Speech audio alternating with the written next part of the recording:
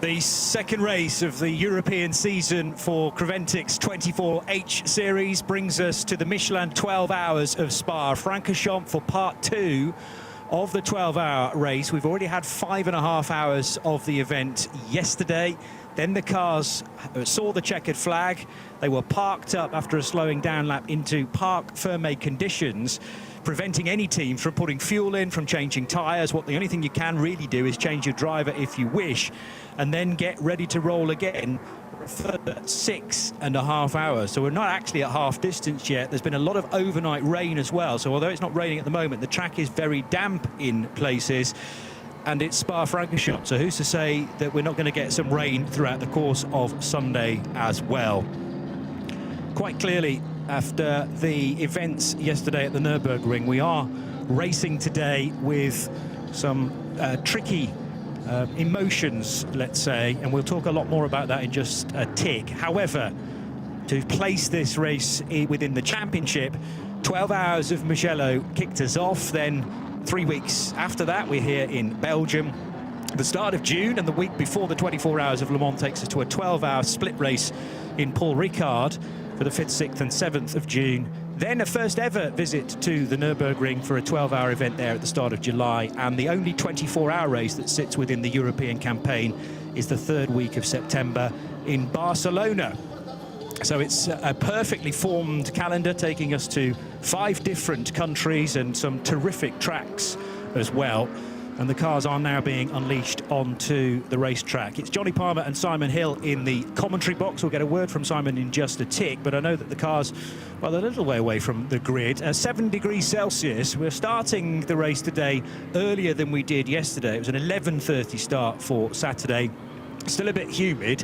And as you can see from that little weather icon, yes, there's some sunshine, but there's also a bit of cloud, and there's the chance of some rain as well. And nobody quite knows to play, Simon, when or if or when it might arrive. And already there is a drama for Nicholas Baerts in his Come To You Racing Aston Martin. This was one of the 4 cars that was due to start on the lead lap from 3rd position.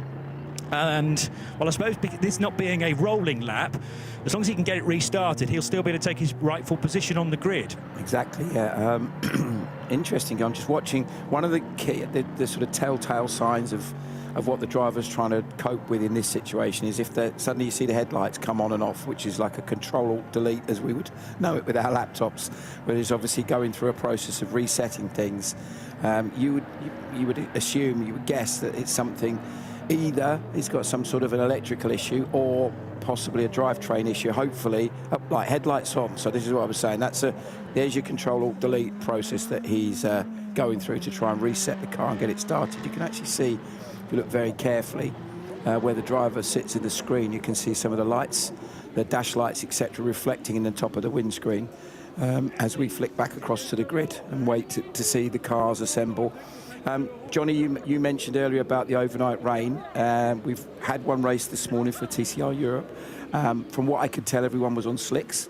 So I would think that certainly speaking with, I was actually in the Optimum garage this morning just getting a catch up with the guys there to find out what happened. Yep. Speaking with them is a no-brainer. It's 100% slicks. But as you say, who knows what might happen later. Indeed. Well, if you weren't around for our coverage of this race yesterday, as Nicholas Baerts starts rolling again, I'm not convinced the engine's actually fired back into life. That is the entrance to Podium, by the way. So in the background speakers corner where one of the circuit vehicles is making its way through, and still there's no fire in the belly for the Mercedes-based engine that now runs in these Aston Martins. They absolutely boom around this place. Very, very loud cars, and they sound fabulous as well. Not quite as good as the V12 that is in the hypercar Aston Martin that's going to be back at Le Mans this year. But as you can see, 003 in the Lumi rank, that's where it should be starting. They didn't use any of Nicholas Baerts at all yesterday, the semi-pro.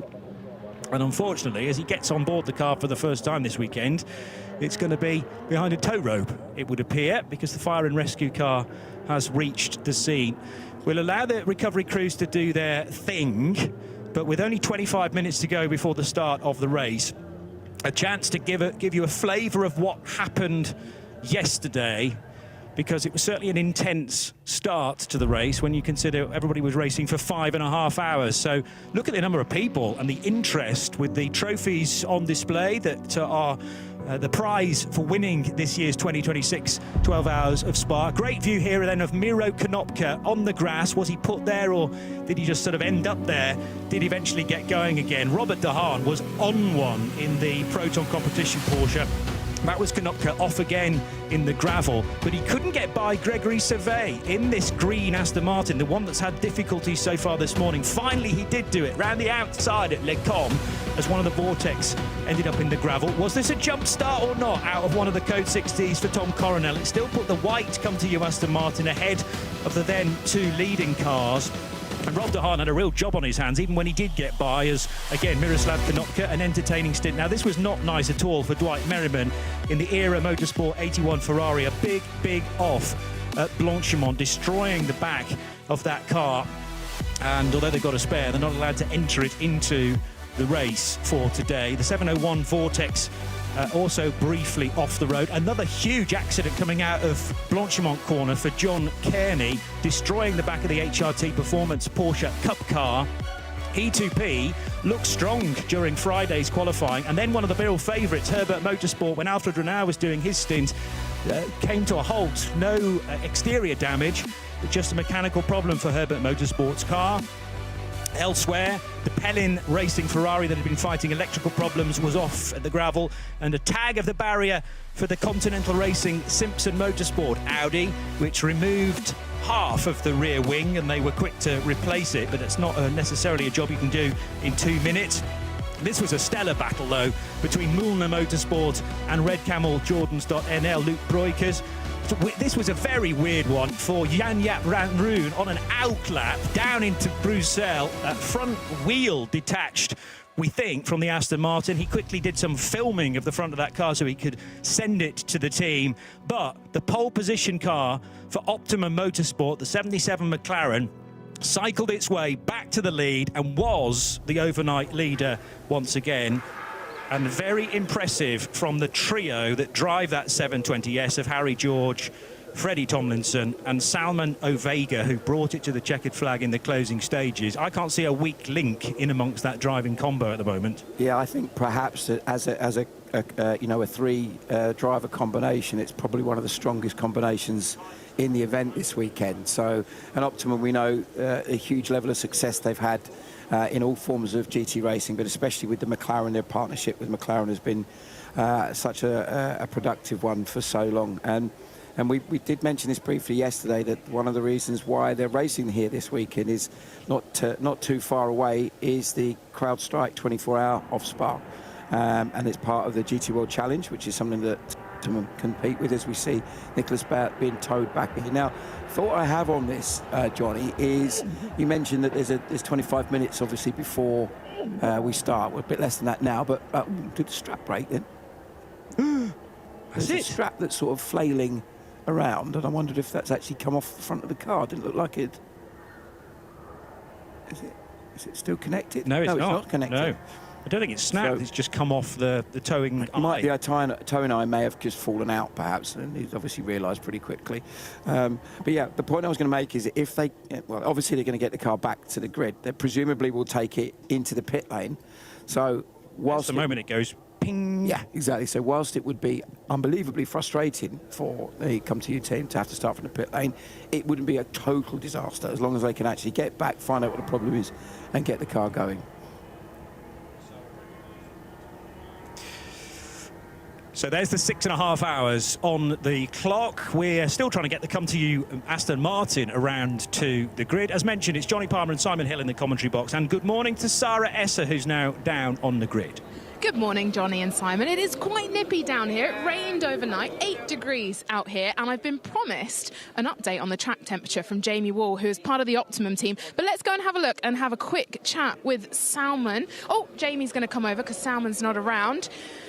Let's have a look. Let's say hi. Good morning, Jamie. How are you? Salman's already jumped out of the car. Yes, he has, yeah. He's just gone quick bathroom break. He'll be back in a second, but yeah. Well, we saw you yesterday in this position. This is where you wanted to be.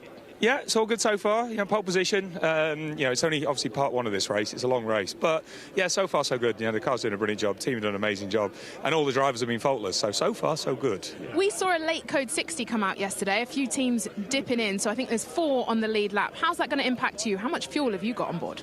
We're okay for fuel. I'm not going to give away our strategy, but we're okay. I think we're in quite a good window, to be fair. Obviously, the biggest difference we have to face is the fact that being in a pro BOP for fuel, we get slightly slower fuel rate. So it really depends on code 60s. Conti yesterday did a brilliant job as well, but they get a slight advantage over us in the fuel stop. So it really depends on code 60s. Obviously, mixed conditions, the track, the TCR cars that just raced looks pretty good online, but offline could be a bit sketchy still. So yeah, we'll see. And Salman Awega is starting in the car. He's impressed you this weekend. First time out in a GT3 with you. Yeah, 100%. I mean, Salman's done, he's done quite a lot of racing in GT3 cars, but not in a McLaren. So this is the first time in the McLaren. He's done an amazing job. So yeah, we're super impressed. He's a very calm, very cool customer. So hopefully that will continue today, which I'm sure it will. Now, before we came on air, we spoke in the garage about the track temperature. Have you had a chance to see what it is? That's a negative, and my man was supposed to come out and help us, but no. What of Sean? In fact, Sean, come here. I'm going to get him involved now. Have you seen a track temp this morning, my friend? Track temperature, I'm not sure what it is currently, but it is a lot lower than yesterday, to be fair. What are we expecting in terms of difference on the behaviour of the tyres? Well, I expect it to be a bit more of a take 2 or 3 laps to warm them up to get them up to the peak temperature again. So it's going to be a bit sketchy at the start for the drivers. Just want them to look after the car for the start, get brake temp in, get that retaining temperature into the tyre, and hopefully we're all right then. Well, thank you both. Good luck for today, starting in a promising position. Now, let's go have a chat with the Haas. Both Haas's, number 2 and number 21, came through pretty well yesterday. This is Stephen Palette, who is currently in the car. Looks like he's saying hi to... Is that your son there, Stephen? Hello. Hello. How are you? Is that one of yours? Yeah. Are you inspiring the next generation? Yeah, exactly. They get ready for next generation, but all fine. We are on first row. Sun is there now. Second part, my 2 teammates did a really good job yesterday. They improved a lot the driving during all the weekend, and I'm really happy for us and for me also. You're in a very good position. Well, good luck today, and we'll be looking forward to the race. Back to Johnny, who I think is going to take you for a lap around the track. We will get to that in a moment or two, Sarah, but if you are a motorsport fan, then I'm sure you're well aware of the events of the Nürburgring yesterday evening, which was due to be the first of 2 ADAC 24-hour Nürburgring qualifiers. But just after 25 minutes or so within that race, there was a horrible accident which has resulted in several drivers being injured, but more crucially, Yuho Miettinen passed away as a result of his injuries yesterday.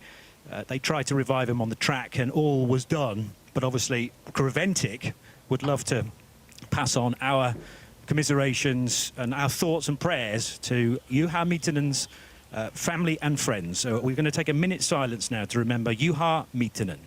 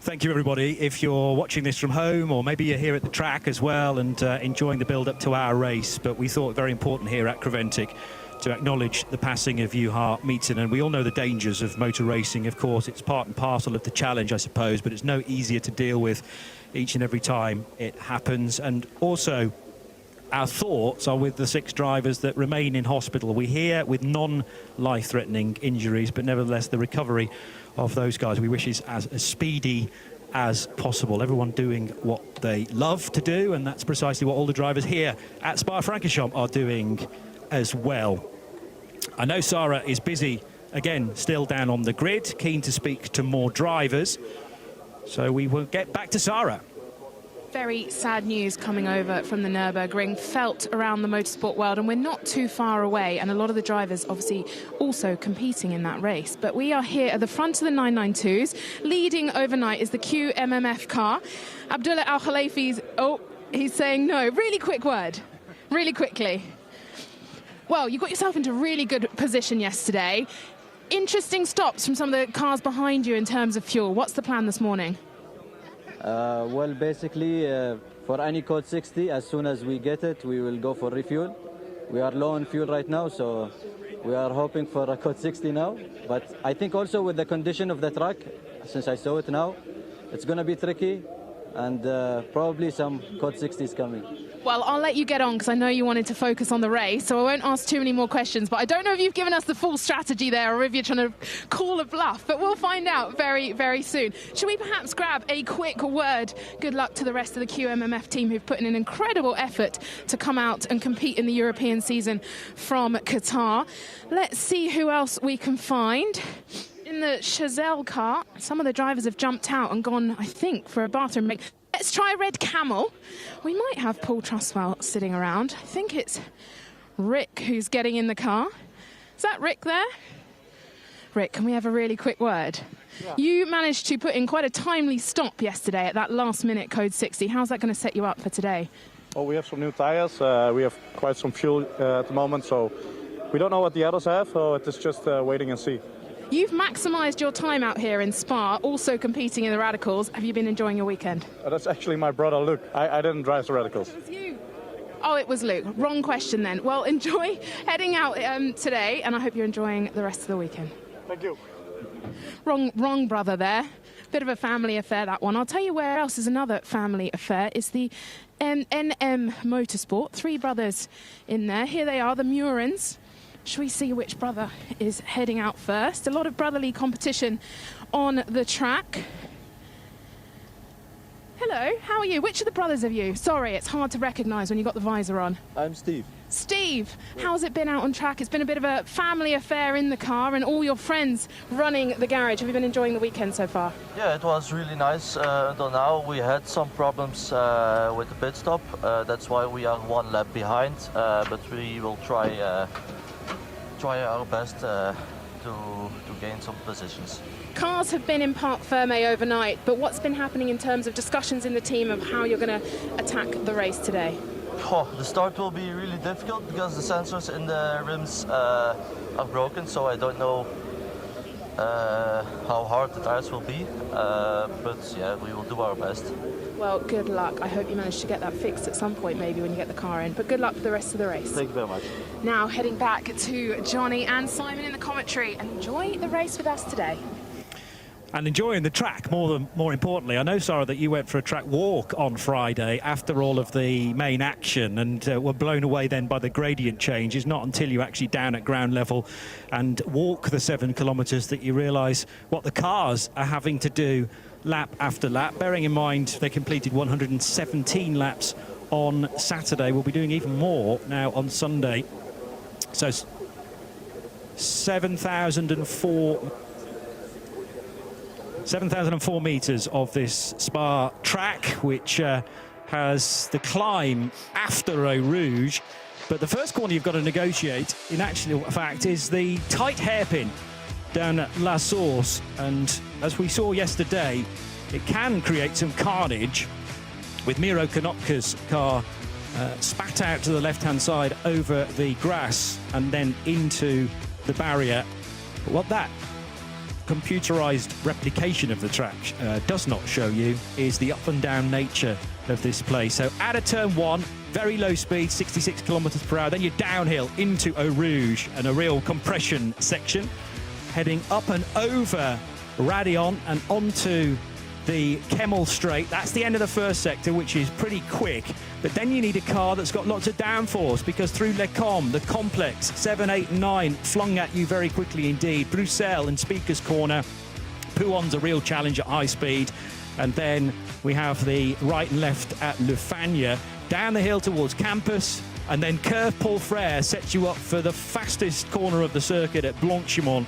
Turns 17 and 18. And there were two nasty examples of what can go wrong at that very, very high speed left-hander towards the end of the lap, before you're then down through the gears and into the final chicane, where you can either pit or you can stay out for another classic lap around this Spa-Francorchamps circuit. So this is our second venue of the season for the 24H series. Part of the grid's being cleared, but I think we've still got time for at least one more interview with Sarah.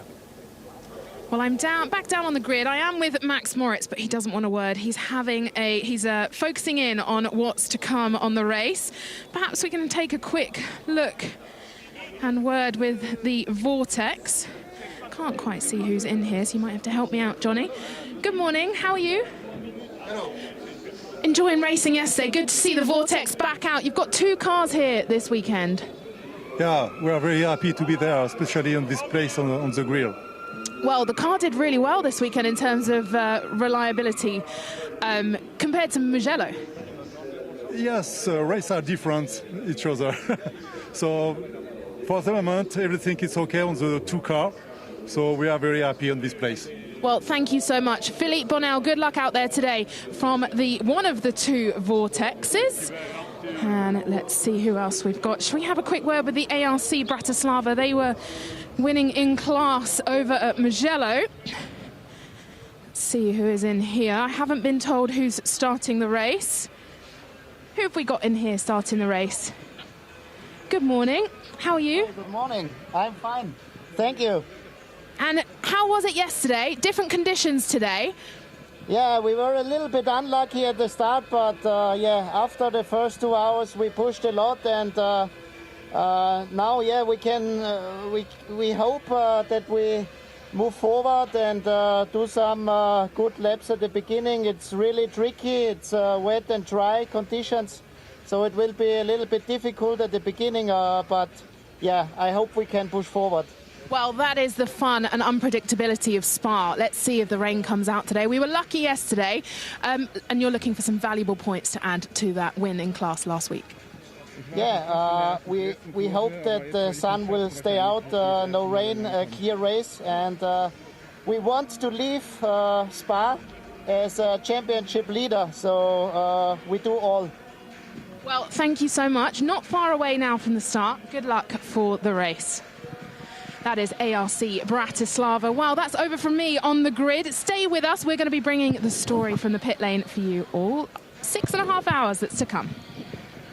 Thank you, Sarah. You and Cara Velti will be up and down the pit lane, and of course we will then have the main podium in 6.5 hours' time to decide the winners of this big race, the Michelin 12 Hours of Spa-Francorchamps. So Optimum Motorsport started yesterday's race from pole position. They'll do exactly the same, having led after 117 laps. They had led by 1 minute and 36 seconds, but all that disappears going into Sunday with the Haas RT car right with the Optimum McLaren and on the same lap. So 77 and 286 on the front row. Then it's Herbert Motorsport's 269 car alongside the Proton competition car. No, it's not. I've picked up the wrong grid sheet. Let's try that again. Come to You Racing and Haas RT come next. So that's the Aston Martin, which we hope is in position. There's still a gap there, though, alongside the Audi. So maybe it's going to have to start from the pit lane as a result. Then the 73 Proton competition Porsche GT3 Pro-Am runner, alongside Get Speed team JR286 in 6th position. Viper Racing's Mercedes will start from 7th place alongside the second of the Get Speed team PCX Racing cars. That's the one that needed the engine change before we even got going. Ajit Red Ant Racing's Mercedes. Ajit's sadly with a bit of an off for him coming out of Pouon corner on an outlap, but he did recover the situation and he will start. That car will start alongside Holmgard Motorsports machine. The Pellin Racing 29 alongside the Hoffer Racing Mercedes, and the Hoffer crew were going through it a little bit early on as well with a power steering pump that failed. 13th and 14th places for the Lamborghini Huracan of ARC Bratislava. We were just hearing from the starting driver then. And the Audi Continental Racing by Simpson Motorsport car not running with the same rear wing that it began the proceedings with yesterday. They had to change it mid-race after damage. Herbert Motorsports Porsche will start from 15th position.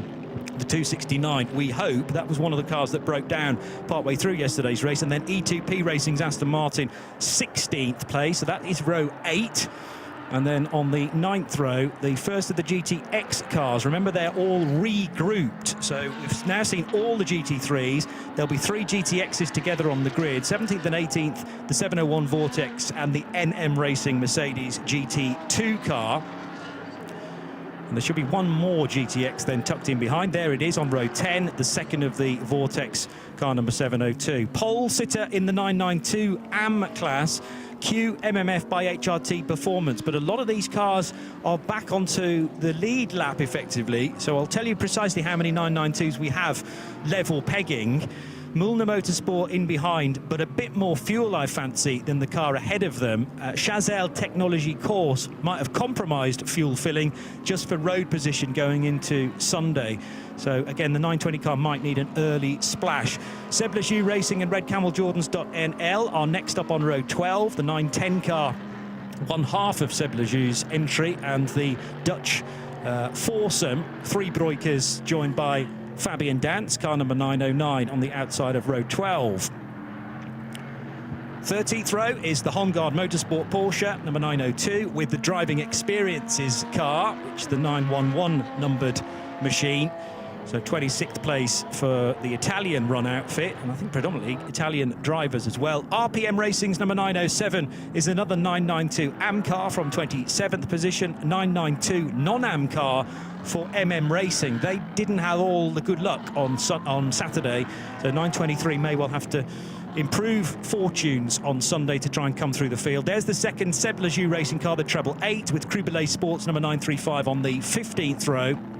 Still not quite got to the TCEs yet, but I'm sure we will in a mo. There's the first of them, starting alongside the HRT Performance car number 928, but I'm not expecting that to be there because it was so badly damaged. Not only motorsport, the Ligier JS2R will start from pole position in the TCE TCX category, car number 114. Then as Best Racing's 2 cars, one a Cupra, one a Seat, kind of from the same Spanish family, mind you. The 2 German run cars will start on the 17th row. And just in a tick, everybody that is right behind the safety car will be told to go 2 abreast, 2 by 2 for this restart. J-Mech Engineering's BMW starts on the 18th row with the JW Race Service Audi RS3 for company number 135. And then the final few cars that you'll be able to see in the distance, in fact, one more, the CWS Engineering Ginetta G56 is the last car on the grid after 3 significant retirements on Saturday. One I've already mentioned, the HRT Performance bright yellow Porsche Cup car number 928, the Ferrari that had its off at Blanchimont, the Era Motorsport entry number 81, and the Scuderia Faroon of Spain, the 949 Porsche. The other question we need to answer at some point is what's going on with the number 40 Come To You Aston Martin. Did that get repaired overnight? If they did, outside of Parc Fermé conditions, they will have had to have taken a 10-lap penalty.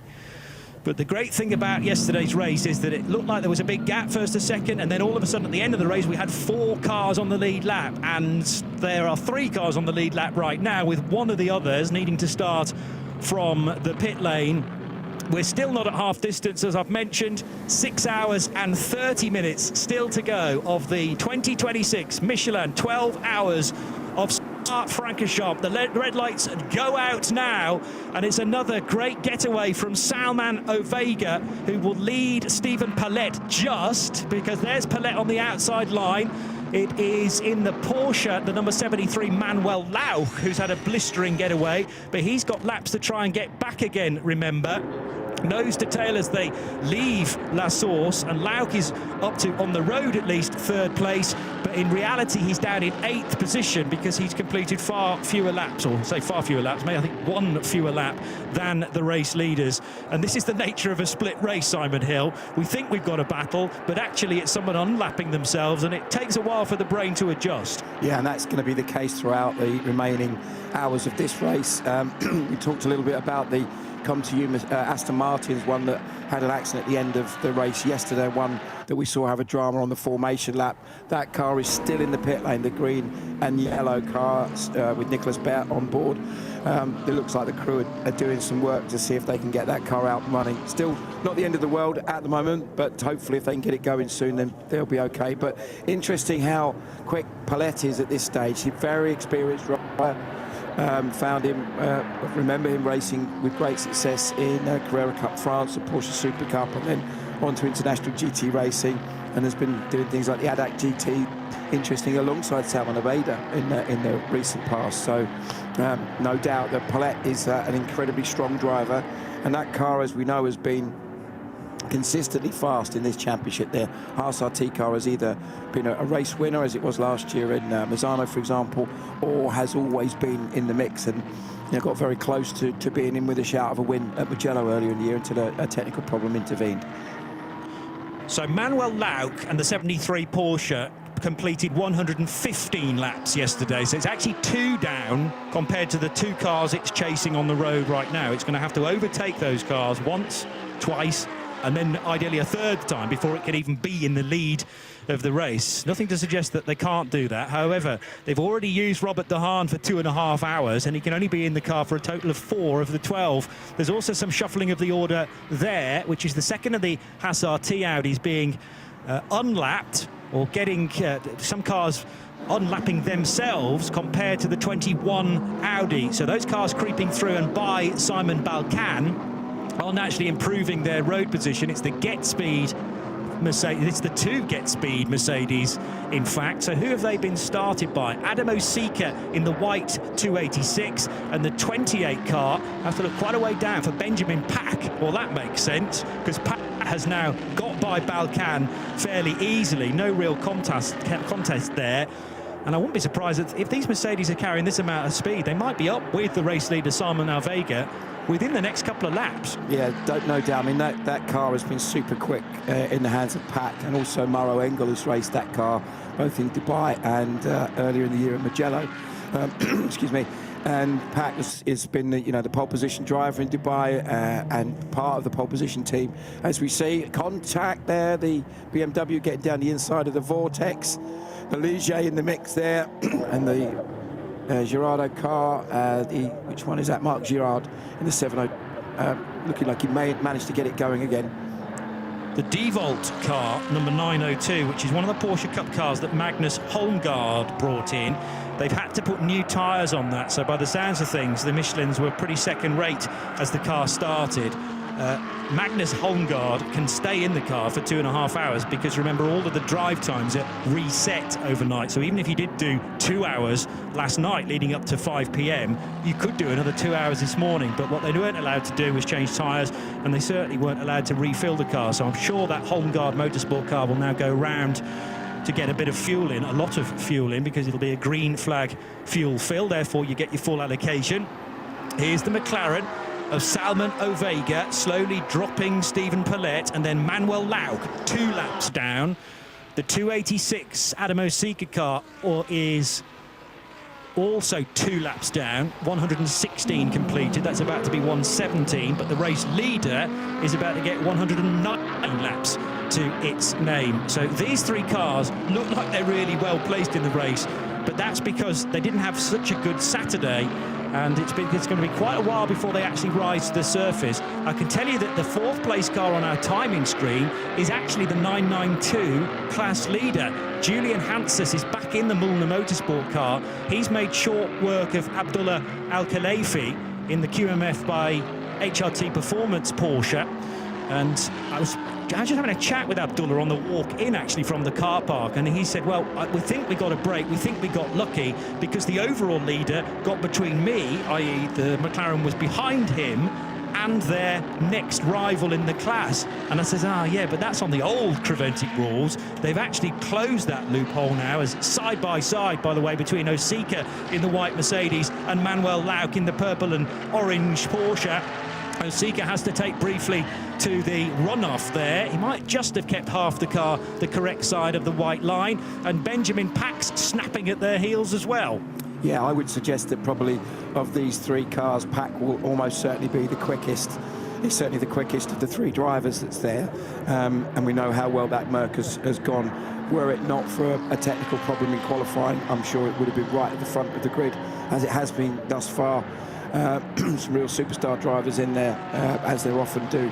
Get Speed obviously heavily supported by the Mercedes factory team in their partnership as really well established, so they really understand how to get the most out of this car. And it also helps that being one of the older cars in the championship, the Mercedes that is, they tend to get a little bit of a better break in terms of balance of performance. So what makes what's already a very good car a super competitive one in this type of racing. But watch with interest to see what's going on. Fastest lap on the last lap round was actually Stephen Paulette. Interestingly, Salmon Vega is leading. We watch here a bit of tyre smoke, I think that was coming off of the Osieka car. I did correct that actually, because it definitely did say Osieka in the car, but it's been switched to Steve Jans now. Okay. The car's not been to the pits, but that was obviously a driver ID issue as we first got going. So Steve Jans is able to sort of match Ben Pack's pace. I think if Ben was able to get ahead of his Get Speed teammate, it would be a different story. But this is similar to what Robert De Haan was finding yesterday. There are fast sections of Spa, there are some tight corners as well, but it's actually very difficult to find a full-blooded opportunity to overtake. So these Mercs might be a bit faster than Manuel Lauck in this phase, but until they can find their way by, it's sort of wasted speed.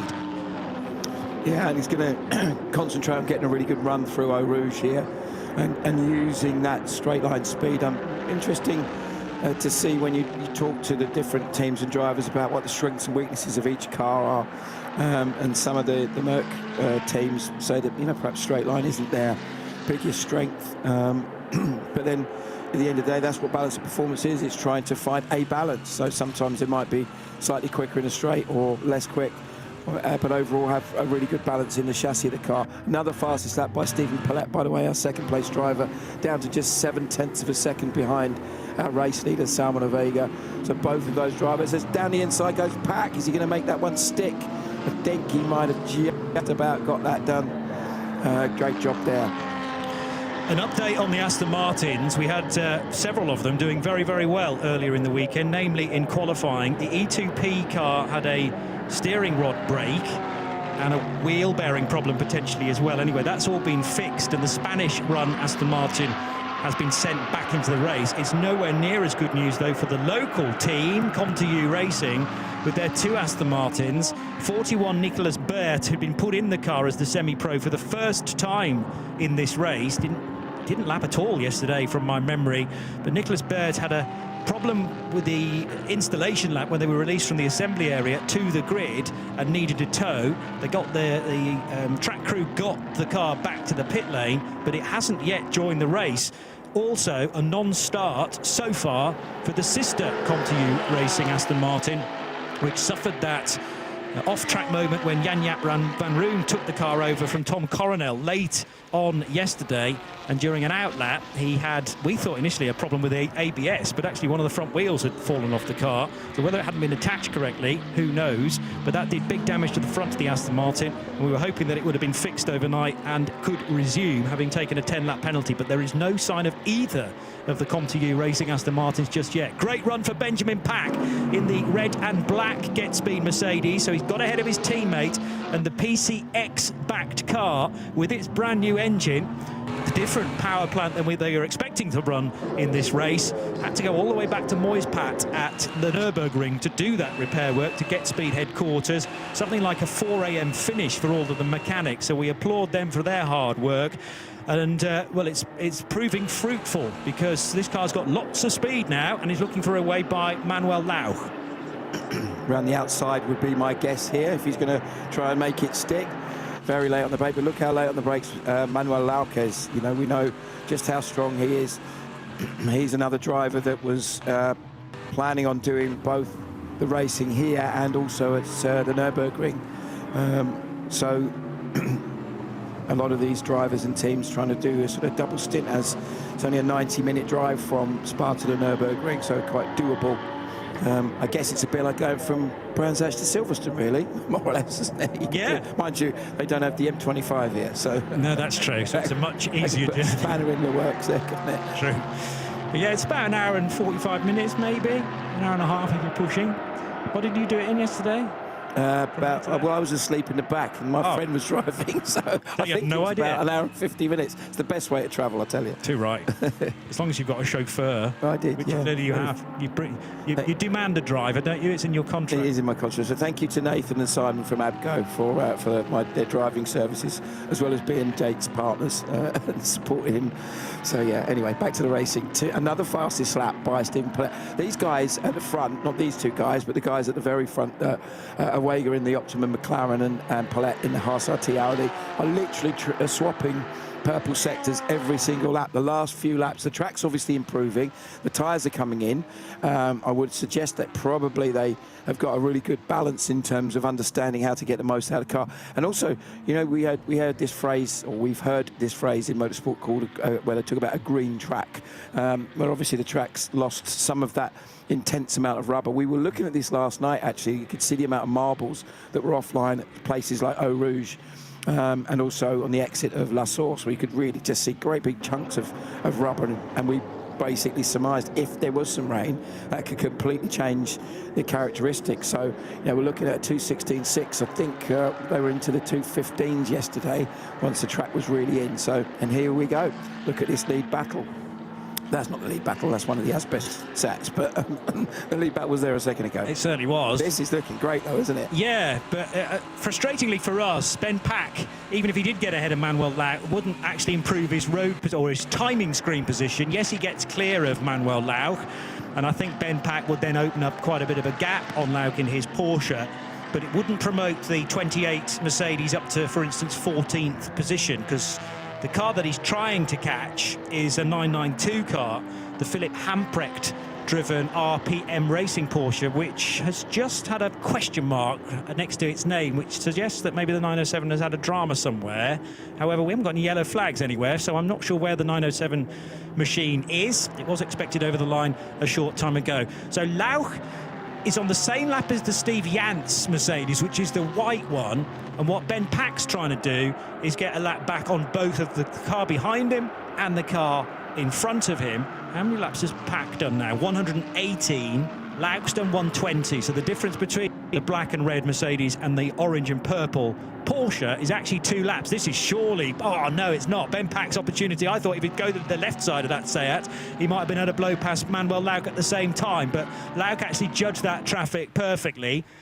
And Steve Yance probably given his teammate a bit of a favour, saying, well, you're 2 laps fewer than I've got, so you can have a bit of a crack at Manuel Lauch if you wish, but it's still not presenting an opportunity yet for the Belgian. That lead battle is really intense. It was 0.679 when they crossed the line last time, and it's 0.2 this time, so literally our nose to tail as they go down into turn 1, both lapping exceptionally quickly at this stage of the race. But going back to your point with the battle that we're watching again now between Lauch, Pack and Steve Yance, it's essentially the orange and blue Proton car rather that's fighting the white and black Mercedes for position, and the red and black car, as you quite rightly said, is a few laps down. Yeah. But interestingly, we have a GT3 Pro-Am and GT3 Am categories, subcategories, and that Pack car we were just talking about is actually running second in the GT3 Pro-Am.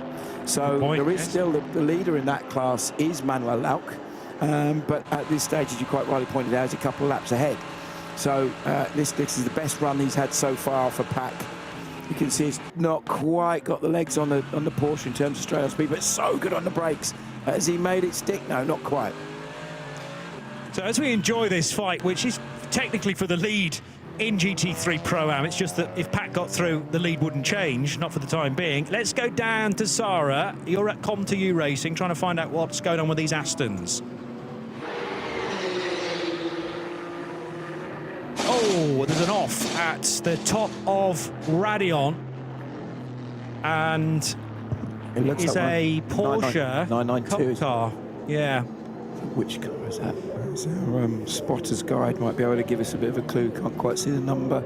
I wonder whether it's a 920 car. Okay, that wasn't going to be my guess, so I'm pleased I didn't sort of commit to that. That's the Chazelle Technology Course car, which had a great position overnight. He did, yeah. That was running 6th overall and 3rd in class. So what happened here? Let's see if we can see what caused Just it. coming through Eau Rouge now. Has a wobble.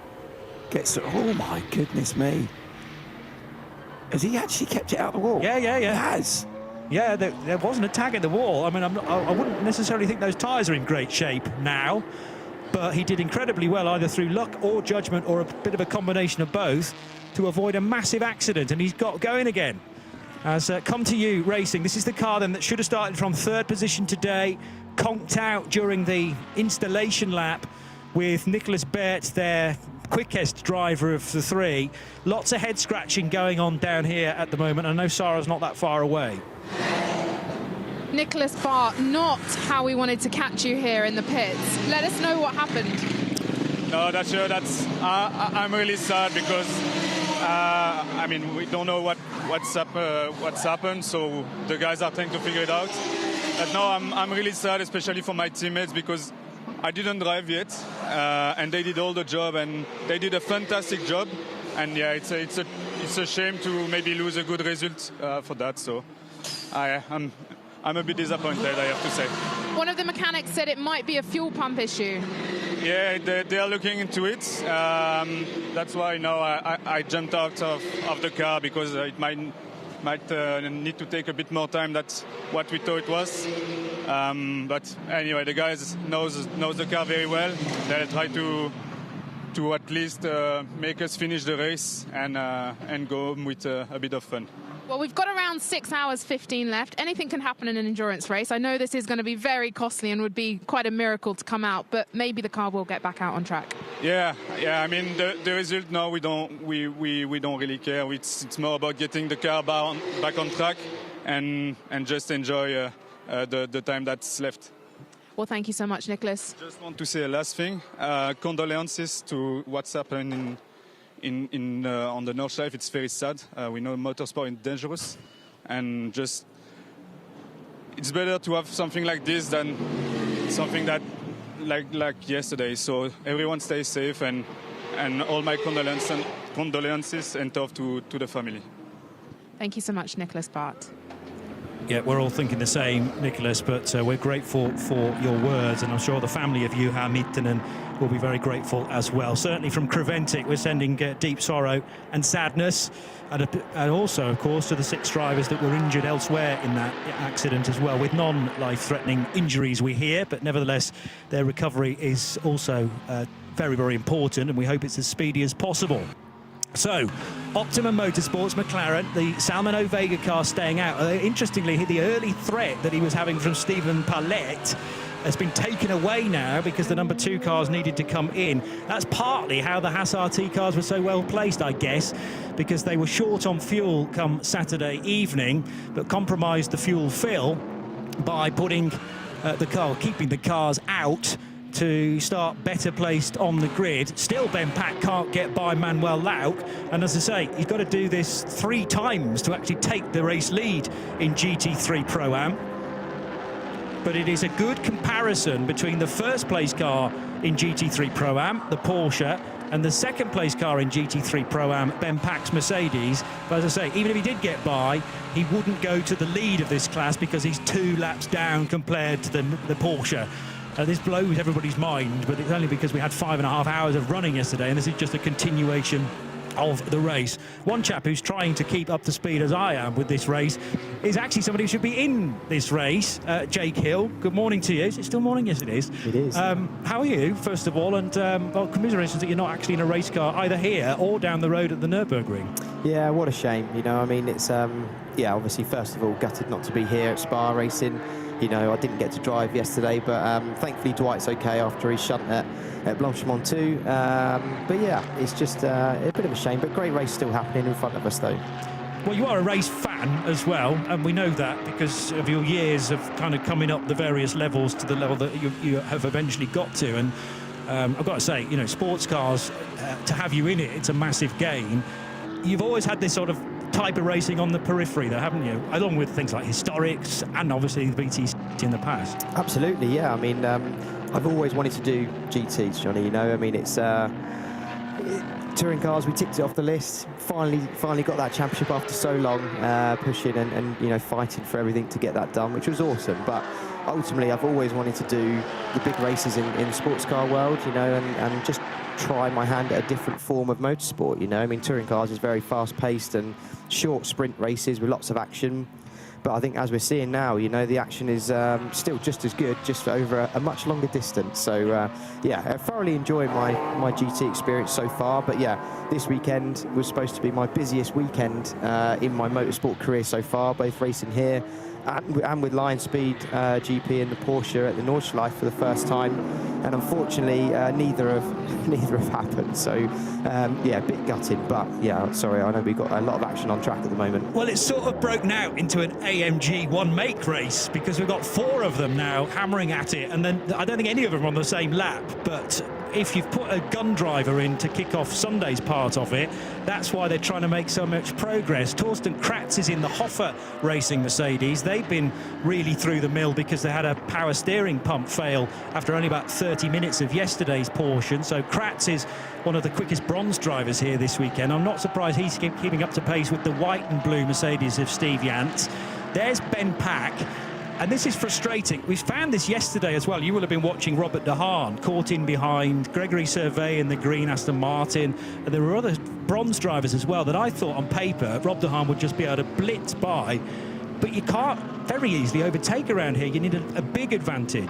It's a strange one, you know. I mean, obviously, driving the GT3 car around here for the last couple of years, the big thing is you do get a lot of aero wash, you know, through the front of the car for a lot of these cars, and it just becomes really difficult through the high speed to actually hang on to them, because the aero wash becomes so bad at the front, you just gain a lot of understeer in the car. So although Robert De Haan is obviously rapid and he's doing a fantastic job in his first showing here in Creventic, but it's just really hard to stay with a car so close to you in front, and the Porsche still isn't, you know, the particularly fastest car in a straight line. So if he's fighting with an Aston or a Merc, you know, it's difficult to stay in touch, to be honest, through the slow speed stuff. And the high speed stuff, sure, the Porsche is also fantastic, but it's just difficult. You know, you've got to really throw something on the brakes into a hairpin or into a tight corner. So yeah, it's just tricky. But what you're seeing here, as you say, is a lot of fast drivers. Although they might all be out of position slightly, they're all having a good scrap, aren't they? So yeah, it's nice to see. Yeah, you almost have to forget about what you're seeing on the timing screen and just enjoy some good racing. Imagine they're all on the same lap, and then I'll try and update you in precisely whether it does make a place change or not. So we've had nearly 25 minutes of this race. It was thankfully less of an intense start, with everybody just about making it through. So let's remind you of what happened at 10:30 this morning. With, again, the McLaren leading from the pole position. It didn't lead all of yesterday's race by any stretch of the imagination, but they got it to the front. There was a big squirm from Stephen Palet's number 2 Audi, though, and that could very easily have been a Miro Konopka-type accident that we had at the start of yesterday's race. Then you had the top 2 breaking away a little bit as those others that have laps between them sorted themselves out. But Manuel Laut didn't take long at all to shine, similar to his teammate in the same car, Robert De Haan. So Lauk is able to be in that car for 3 hours or so through the course of today. Then Steve Jantz, who was put into the white Get Speed car, and Ben Pack, who's mightily impressive in the sister car at Get Speed, the black and red car. There was a bit of contact between the BMW and the Vortex, and then the Ligier wasn't quite sure where to go, the JS2R, but did eventually pick both cars off, and therefore we're left with 4 Mercedes going really hard at it. 3 abreast they were not too long ago. So the GT3 leader remains Salman Ovega by 33 seconds over Haas RT's Simon Balkan. We've got 992 Porsche Cup cars up as high as 3rd, 4th and 5th places overall, with Julian Hanses leading by half a minute over Jerome Boulery. And now an early pit stop for Abdullah Al-Khalefi in the QMMF by HRT Performance Porsche. He rather suggested to us on the walk-in this morning that there wasn't a great deal of fuel in that car because they led overnight. but they hadn't fueled it prior to the final 10 minutes of yesterday's race. Not far away from another half an hour being ticked off. That will be half distance, of course. I know Sarah Esser is patiently waiting beneath us in the pit lane. Anthony de Barn, I hope I said that correctly. You were telling me just before, part of Chazelle Racing. The car was in for a quick pit stop.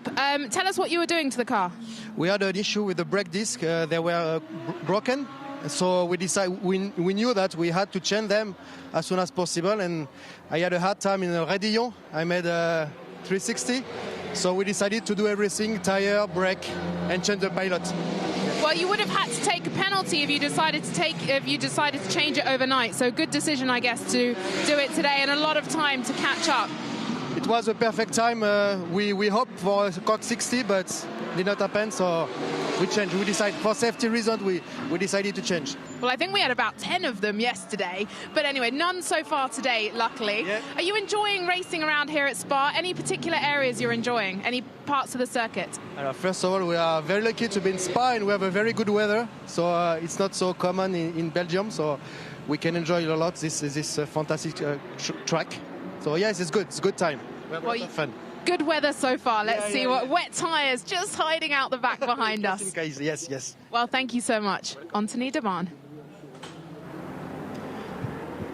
Thank you, Sarah. We will obviously return to the race action, but also thanks very much to Jake Hill as well, who's got to fly, but it's always great to catch up with him and get a bit of insight into the various differences between GT3 cars. I'm quite good at talking about racing, but I don't necessarily know the science behind it, Simon, so great that you could get Jake in. I think that the thing that I picked up from listening to Jake's interview there was it really makes you understand that you may have an incredibly quick car with a very quick driver on it, but you, as we know, the way that a GT3 car is designed is to have such a huge amount of aerodynamic balance. Remember we were talking yesterday about the difference between the GT3s and the Porsche 992s, that actually in a straight line the Porsches, the 992 class cars are as quick, in some cases quicker, but they don't have anywhere near as much mechanical grip or certainly not aero grip. So obviously because the flip side of having lots of aero is it means it affects your straight line speed, and it also means that the front end of the car and, well, the whole car aerodynamically is so reliant on clean air for it to work. But when you get a situation like we've been watching here, where cars are nose to tail, understandably, you maybe don't have, you can't capitalise on the overall lap time advantage that you may have. But also the nature of the balance of performance. You're trying to equalise a lap time from very, very different cars, and it relies into a good overtake or a chance to overtake relies on your car being strong in the right places, and the balance of performance might not give you that. What's also interesting, again, you know, Jake's been racing a Ferrari and a Porsche, or driving a Ferrari and a Porsche this weekend, two very different cars, in both in the configuration of the cars and obviously the way that they work. And we have some guests of ours that are here this weekend and trying to explain how GT3 works. And one of the engineers said, you know, you could come out with an engine, for example, in a GT3 car that is 100 horsepower more powerful than any of its rivals, but because of the way the rules are set, that would just be pegged back.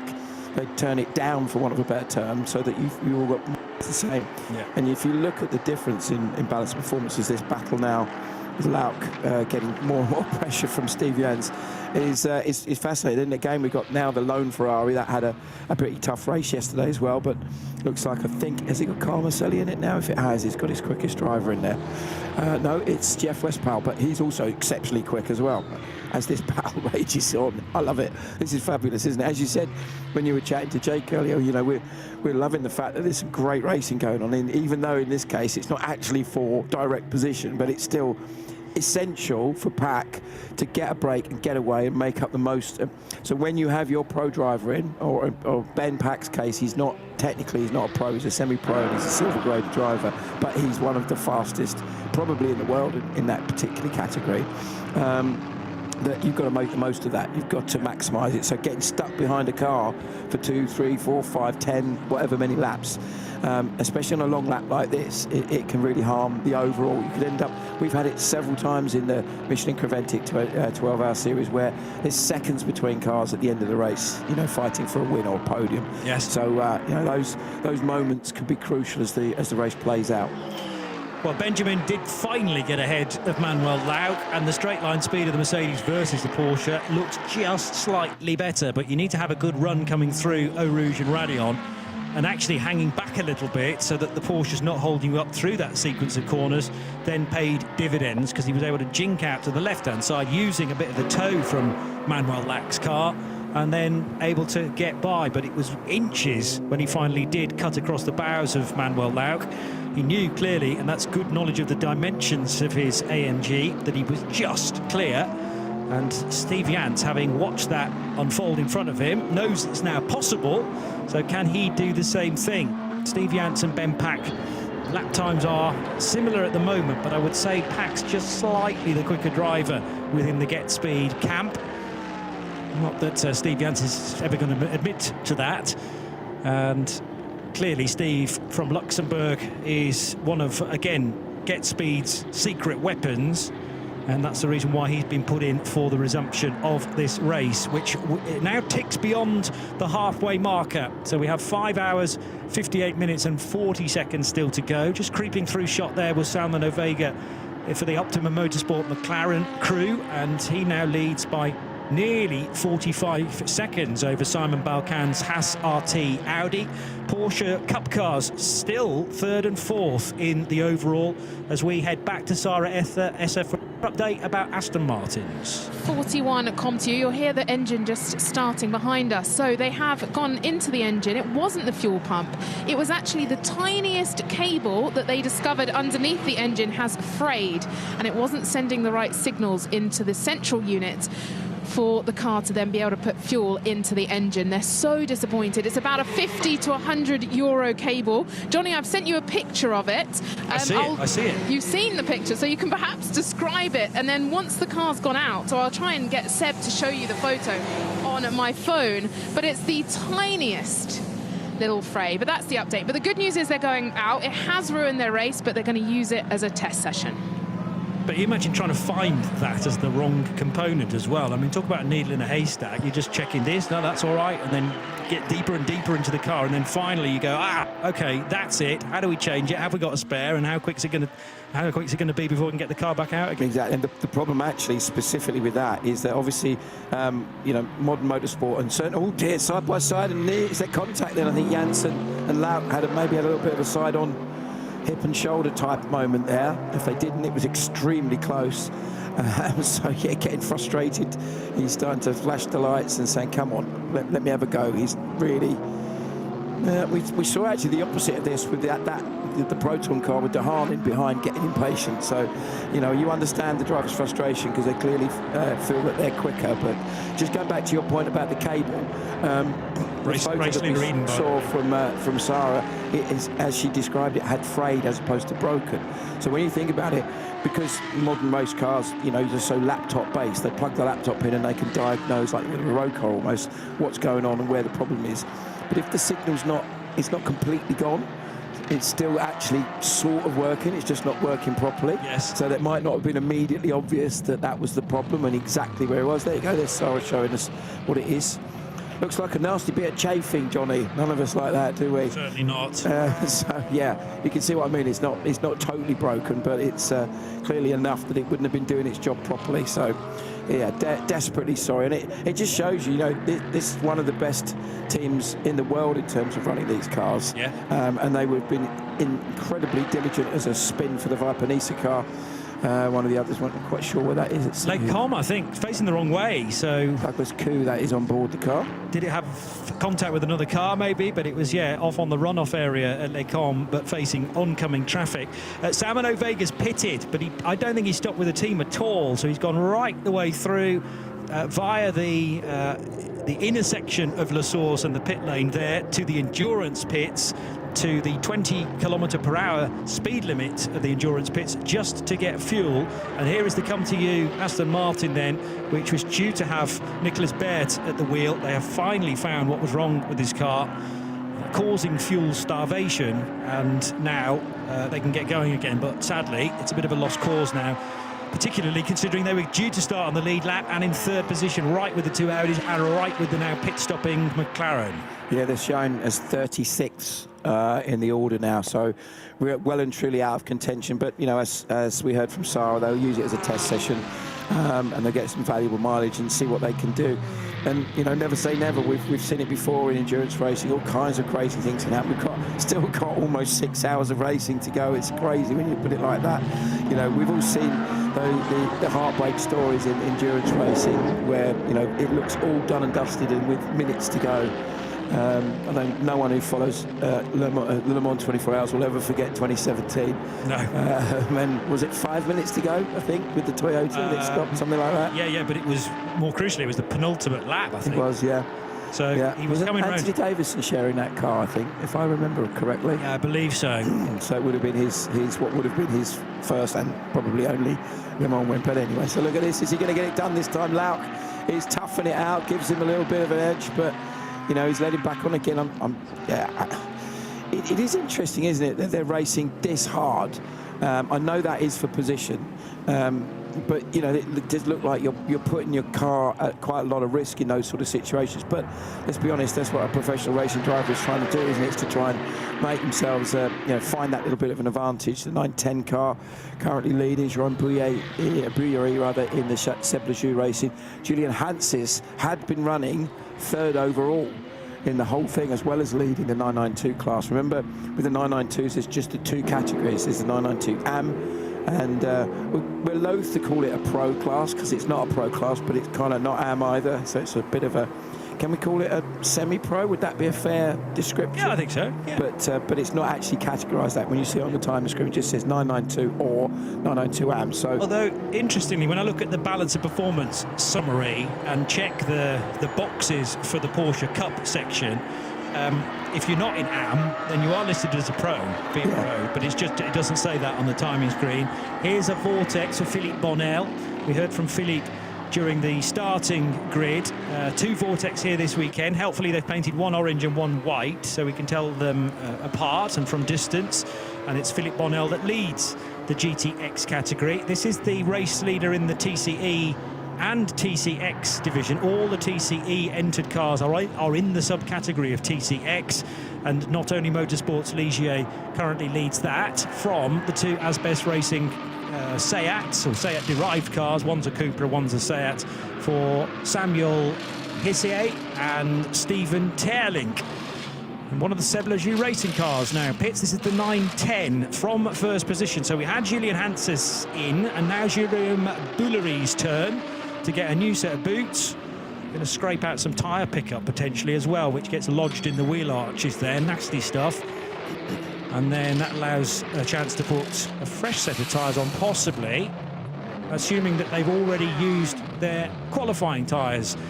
Each car most likely to have used 3 sets of qualifying tyres on Friday. You get a new set as the MP Racing Mercedes runs wide at Nikon. You get a new set these days for every one of those qualifying sessions, but you have to then use them in the race at some point. Just quickly, though, that battle that we just saw there, you see the yellow ARC Bratislava car.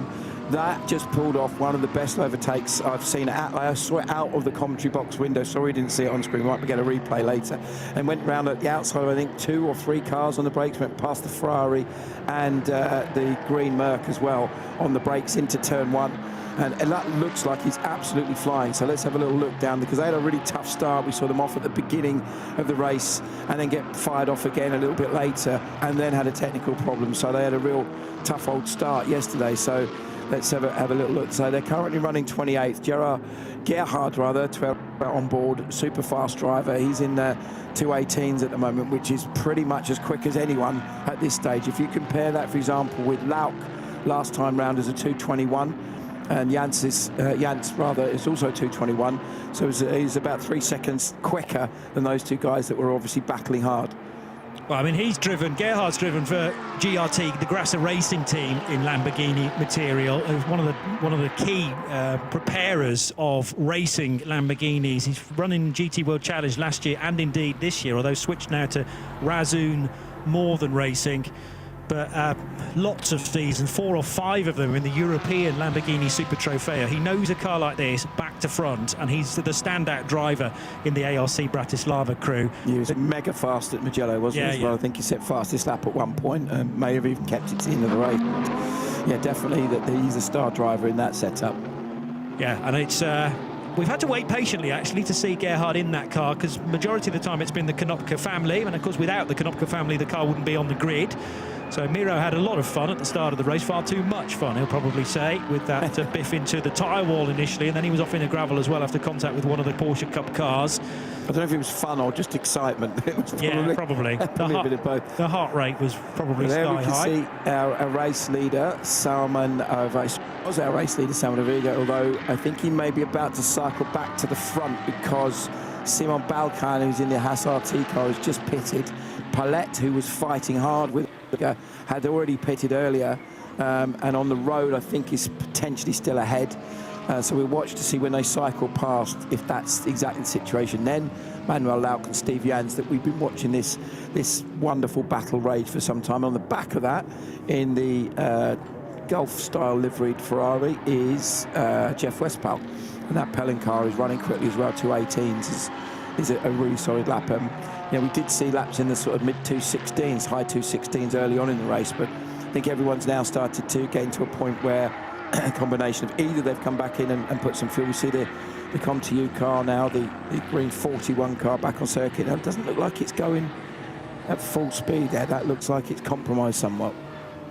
Well, again, if it's a fuel starvation problem, it might be okay through the right-handers and not so good through the left-handers, for instance, but that's just generally slow now. So clearly they've changed the right component, and that maybe has not worked. The indicator flashing for Nicholas Bert's stint. Didn't see any of him yesterday, but this is his first action of the weekend, therefore. A little more news from Sarah. In the Muna Motorsport garage with Martin. Good to see you, Martin. Going fairly well this weekend so far. You did pit during the Code 60 just before we finished yesterday, but you've had to just go in for another pit now. Yes, we just pitted for a full pit stop, so we changed tires and we refueled completely. Julian is still in the car because he's performing very well on the circuit today. And we keep on pushing because we have some hard competition out there ongoing, and we need to get a gap. Well, delve a little bit more into that tough competition. Lap times compared to the other cars you're racing. I know what you're heading to. Yes, we found out that there are some balance of performance issues, in our opinion, that some cars are maybe not valued in the right order, so they should be pro class and getting only 15% of fuel in Code 60 and only 80% fuel flow as we do. This is a different story today. We are working on this issue, but I think there are more cars where the drivers are very, very fast and similar to our drivers, which needed to be adopted into the pro class and not to be AM with all their advantages. But this is up to the organization to deal with. Well, you've got a good field of drivers anyway. Martin's not in the driver lineup for today, but he was in the car yesterday. Who's going to be in after Julian? We have Julian Conrad and Tim Sherbert, which is replacing Martin basically for this race, because he is doing also races on our GT3 car on the Nordschleife for the other qualifiers race.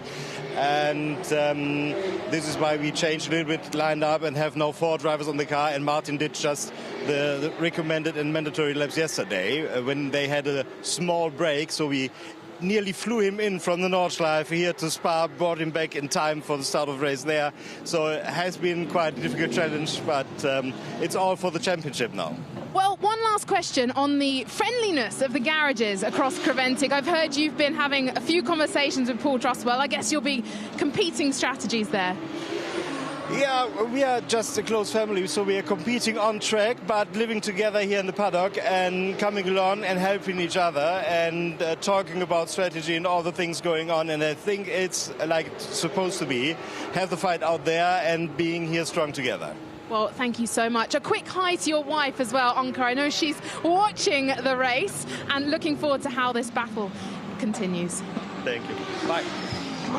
Great to get a bit of insight from Miettinen Motorsport here at their home event again. They love just driving 5 minutes down the road to go racing, and consequently they know this place very, very well and its little secrets and nuances. Salmano Vega, having taken fuel, pushing like crazy. Well, that'll be partly new tyres, but he's still got a heavy car, mind you, as the 41 Aston Martin is now pushed back into the garage on the dolly jacks. We were wondering whether he'd gone even faster than yesterday, because he held the fastest race with a 2:16.563 from Saturday's running, and he's got blooming close to that, 2:16.595, so only 0.03 of a second difference, but still yesterday's effort marginally faster. But that's the magic of brand new Michelin tyres, I suppose, even with a heavy car.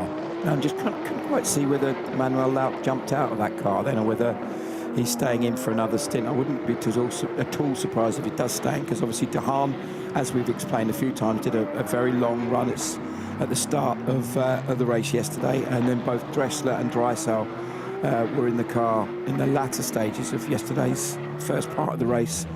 So Lauk and De Haan are the two quickest guys in that car, so you've got to try and use them as much as you can. So that problem that we saw with the broken component, or the damaged component rather, that Sarah showed us the photo of, you wonder if there's something else that's gone on. Maybe it's caused another problem. Sometimes it might have, created another issue that they hadn't immediately. But that looks to me like a bleeding of something, possibly the brakes. So that would be a very different kind of problem to the one that they originally had, which was a misfire of sorts, or it wouldn't run. So just looking back, quite a few of the top runners, we've just seen Manuel Lauk. Steve Jans is also in as well. Palette has been in a little bit earlier, so I think he's slightly out of sequence. But there's some oil going in, so that's obviously something that was a brake. So that was all a brake fluid on the top there. That they're needing to do some work on the Aston. Great shame, because both the Continu cars were looking really strong throughout the race early on.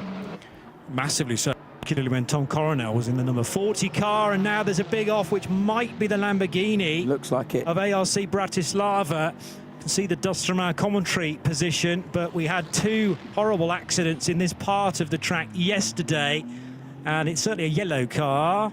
It is going to be a code 60 in 20 seconds time. I'm racking my brains to think who else it may be. No, I'm going to go pretty committed here that it is the Lamborghini for ARC Bratislava. The replay may tell us a little bit more, although it's way in the distance there, and all on its own. Just tag, oh no, it's more than a tag. The nose of the car goes into the barrier and then spears it into a violent spin in the gravel trap.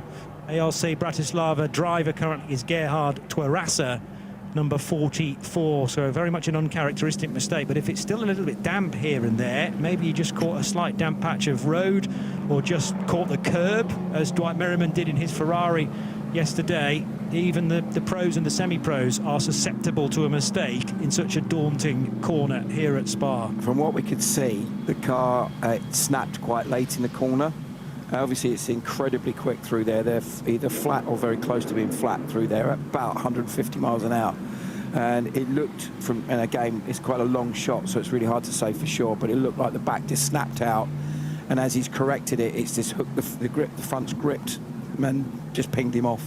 And as you quite rightly said, doesn't matter who's in the car. If the car does that at that sort of corner, you're really a passenger. You're just hanging on and hoping that it's not too serious. So first of all, let's just hope he's okay, and hopefully the car can get back to the pits. And the ARC Bratislava crew, who already had to put an awful lot of work in this weekend. That car's been in the wars. In qualifying, it went off and tagged the tyres at that corner. It then got off on the first corner of the very first lap at the start, then got turned around, then had another technical problem. So it's been one of those weekends for them so far. So there's our race leader, Stephen Palette, at the moment showing us a 30.1 second lead over Salmano Vega. One of the advantages in this situation for if you've got a good position is that with code 60 you obviously maintain your position relative to each other cars. So unlike a safety car, whereas as we all know you end up bunched up behind in a line in a crocodile of cars, here is where you is where you is, isn't it, basically? So yes, you were right. It is the ARC car And most importantly, there's Gerard out of the car. He's clearly okay. Extremely disappointed and upset, but clearly okay. Will be interesting. We'll hopefully hear from him later, find out exactly what happened. If it is just a simple, I say simple, if it is straightforward, shall we say, of it snapped on him and caught him out, or there may have been a problem. Interesting, he's looking at the car, and then this is just massive guesswork, but looking at the car, not so much two things. One is like, right, how bad is it? A bit like we saw Jan Yap do. That's right, yeah, in the Aston Martin, yep. It doesn't seem to be going for the Jan Yap solution of filming it and sending it back to the pits. Let's have another look.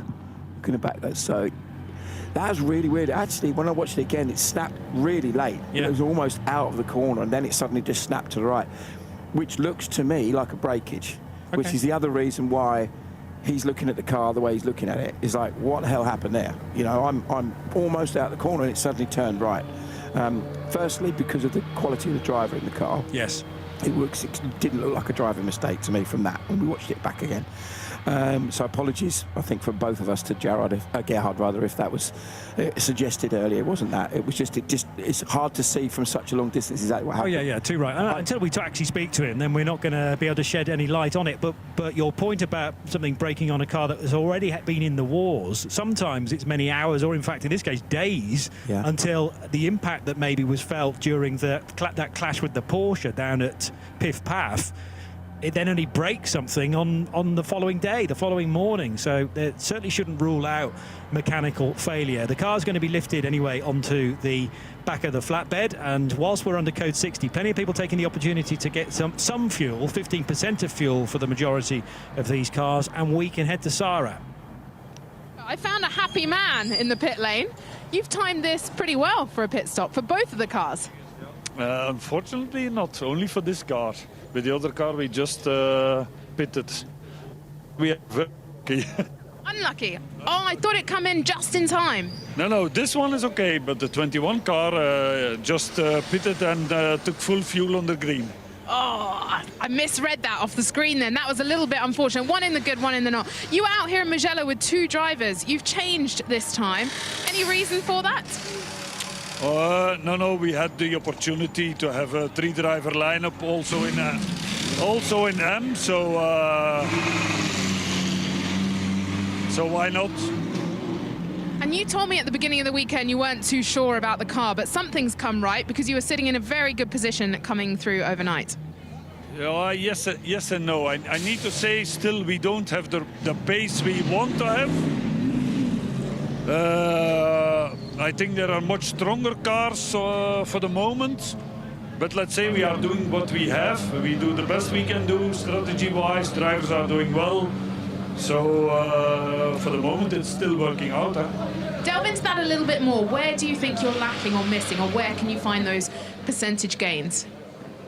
Percentage gains on we need to do it with strategy-wise, because drivers are giving it all they have, and let's say that compared to, the Aston is out of the race now, but compared to the Aston, the McLaren, also Mercedes, they are just a little bit stronger than we are for the moment. Well, looking forward to seeing what happens. A little bit unfortunate in Mugello, but might be better out here in Spa. Quite a few more hours to go. I think it's around 5:30. I can't see a screen right now. Let's hope so that it goes our way this time. Huh? Well, thank you so much, Chris. One of your mechanics giving us a wave here, and also Sandrine taking some photos here. Over to you, Johnny, from the Haas team. Yeah, Chris Dodonka, there's Sandrine Haas, where the team name comes from, very proudly wearing the flag of Antigua and Barbuda, but there is a strong link to Belgium as well. And those Audis in the past, well, they had a great showing at Mugello, as you've suggested. Stephen Paulette now coming in to the fueling area.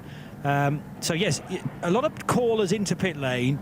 It's probably, knowing that it's a reasonably long code 60 this to recover the broken Lamborghini, it's worth doing to get to get your 15% of fuel. The other problem, the slight complication, is that about this rule about changing tyres when you're under a code 60, because if the tyres are less than 50 minutes old and we're under code 60, you're actually not allowed to change them. However, some of the cars might still be on yesterday's tyres, not allowed to change them overnight, remember. So it might be beyond the 50 minutes, and therefore it's very much a cheap tyre change that you can do under this caution. Well, if you look at it, remember you weren't allowed to enter the pit lane to refuel once you got within 10 minutes of the end of the race. So if you extrapolate that logic, is my Sunday morning word, then potentially if you'd have come in a bit earlier than that, say like with 15 minutes to go or 20 minutes to go, and done fuel and tyres, you might just maybe looking at the amount of time that we've had, we're obviously nearly an hour into this part of the race, you might be okay.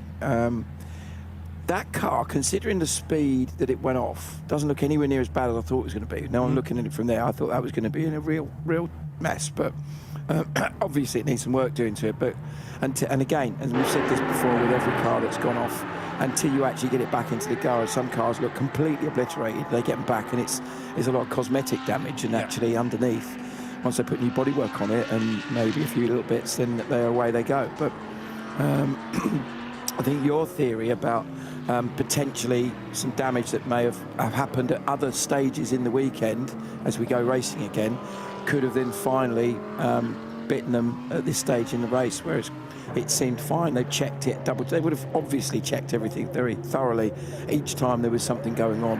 Harder to do when you're actually racing though. When say you have an off in quali or something like that, obviously the car comes back and it's looked at. But when you're racing, especially with the nature of the Creventic series, where the race stops at half distance more or less, and then the cars are literally left, you can't touch them. If you do, you get a penalty. So that may be a factor.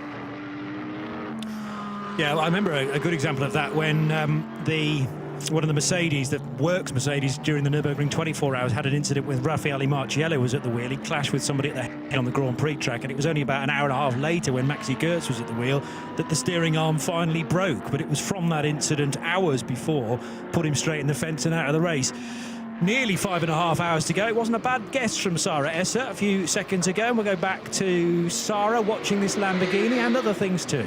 Well, I seem to be quite good at guessing those times, but I just had a really interesting conversation with Sandrine as I was leaving the Haas garage, and she was saying Spa do an incredible job of bringing the cars back really quickly during a Code 60, which also plays into their strategy. So perhaps at some of the other tracks, when you think the Code 60 might run for a little bit longer, here they're kind of over, they get them on the flatbed so quickly and repair the barriers. And just a massive thank you to the 200 marshals that are out this weekend, put an incredible job allowing all the teams to go racing. But you are watching the ARC. It has returned back. Looks like there's a little bit of damage to the floor. But we will try. I'll be handing over to Carla shortly, so perhaps she can get an update from the team once they get the car back in the garage.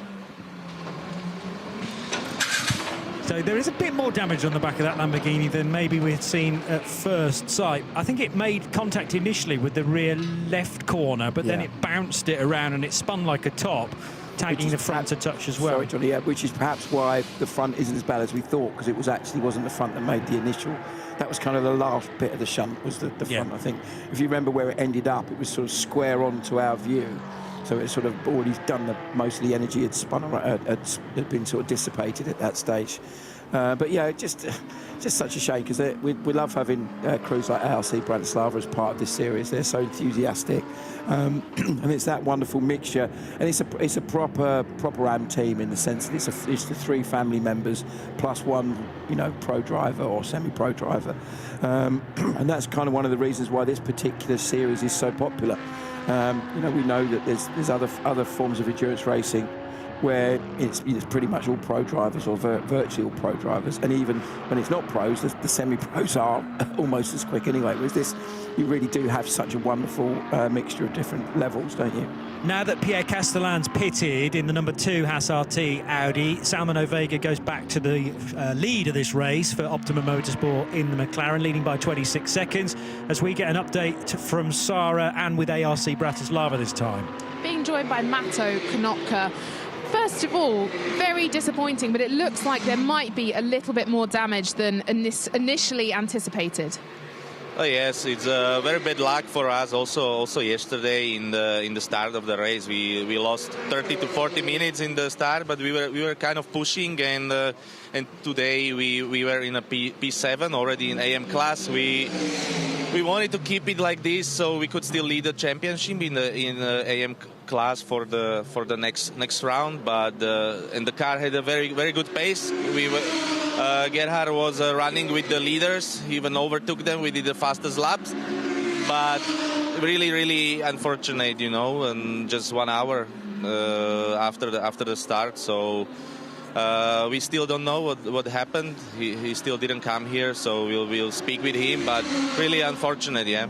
Have you spoken to him to check that he's all okay? Sorry? Have you checked that he's all okay? Yes, we checked. He's fine. He was out of the car immediately, so all is okay with him. That's what matters. Well, a bit of a family team here. What's it like racing with your family? It's really nice. Yes, finally my brother is 18, so he's racing with us. I took a little bit of a break because I do not live in Europe in last 3 years, but we got together this January in Abu Dhabi for the 6 hours, and I think we will do the whole season together. Well, we love having you a part of the series, and hopefully the mechanics can get to work and get the car back out. I'm not sure if we can get it out today, but we will check what's wrong with the car and we will see. Thank you so much. Matto Konopka.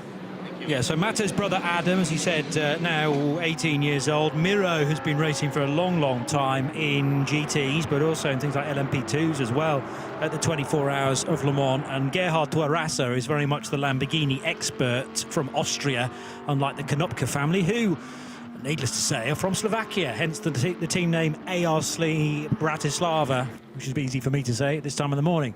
Have you ever been to Slovakia? I haven't. I went to Slovenia for the first time last year, but that's a couple of countries over. Bratislava's on my list, I sure. went there a few years ago on an event for one of the car manufacturers I was working on, and it is one of the nicest places I've ever been. Not only is it absolutely beautiful, Bratislava, stunning architecture, but it's got a real vibe about it, a real sort of fun atmosphere, great bars and clubs and restaurants. Not that I went to any of the one or two restaurants I did, of course, got to wait. And the weather was absolutely stunning. It was around about June, July time. It was absolutely gorgeous. So, yeah, go to Slovakia if you get a chance. Absolutely wonderful part of the world. So that's my Slovakian tourist board. Now going to obviously have to give me some sort of a commission on that, I think. I think so, yeah, unprompted. Very, very close to the Austrian border, so you could almost do Vienna and Bratislava in one day. Sounds like Bratislava's the more nightlife place to go, though. A bit of culture in Austria and then skip across. Yeah. And you might run into one of the Konopkas. You might know. I think they're probably pretty well sorted, aren't they? They probably know people, don't they? Yeah. They know where to go in the evening. Yeah, you know when somebody says, where's a nice pub or a nice restaurant in wherever it is you live, they're probably a bit like that there. Anyway, back to some racing. There is Pierre Castellan in the two-car. Started so successfully by Steven Pallet this morning. Was absolutely flying.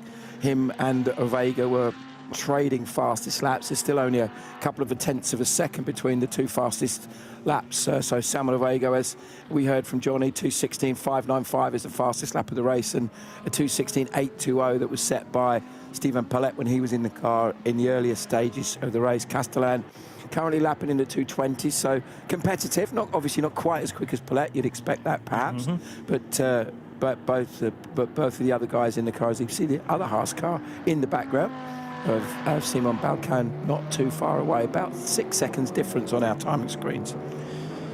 And then the cars beyond Balkan are a lap down. So Jörg Dreishoff, together with Manuel Lag, who was put in for the opening stint in that Porsche GT3 car, is now up to 4th position, so ahead of the Cup cars. It's almost like I'm watching this footage for the 3rd time today, but this is live, I can assure you, and the Come To You Aston Martin, sadly, is back on the dollies, being swung through 90 degrees and being wheeled into the Come To You garage again. And this is trying everybody's patience. You get to feel down in that garage, particularly Nicholas Bert, because the car was unstoppable yesterday, and Bert was going, well, I'm going to be given a great position to resume the race in the morning, and it's just been nothing but bad luck ever since he got up today. Yeah, I mean, the interesting thing was hearing from the drivers, especially the interview that we heard from the drivers that were jumping out of the car later on in the race. I think it was Gregory Servais, wasn't it, who we're hearing from at the end. He was just like, the car's absolutely on rails. It was just brilliant to drive, and a few of them, I don't think they'd driven together as a combination of drivers before. Obviously, come to you, we know from things like GT World Challenge and other forms of motorsport, but not so much for this championship. So they turned up with that car with some real strong drivers, and of course Tom Coronel, the legend that is Tom Coronel, in the other car, who was hugely entertaining. Loved watching him drive yesterday. And then of course they had their technical problem at the end of the race with that car, the 40 car, and then the 41 problems this morning. So it's just been beyond frustrating. No problems so far, touch wood. Hope I don't jinx them for the Optimum car. Currently leading away, they're still in that car. They're using his drive time very well. We heard from Jamie Wall, their team manager on the grid, how impressed he's been with Salman, who's not driven a McLaren before. So again, a bit like we were just saying with the drivers of the Continu Aston, the drivers of the McLaren have got in it and are really on top of that car very quickly. They clearly got that working extremely well. What was interesting is I had a chat with Freddie Tomlinson this morning, and he was saying to me that the car's traction control system, all of the GT3 cars have a traction control and ABS systems. It was obviously they're used to running these cars mainly on the Pirelli tyre that's used in GT World Challenge a lot of the time, and this is now a Michelin tyre, on top of which is not only a Michelin, but it's a different construction to Michelin to one that maybe been run before. So they put that together, and he said that it meant that the way they're running the traction control system, they needed a little bit of tweaking to make sure that the car was doing what they wanted it to do.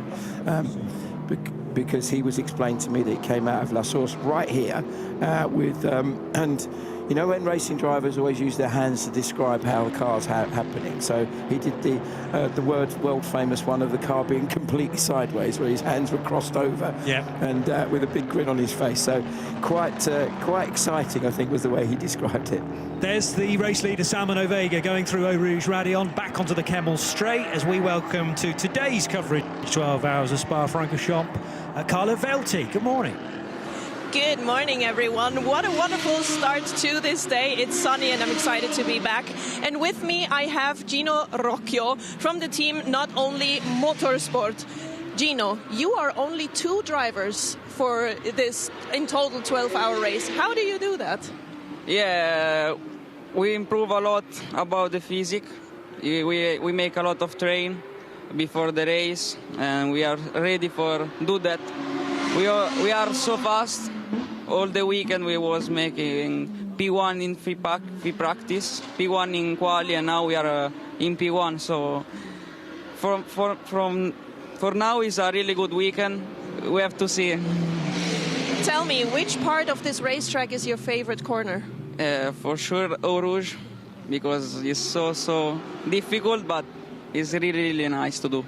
It's a little bit like being on a roller coaster, right? Yeah, it's a roller coaster, and we try to do full throttle, and it's really nice. Fantastic. Good luck for the rest of the race. Thank you for talking to me. Thank you. Yeah, really enthusiasts down there, and good that, there's some cracking tracks in Italy, of course, as well, but Spa is recognised across Europe and across the whole world as being a big challenge. They're trying to do it flat. I'm assuming he's meaning Eau Rouge Radion. I think so. I think he was talking about Eau Rouge.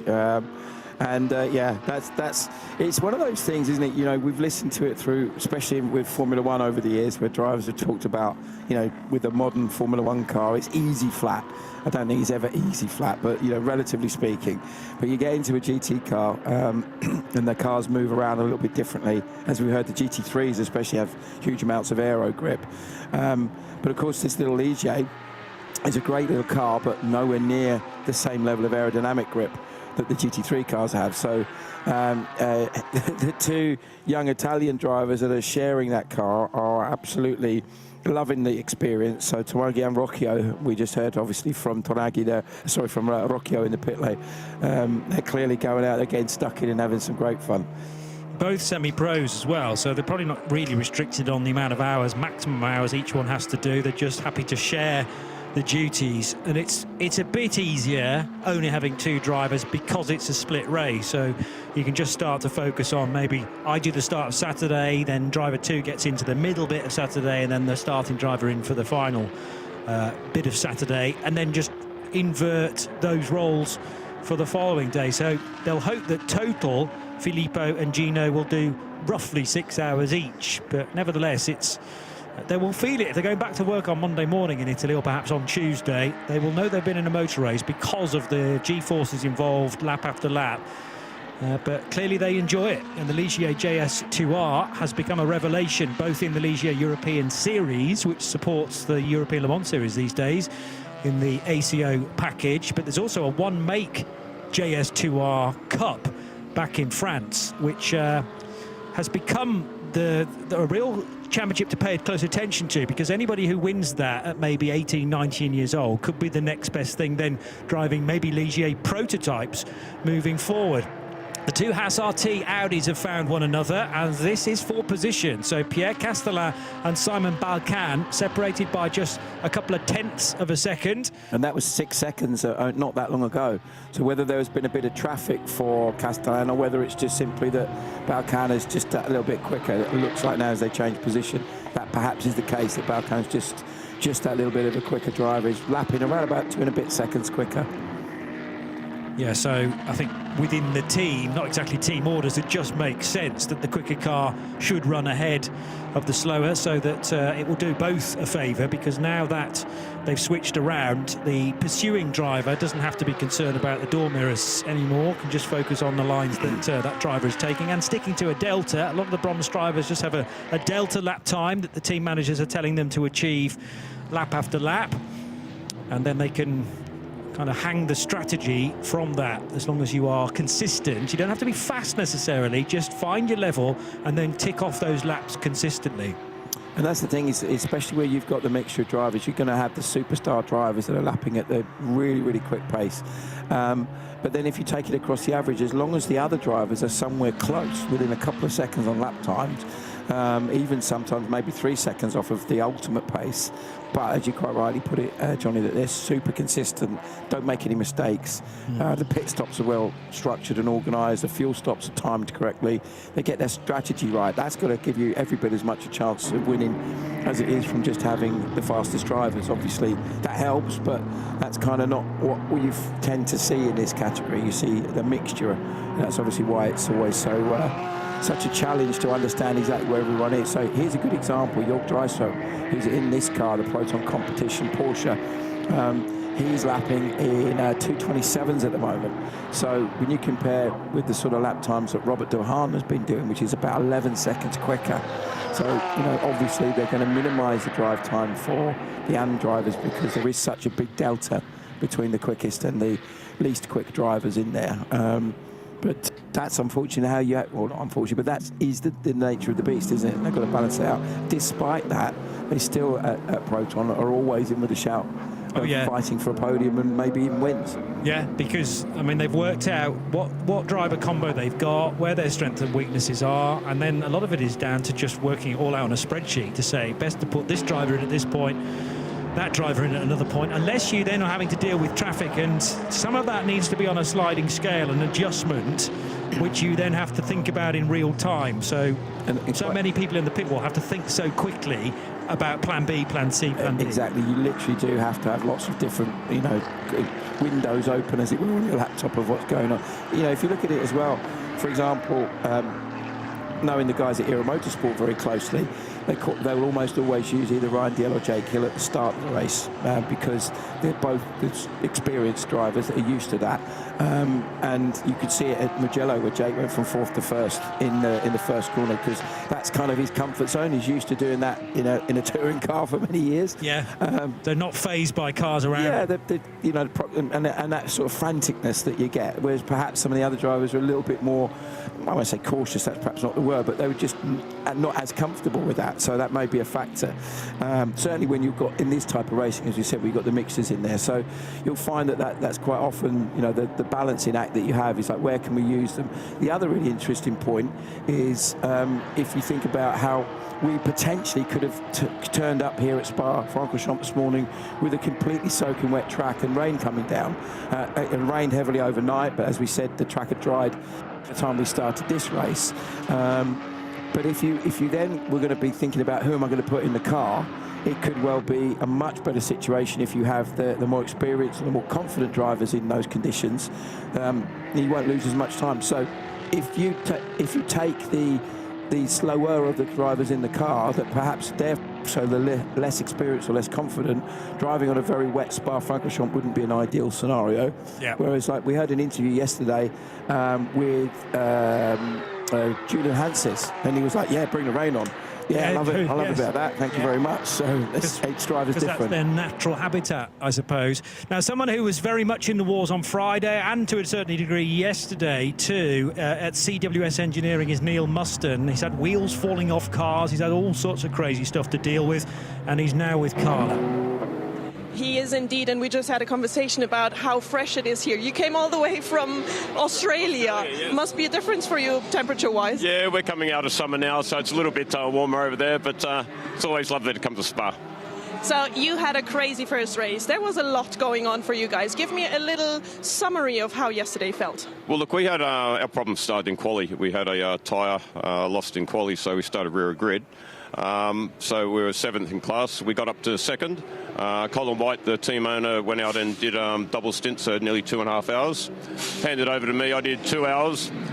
Pretty much on the second last lap before we came in, I had a tyre blowout at Eau Rouge, which is a very scary thing, I can tell you. Anyhow, we've sort of recovered from that, but it was the end of the race. So we're about 10 laps down. We're in P4 still. And you never know what goes on here, but we're cutting good time now. We're 2nd quickest in class on the track now. So we'll see what happens. I'm about to go in about 15 minutes, so hopefully I can keep it straight this time. We had a lot of chat going on yesterday on the YouTube live stream about Ginetta in general. For anyone who has no idea what Ginetta is, can you explain it to us? Yeah, so look, Ginetta is a venture from the Tomlinsons in the UK. So Ginetta started pretty much with the open wheelers and with the protos. So I've driven the G50, G57, G58 quite a bit, which are like a P3, P2 type of hybrid. So I've probably driven with them for about 10 years now, and every now and then I get a call to come and drive one of these things. So this is a little G56, which is a V8 powered, pretty much a GT4 class. And the other ones, they run a G55, which is a V6. So good little units. Reliability's has its moments, right? But all these things come from testing, and the more track time you get, and the more things that go wrong, then you fix them up, and then they go right. But Ginetta's been great fun with me. There's a lot of people like Mike Simpson, Charlie Robinson, some of those guys that I've done some driver coaching with to get better in these cars, and I count them as very good friends too. And also Freddie Tomlinson, the owner's son, Lawrence's son, who's out there leading the race right now. So Freddie's a good guy. I wish him all the best to win as well. It is a wonderful entry into racing, isn't it? Ginetta is beloved for that. Yeah, look, Ginetta's great. It's affordable. They're very good with drivers, like the driver coaching that they've done over the years, the opportunities, the cost, the support. Like Mike Simpson is probably one of the greatest guys I know in motorsport. He's taught me a lot. I count him as a really good friend. G'day, Mike. I asked him a few questions today about some issues we had with the car, and I don't know what time it is there, but he was up first thing within a minute responding to me. So wish all those guys the best as well, and we'll do the best here on the track. Fantastic. Don't forget to enjoy it massively out here. I'll try and do that, and I'll have a few beers tonight. What are you doing? Not having beers, definitely. All right, see you then. Thanks very much. Okay, bye. Neil Muston, who has had experience in the Asian Le Mans series. He's driven in the Gulf 12 hours as well, and lots of friends back home. I was just trying to work out what time of day it was in Sydney now, but again, Bathurst has its name globally for the 1,000 Ks and the challenge over the mountain that takes place there. Actually biannually now, because you've got the 1,000 K touring car race and you've also got the 12 hours that takes place January, February type time that is covered here on the Radio Show Limited network of channels, of course. But I'd love the fact that so many Aussies, either in this race or in the Radicals earlier on in the weekend, have made a point of coming here to Spa to experience this place too. And that was a really lovely interview with Neil, hearing how much he enjoys being part of the Ginetta family, and I echo his thoughts about Mike Simpson. I know Mike very well and work with him. Actually, we do a lot of work with Ginetta. He's a really top bloke, Mike, and Oscar Miller and Jack Stanley and the guys there I've been dealing with a lot recently, and obviously the main man, Mr. LT himself, Lawrence Tomlinson, who's just the ultimate enthusiast. And you know, so many drivers have especially, we talked a little bit about yesterday about Ginetta Giulia and how many of the star drivers have come through the ranks through there and into the other GT series. In fact, the last time I raced a car was a Ginetta. It was a G50 at Brands Hatch in 2010. And it was and LT, who we talked about, he had a category called the Chairman's Cup, which was basically for the more mature driver, shall we say.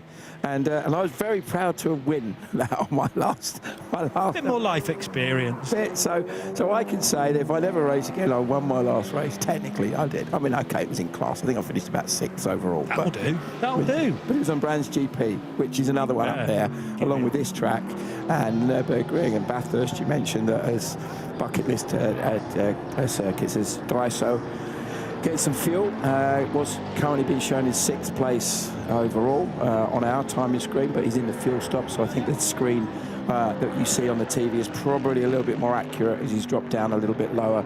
It's still a Vega leading from Balkan and Castellan at the moment, and they are all pretty much on the same lap, so a lot of strategy to play out there.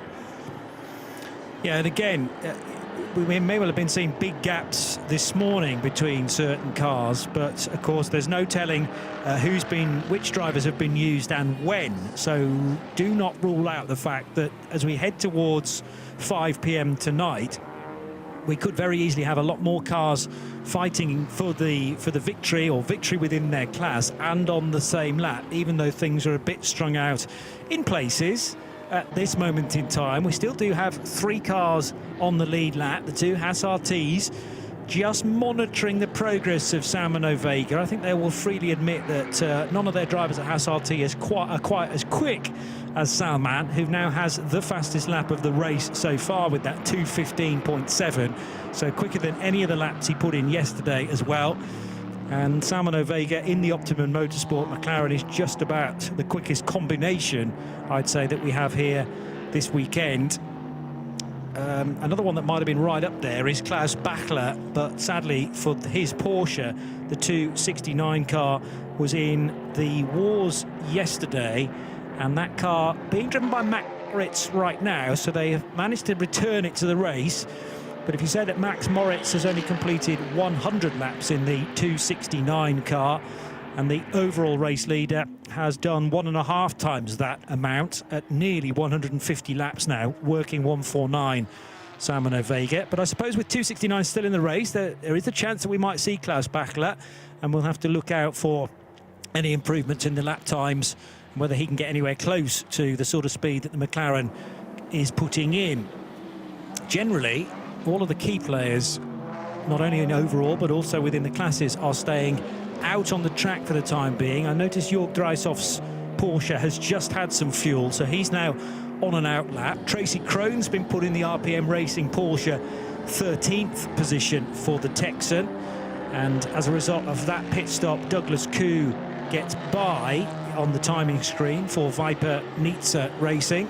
Staring through the trees at the Mercedes of Patrick Liddy, and that is also starting to light up the screen a little bit. Just about one of the quickest drivers in the Mercedes this weekend is Patrick Liddy, sharing with Steve Yance, who started the race, Tanner Harvey, who's the AM Plus driver, and Adam Osika. Yeah, so without a doubt, Liddy is the quickest across the piece of those 4 drivers as the semi-pro. And here he is turning right at Bruxelles corner.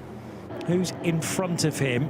Well, it's Julian Hanses ultimately in the 992 non-am class-leading car, and that's about half a minute up the road. So again, Patrick a little bit in splendid isolation, having therefore to pay more attention to delta times and also traffic here and there as well, but he doesn't necessarily have the visual reference of a car that he is racing, and this happens so much in sports car racing as well.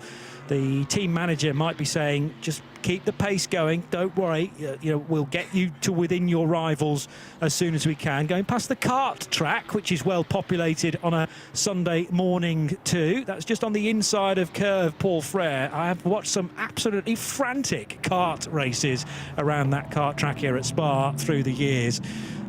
It's even more twisty than the middle sector here, but there's, I don't know, 20, 30 odd karts going around there this afternoon, probably oblivious to our 24-hour series race. Yeah, there's probably been a few endurance kart races here. I think it's a few of my friends have done that over the years here. And another circuit in Belgium that's super famous for karting is Genk, of course, a certain Verstappen family having done an awful lot of racing there over the years, amongst others. Yeah. So, yeah, it's a real rich heritage of history in Belgium, and in fact, sort of the Benelux countries generally. A lot of incredibly strong drivers and teams from that neck of the woods in this type of racing. But yeah, it's great, isn't it? You can come to Spa, you can come and watch probably one of the best circuits in the world, and certainly one of the best circuits in Europe. And whilst you have a little go at doing some races as well. How about that? I'm just now, my brain's working on how we can somehow incorporate that into our meeting. Could you decide pole position by a kart race on a Thursday or Friday, perhaps? Oh, can you imagine all the moaning about that if they was going, oh, it's not fair, he's only 58 kilos and da da da.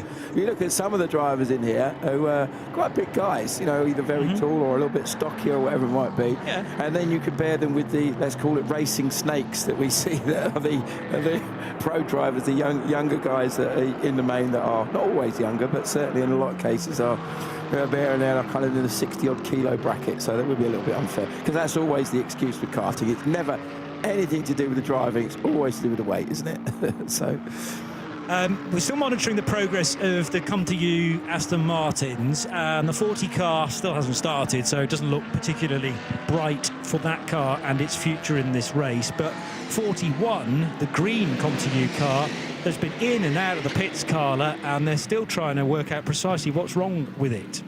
They do indeed, and unfortunately they actually have moved on to a new problem.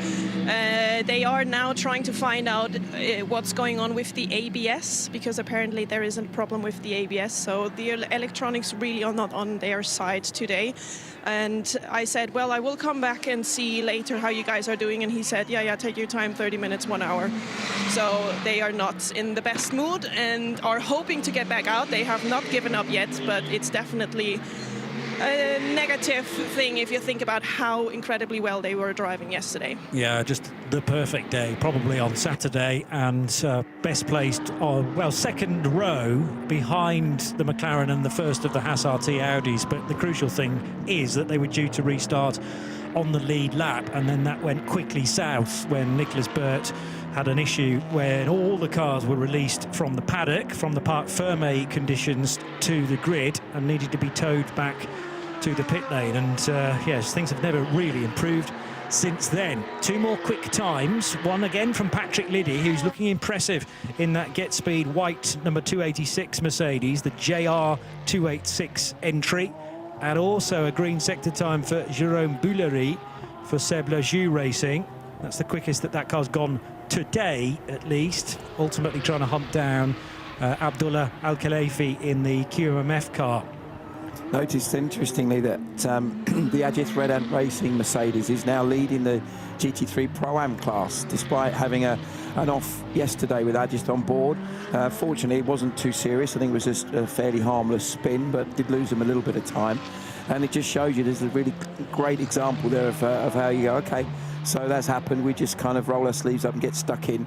And now they've got the car into the top 10 overall, leading the Pro-Am class from the Jörg Dreiso car. So there's a good example. Yannick Redan, one of the quicker drivers in that car. Jörg Dreiso at the other end of that spectrum in terms of the Proton Porsche.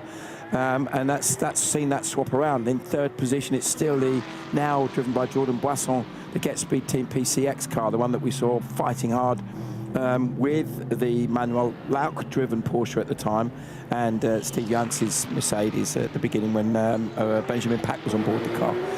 But Boisson, another very quick driver, not quite as quick as Pack. He's around about 2 seconds. I think Pack did it 17.6 earlier. And we have a big off there for the Vortex. Real shame for that car in the wall there. Let's just firstly hope he's okay. And that looks like the Continental Racing car that maybe has got tangled up with him.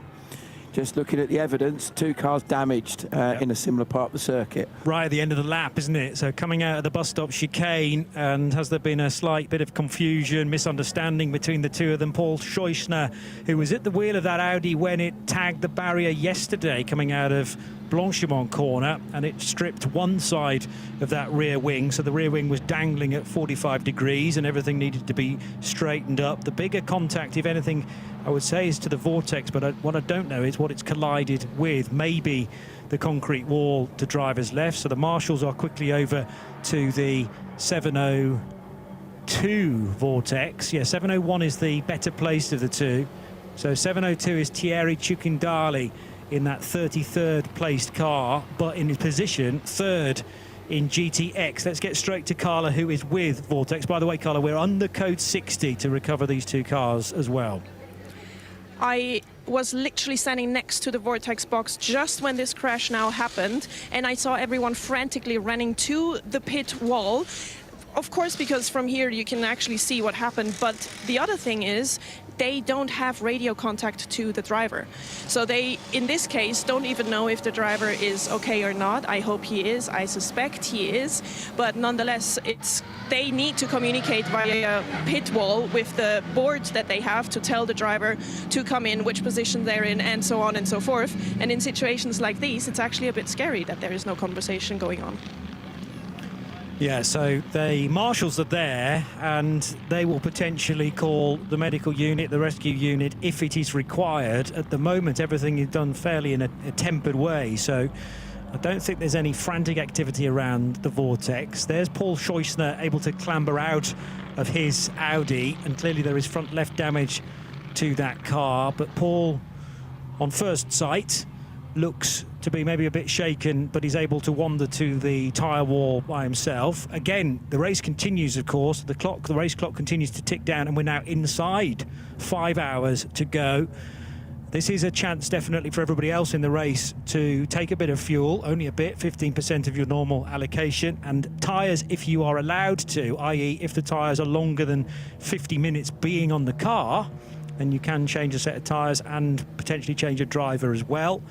But the bigger concern still at the moment is Thierry Ciucindali, and only when we know that Thierry's okay can we then look back at replays to find out precisely what has happened. But that could well have been a big shunt going into the concrete wall. Here's the endurance pit lane then. During the 24 hours of Spa-Francorchamps later in the year, all of this section, together with the Grand Prix pit lane, is just flooded with GT3 cars. It's quite a festival of motorsport, but this is the area used for the remote refueling. It has its own speed limit as well at 20 kilometers per hour, whereas the rest of the pit lane is 40, and the racetrack is 60 kph, hence code 60. And it's a bit tight down here, isn't it? I mean, yeah. You've got the fueling cars and then the cars trying to get by, but there's not a lot of wiggle room. No, so the Get Speed Merc just coming, the Pelin Ferrari just come in, as has the Herbeth car that was Max Moritz on board. I think that may still be Max, unless they, excuse me, had a driver change before they came down to it. As we said earlier, it's completely the opposite of what happens at Mugello, whereas Mugello, the fuel stations before the pit lane, so they come in, fuel, and then go in to see whether they're going to take tyres and driver change and anything else they may need. Here it's the opposite. You know, we know that there may well have been one, but the driver ID doesn't update until the car leaves the pit lane. So when it crosses the line, let's have a look. Max Moritz is just, or that Max Moritz car has just crossed the line. It's still showing Max in the car. Whereas if we look at the other cars that are coming out, we may just have to wait to see who's on board those cars. Liddy in the 286 car still, so that white car that we just saw, white Merc, coming down there. He looks like he's still in the car. going very well, as you said. You know, quick driver, been in this championship a little while, and always a pleasure to see that quality of driver in this series. Clearly there is a bit of concern about Thierry's condition in that vortex, so the rescue unit has now been called for, and he's in very, very capable hands with the medical team here at Spa-Francorchamps. This venue, it being a Grade 1 Formula 1 circuit, has a top-notch medical centre on site. And as I think after John Kearney's accident yesterday in the HRT Performance Porsche, there's always the option as well, after the initial checks, to get said driver to a nearby hospital as well. And the hospitals around here are obviously well used to dealing with injuries incurred from motor racing. But this is where we really do need to take our time to make sure that Thierry Ciucandali isn't complaining of any pain, and if he is, then he needs to be extracted from that car very carefully indeed. But Paul Scheusner looks okay. As I say, the first chance that I had a moment to see him wander to the tyre wall, his car is taken away from the scene, and we are hearing now from our directors that Thierry is out of his vortex and hopefully able to have a conversation with the marshals and with the paramedics just to see whether he's in need of any treatment. But I get the feeling that even though the cars are doing relatively slow speed down there, they are accelerating, and very quickly, coming out of the bus stop chicane. And if one car was already stopped and it got hit by a moving car, that is just never nice. I'm surmising as to precisely what happened in the incident because we didn't see it in real time. And the way the Vortex is built as well, very, very fast car, but they're quite fragile, I suppose. They will have gone through all of the safety checks, no doubt, and the safety cell is rock solid, but depending on how it's made contact with the wall, that may have come when Thierry just wasn't expecting it, so it could have been winded, just a bit battered and bruised and shaken. Yeah, as you quite rightly said, you know, you have an impact like that. It sometimes, especially if it's where you get sort of turned round, for want of a better expression, and you kind of slap the wall sideways, and just completely unexpected. So it would understandably be a pretty unpleasant experience for any driver. Great shame for the Vortex guys. We know how hard they work, and it's lovely always to see them as real stalwarts of this series. And you know, for me, the Michelin 24H series wouldn't be the same without the vortices. Right, let's have a look in the background. So it looks like he's lost it. Yeah. Back stepped out, and unfortunately Scheusner was in the wrong place at the wrong time, and then when they collided, it's just pinged him back across the other side of the road. So as I say, you know, you kind of automatically think, oh, that's happened at the chicane, it's probably low speed, but not a chance, because you're still carrying real momentum out of turn 20, and if two cars collide off the circuit, where do they go next? And out of control already, Thierry Ciucandali's speared left and absolutely walloped that concrete wall, which of course does not give at all. It's not like hitting a tyre wall, so all of the shockwave, all of the energy then goes through the car. But that I think is Thierry Ciucandali, who's just checking out the front of the car, ever the professional. Once you know you're okay, he wants to then get out and see what the team need to do to fix the car. Exactly. Yeah, you're right. That is Thierry. Definitely recognise him from seeing him earlier in the weekend. So that's the most important thing. You know, we just always want to just make sure that everybody's okay.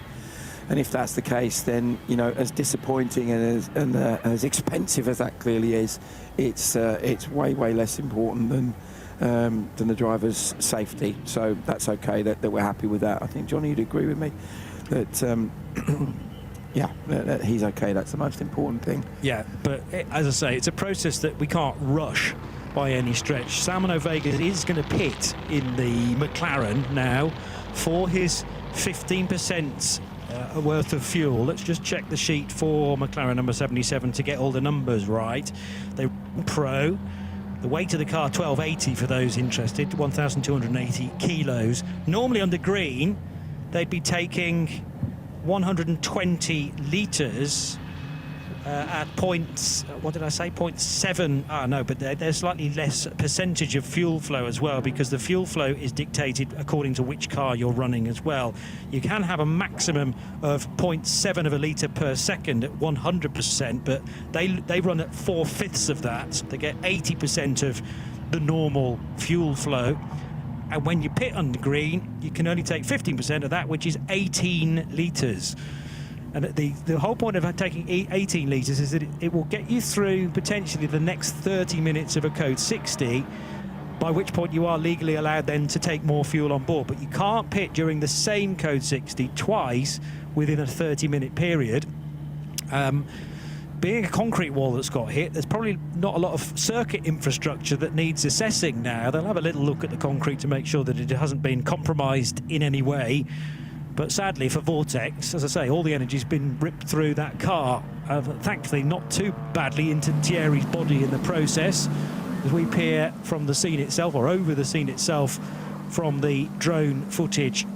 So yeah, just a squirm from the Vortex. Paul Scheusner in the wrong place at the wrong time. Both cars made contact out on the curb, and that speared Thierry's Vortex into the wall, which is now passing right in front of our commentary position, and that area is going to have to be swept as well to make sure that there isn't any nasty fluid on the grid hatchings for the restart. Just want to echo Sarah's comments earlier about the recovery crews here. And I genuinely don't think I've ever seen anyone more efficient than these guys and girls here. They're absolutely amazing. The marshals and the recovery team, the tractors that sweep the circuit, all of this kind of stuff. The turnaround time is so incredibly quick that we really do get the absolute, minimal disruption to these kind of situations. You know, even with some fairly big shunts that we've seen this weekend, you know, specifically thinking about Dwight Merriman's accident yesterday, and also the accident with the Porsche as well at the same corner. That was both Jonathan Kearney, wasn't it? Yep. Both very big hits and lots of damage. And they managed to turn that around and get the cars back out or back off the circuit very quickly, all things considered. So yeah, a huge shout out to everyone at Spa-Francorchamps for being incredibly efficient and doing a great job. And as always, to the Orange Army, or I don't know what l'Armée Orange it would be, or something like that. So apologies for that. We'll leave Carla. We'll leave Carla to do the languages. She's the only one I think amongst us that's really got a head around that particularly. As long as you realise that, then that's fine. Well, exactly, yeah. But the sentiment is correct, even if my language skills are poor.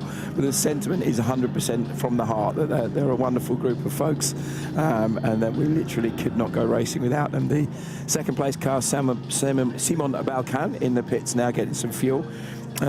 Interesting, that car of course being shared with the Juelinck's father and son combination that were so impressive at Mugello.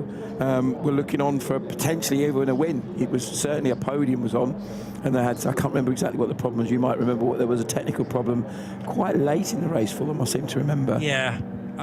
Give me a moment and I'll see if I can rack my brains to work out precisely what that was. But there have been all manner of power steering failures, not just on one particular type of car either. And we were trying to surmise precisely what that issue was, but it wasn't power steering, because I remember Sarah actually asked Chris de Donker at Haas, do you know why all of these power steering failures are happening? And he said, well, it hasn't happened to us, so not really. No, I can't give you an answer. But there's a lot of curb riding that takes place here. Obviously, the natural undulation of the track as well means that cars are often unsettled and being pushed hard by certain drivers too. Yeah, I mean, I can think of at least 3 or 4 car combinations that have had some sort of a steering issue. I actually bumped into Kevin Clark this morning, who's been running the BMW in the TCE class, and they said that, you know, as I think it was either Sarah or Carla caught up with him down in the pits, and basically the power steering pump had started leaking. It was he said it sprayed fluid not only over that area of the car, but also on the tyres. So they ended up having huge moments because of it. So not only was it hard to drive anyway, because the power steering wasn't working, but now it had power steering fluid all over the tyres. Winner. So just like, you know, if it wasn't hard enough in the first place, let's just throw a little bit of oil or fluid in the tyres. And never rains, but it pours. Just as we speak, it just comes past us in front of us as we go green. We're racing in. Freddie Tomlinson now in the leading Optimum car. So they did a driver change as well. They did. Juelinck's now. Juelinck's the younger. Nicholas Juelinck's is in the car, with Castellan remaining in that Haas RT, and Julian Hanses still leading in the 992, still 4th overall. What an amazing job by the local team. tremendous effort. So Nico taking over, and yeah, as you say, his dad is in that team as well. By my records, Nicholas Guilink's only 18 years old, coming out of a background within Belcar, so that's very Belgian championship, much of last year, but he didn't do he hadn't done a great deal of car racing prior to 2025. Did take part in the Dubai 24 Hours at the start of this year, again with Haas RT, but still relatively new. Might have done some kart racing, as we were observing here at Spa, that is taking place as well on the inside of Curve Paul Frere. But as for full-size cars, then Nico's still pretty new to that, and he's being given the challenge to hunt down Freddie Tomlinson, who's the brand new driver into Optimum Motorsports race leading McLaren. Let's grab a word again with Carla in the pits. I'm waiting for not only the Audi with the 69 driver to come back, as well as the other driver, the two drivers who crashed, because I really want to know if they're doing okay. I did witness NM Racing, who are driving a Mercedes AMG, doing a brake disc change, actually, which is an interesting thing to do, especially thinking about the fact that we had a code 60. So code 60s can be used to your benefit if you have a problem like wanting to change brake discs. That's the moment to do that. I will keep you guys posted on the well-being of the two drivers, but that's it for now, as I'm watching the Audi 69 getting brought back here to the box without driver so far. Well, that was Paul Scheusner, who got out of his car unaided and did not require the medics, but nevertheless I'm sure he will be checked in the medical centre here just as a matter of course. So Paul Scheusner is generally good news, but Thierry Ciucandali, I think similar actually. He was able to walk around the car and try and assess the damage for Vortex, and you wouldn't be doing that if you were struggling with a headache, etc. But the Vortex itself is now heading towards Carlo Velti on the back of a flatbed. And yes, any news that we get about Thierry Ciucandali. I've just been reading about Thierry's very early career when he competed in probably only one World Rally Championship event per year. But he's previously entered in the Monte Carlo Rally and I think a Renault 16S. And he's driven Citroëns in the French World Rally Championship as well. And I can only see one World Rally Championship in like 1995, 1997, 1998. So he's dabbled with the WRC prior to it being, you know, the WRC that we know these days. This was in the mid to late 90s when you did get lots of extra cars that weren't in for the full championship. Yeah, I mean, it's fighting now, obviously. I mean, there's still an element of that with WRC, but certainly historically there was much more of the, you know, the local specialists. You know, we saw it, of course, with our much missed RAC Rally. And on that note, I couldn't be happy that we're going to get a WRC round back in Great Britain very soon. In Scotland. Oh, so excited about that. Yeah. I can't wait to go and see those drivers in action. But anyway, I digress. And here's a little segue into this kind of racing with rallying.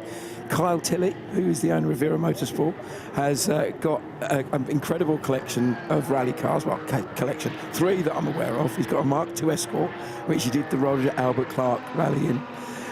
He's got a Metro 6R4, which he got fairly recently. And he's done the opening round of the European Historic Championship in a Peugeot 306 Maxi. It's a Maxi cars, the F2 cars.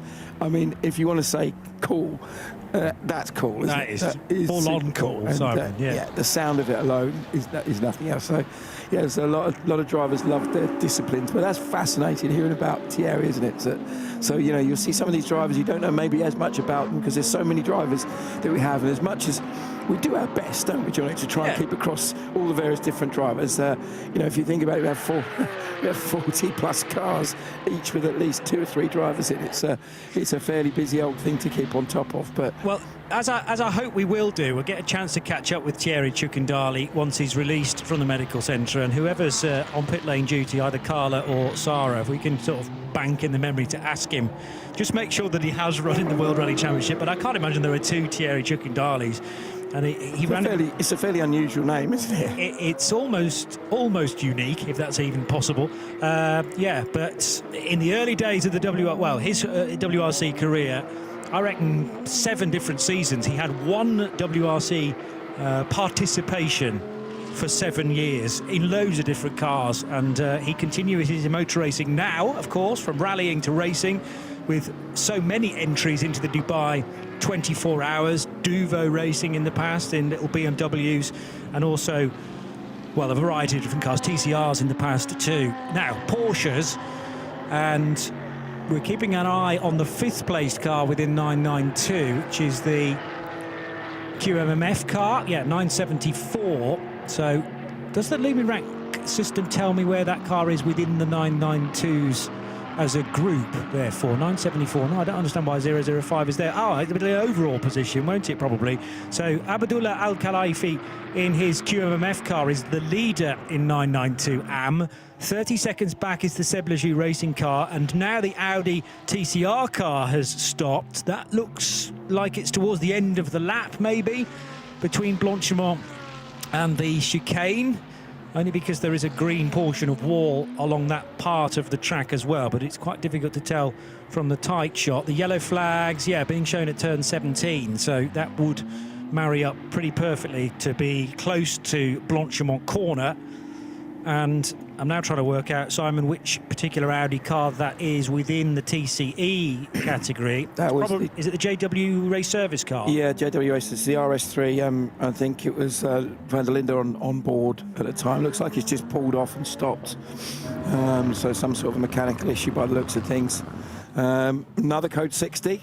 Yeah. Let's see what that does, and watch with interest. Castellan has come in the 3rd place Haas RT. You would assume to throw some fuel in.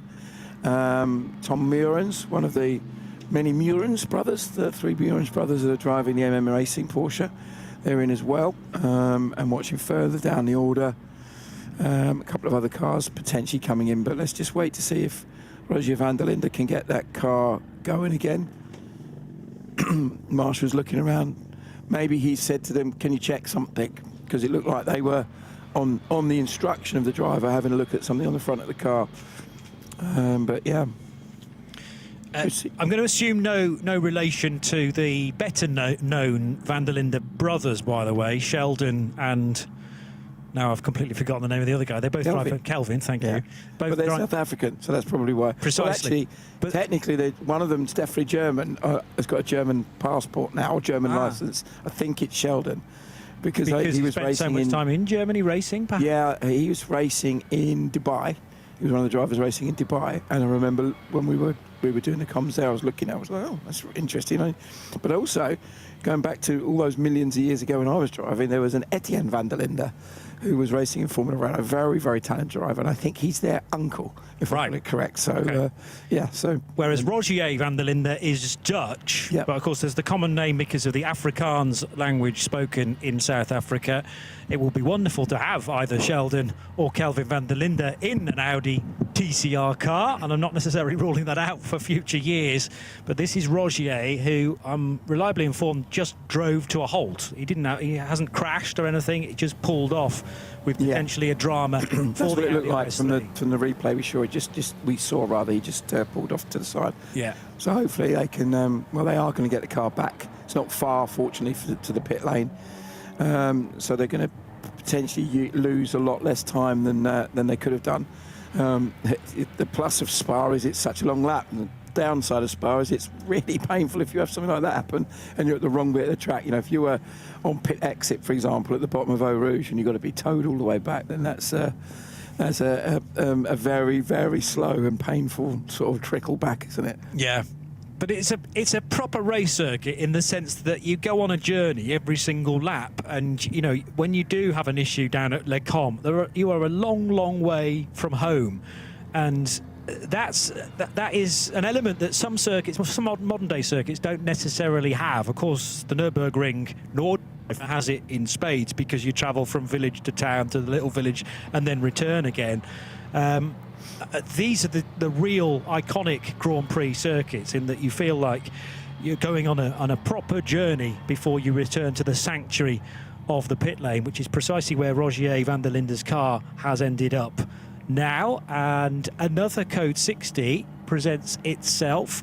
What I can tell you is how many we've had so far today, which is actually only 3. I would have guessed it would have been more than that, but 3 in total. Add that to the 9 or 10 that we had yesterday, and 1 or 2 more takers once again. Freddie Tomlinson for fuel, Julian Hanses for fuel, and Carla is paying close attention to those comings and goings in pit lane.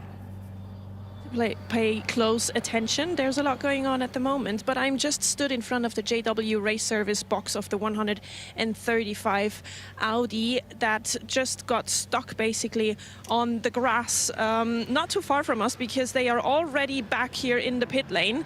Driver is still in the car, and I spoke to one of the mechanics and they said it's something with the fuel pressure that seems to be off. Of course, they need to check that, and as we speak, driver is getting out of the car because that is something, of course, that they need to check in further detail and probably in the box. So 135 Audi currently stuck here in the pit lane, and we'll see how long that will take if they will go back out.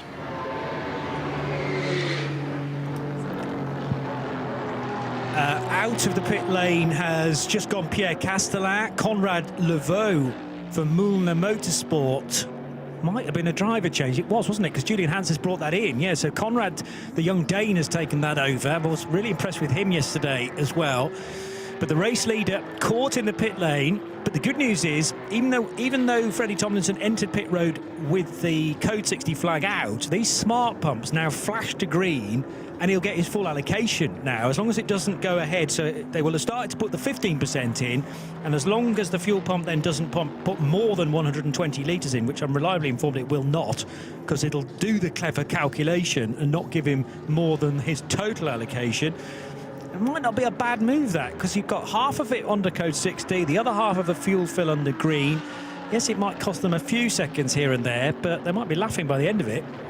Yeah, there's so many different possibilities on, and also, you know, Freddie and Harry George and also Samuel Awada are all pretty competitive as a combination, aren't they? Yeah, so and the beauty of that combination is they're all semi-pros. So when you look at how many hours they have to do, it just says free, free, free. You can put them in for a minimum amount of time, a maximum amount of time. There's basically no restriction because they're all the same rating. Yeah, exactly. So that obviously is a factor in why this fuel stop it takes the length that it does, is because obviously one of the elements of being a pro-entered car is that you have a slightly slower rate of fuel fill. Yeah. So that's, although the actual total amount of fuel doesn't vary much, the speed that it's delivered into the fuel tank does vary slightly. Still shown as leading. I think definitely Castellan, possibly Wellings have been in for another fuel stop recently as well, so that may have sort of kept them in a fairly even keel, as Freddie now makes his way out at a very slow 20 k's until he crosses the blend line back into the action, and we'll see what the gap is once he's completed this first proper flying lap. So yeah, the fuel for the 77 McLaren can be delivered at 80% of, for example, the Hoffa Racing Mercedes or the ARC Bratislava Lamborghini, who get the 100% amount of fuel flow. So imagine liquid running through the tube, and these pumps can alter the speed that fuel is put into the tank. And because this is a strong driver lineup, they get it delivered at 4/5 the speed of a lot of the other AM cars within the entry. So it does balance things out nicely. Not that you're necessarily trying to balance out GT3 non-AM cars with the AMs, but it pegs them back very slightly and gives the team managers a bit more, the strategists, a bit more to think about. Yeah, so excuse me, it looks like Wellings has moved ahead of Tomlinson. Wouldn't be by a huge amount. I think once Freddie crosses the line, they'll be shown as being on the same lap, and then we can just calculate from there what the real gap between the leading cars is. But it's definitely, as we sit here, the two Haas RT Audis and the Optimum Motorsport McLaren are the three that we're looking at this stage of the racing being very much part of that battle for the lead. Just looking more about fuel flows, it's not the slowest fuel flow that for the McLaren, because the 29 Pellin Racing Ferrari has an even slower fuel flow rate than that, maybe because Kyle Marcelli is part of that driver lineup, together with Jeff Westphal as well. So they run in GT3 without the Pro-Am or the Am suffix. And to have a Pro and, well, 2 Pros and then 2 Ams, they have a tough fuel fill rate as a result of that. Freddie Tomlinson's rejoined the race, and the 2 Haas RT Audis are now back in front of the McLaren, so he's rejoined in 3rd.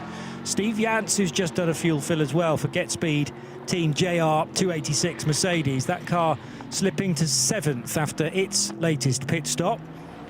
And how are we doing for cars on the lead lap? We're back to at least 3. Started the day with 3 actually, because the Come To You Aston Martin sadly could not take the start from what would have been the pit lane. And then we're into that bank of 992 Porsches, led now by new driver to the Mulner Motorsports car today, Conrad Levaux. Abdullah Khalifi is in 2nd position, but leads Am, and he's fighting with Seb Lajou and Lionel Amrouche. There's only 45 seconds between the top 2 992 Am Porsche cars. Yeah, no, that battle is really starting to get very intense, but it does look like the Mulner car, because of its combination of drivers, has just got that slight advantage on performance. Whenever they've swapped drivers, Mulner, they doesn't seem to have lost much performance. Interesting that we heard an interview with the team earlier from Mulner, and they were saying, yeah, there's other cars in the 992 that have a similar kind of combination of drivers to us, but are still classed as Am. So you can see that they're obviously pushing to try and get that equalised a little bit more. Yeah, but very similar to kind of trying to perform the GT cars that are made by very different manufacturers, and there are all sorts of different ethos when you compare them to the road-going version of a McLaren or an Aston Martin or an Audi. How do you then balance the speed of those cars across a single lap?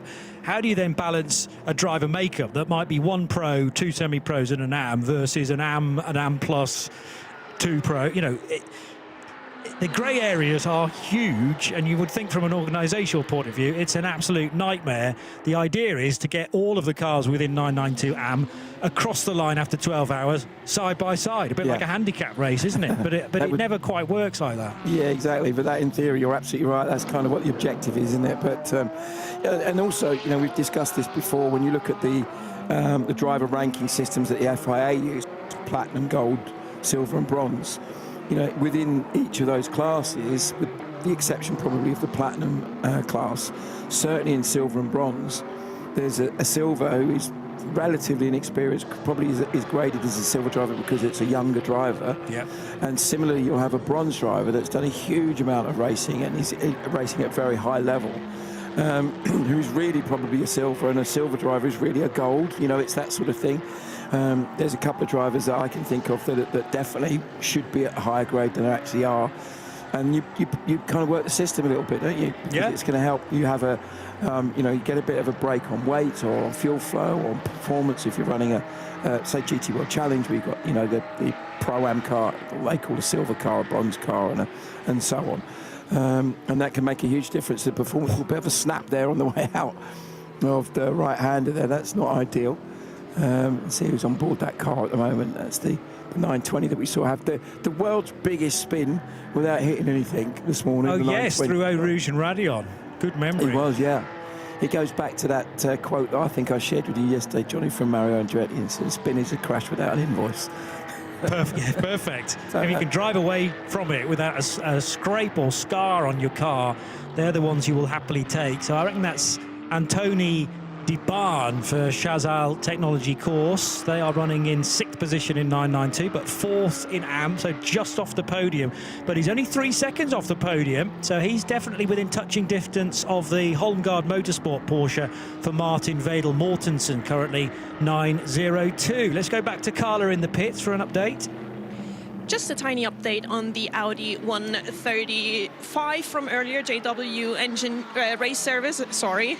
Actually, that car ran out of fuel completely, and therefore an intervention vehicle had to come into the pit lane to literally pull the car down into the refueling area. If a drone was anywhere near that, maybe it's visible on camera as well. They are back down there to get fuel, and then I'm guessing the car will be out anytime soon.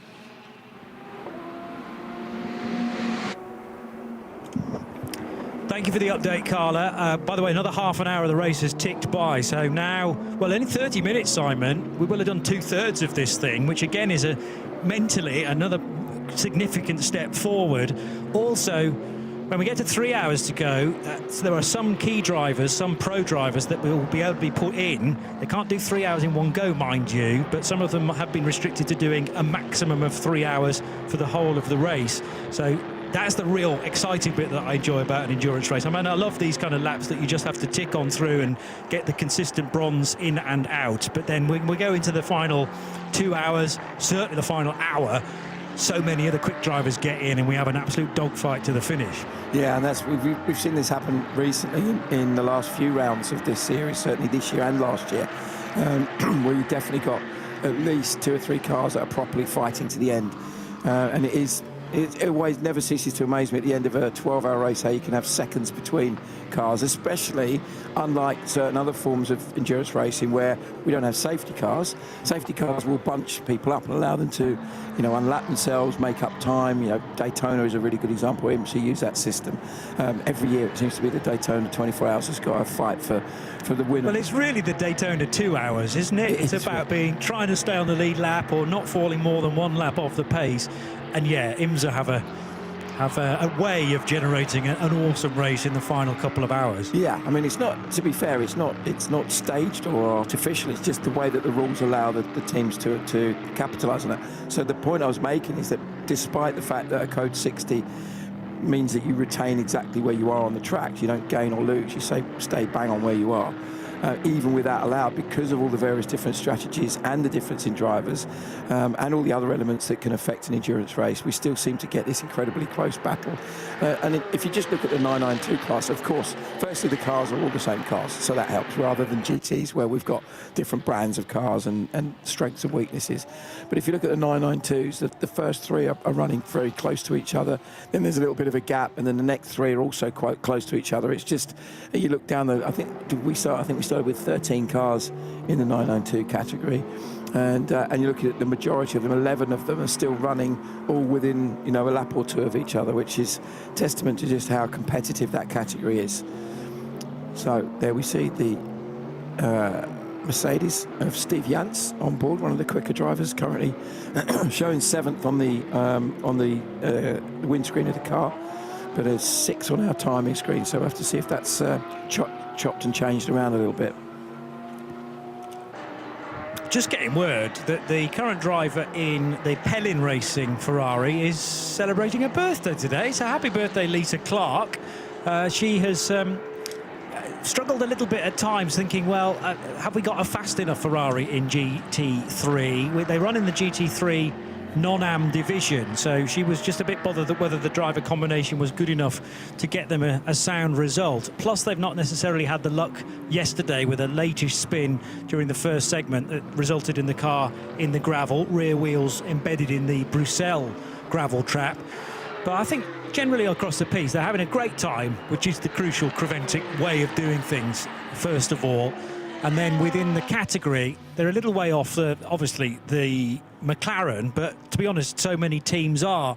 But within that crew, they're getting more and more used to that Ferrari. And as I say, 2 very strong drivers with Kyle Marcelli and Jeff Westphal joining the birthday girl, Lisa Clark, today, and Andres Latour, who had that moment at Bruxelles. So hopefully there's a bit of cake throughout the course of today, but she's concentrating on the driving for the time being. So what you're basically saying is if you drop enough hints and there is cake, we might get some. Is that? That's mainly my reason for mentioning that. Yeah. Good thinking. There is that car heading out of the right-hander then. 11th position in the division. So 11th position when you combine all the GT3s, whether they have an AM or a Pro-Am lineup. And she's certainly stuck in quite a bit of traffic right now, going through Eau Rouge and Radion with one of the Haas RT Audis in behind. That might be the race leader, actually. I'm still learning the differences between the 21 and the 2. One has red door mirrors and one has yellow. And if we stay on this shot for long enough, right, that's the second place car. So, right, car 2 has the red door mirrors. And when we catch sight of Nico Quillings in the car with the yellow windscreen visor, that is our race leader. And they're separated by half a minute. Yeah, Lisa obviously aware of the fact that the cars are around her, so just giving them a little bit of racing room as you come down into the right-hander. And she's, you know, gradually getting quicker and quicker as she gets more experience. Works very closely with Carl Marcelli as her driver coach. She's done a lot of racing in the past in the Ferrari Challenge, and that's obviously a superb way of really getting an understanding of how to develop those cars. Because those Ferrari Challenge cars, when you actually look at them, they're really not that much slower than a GT3 car. I know Jake's done some coaching with some drivers in that and has done some laps in them, and it's like, you know, I jump out of that into the GT3 296 and it's, yeah, not a lot of difference. Particularly if as a driver coach you're on occasions having to sit in the passenger seat or something like that, which is eye-opening, I think is the word. And that's why once upon a time I used to do a lot of coaching and instructing, and I'm very happily retired. As far as I'm aware, no one has ever barrel rolled a laptop, so I think I can stick with my laptop and my timing screen. It's perhaps the safer occupation, but safer. Pretty boring though, isn't it? Yeah, you like to be in a car going fast. It's boring. This is fantastic. Everything's relative. Probably not. It's definitely not as frightening. That's for sure. True. Yes. Yeah, not as It alarming. scare me a little bit, Johnny, but that's another story. Thanks.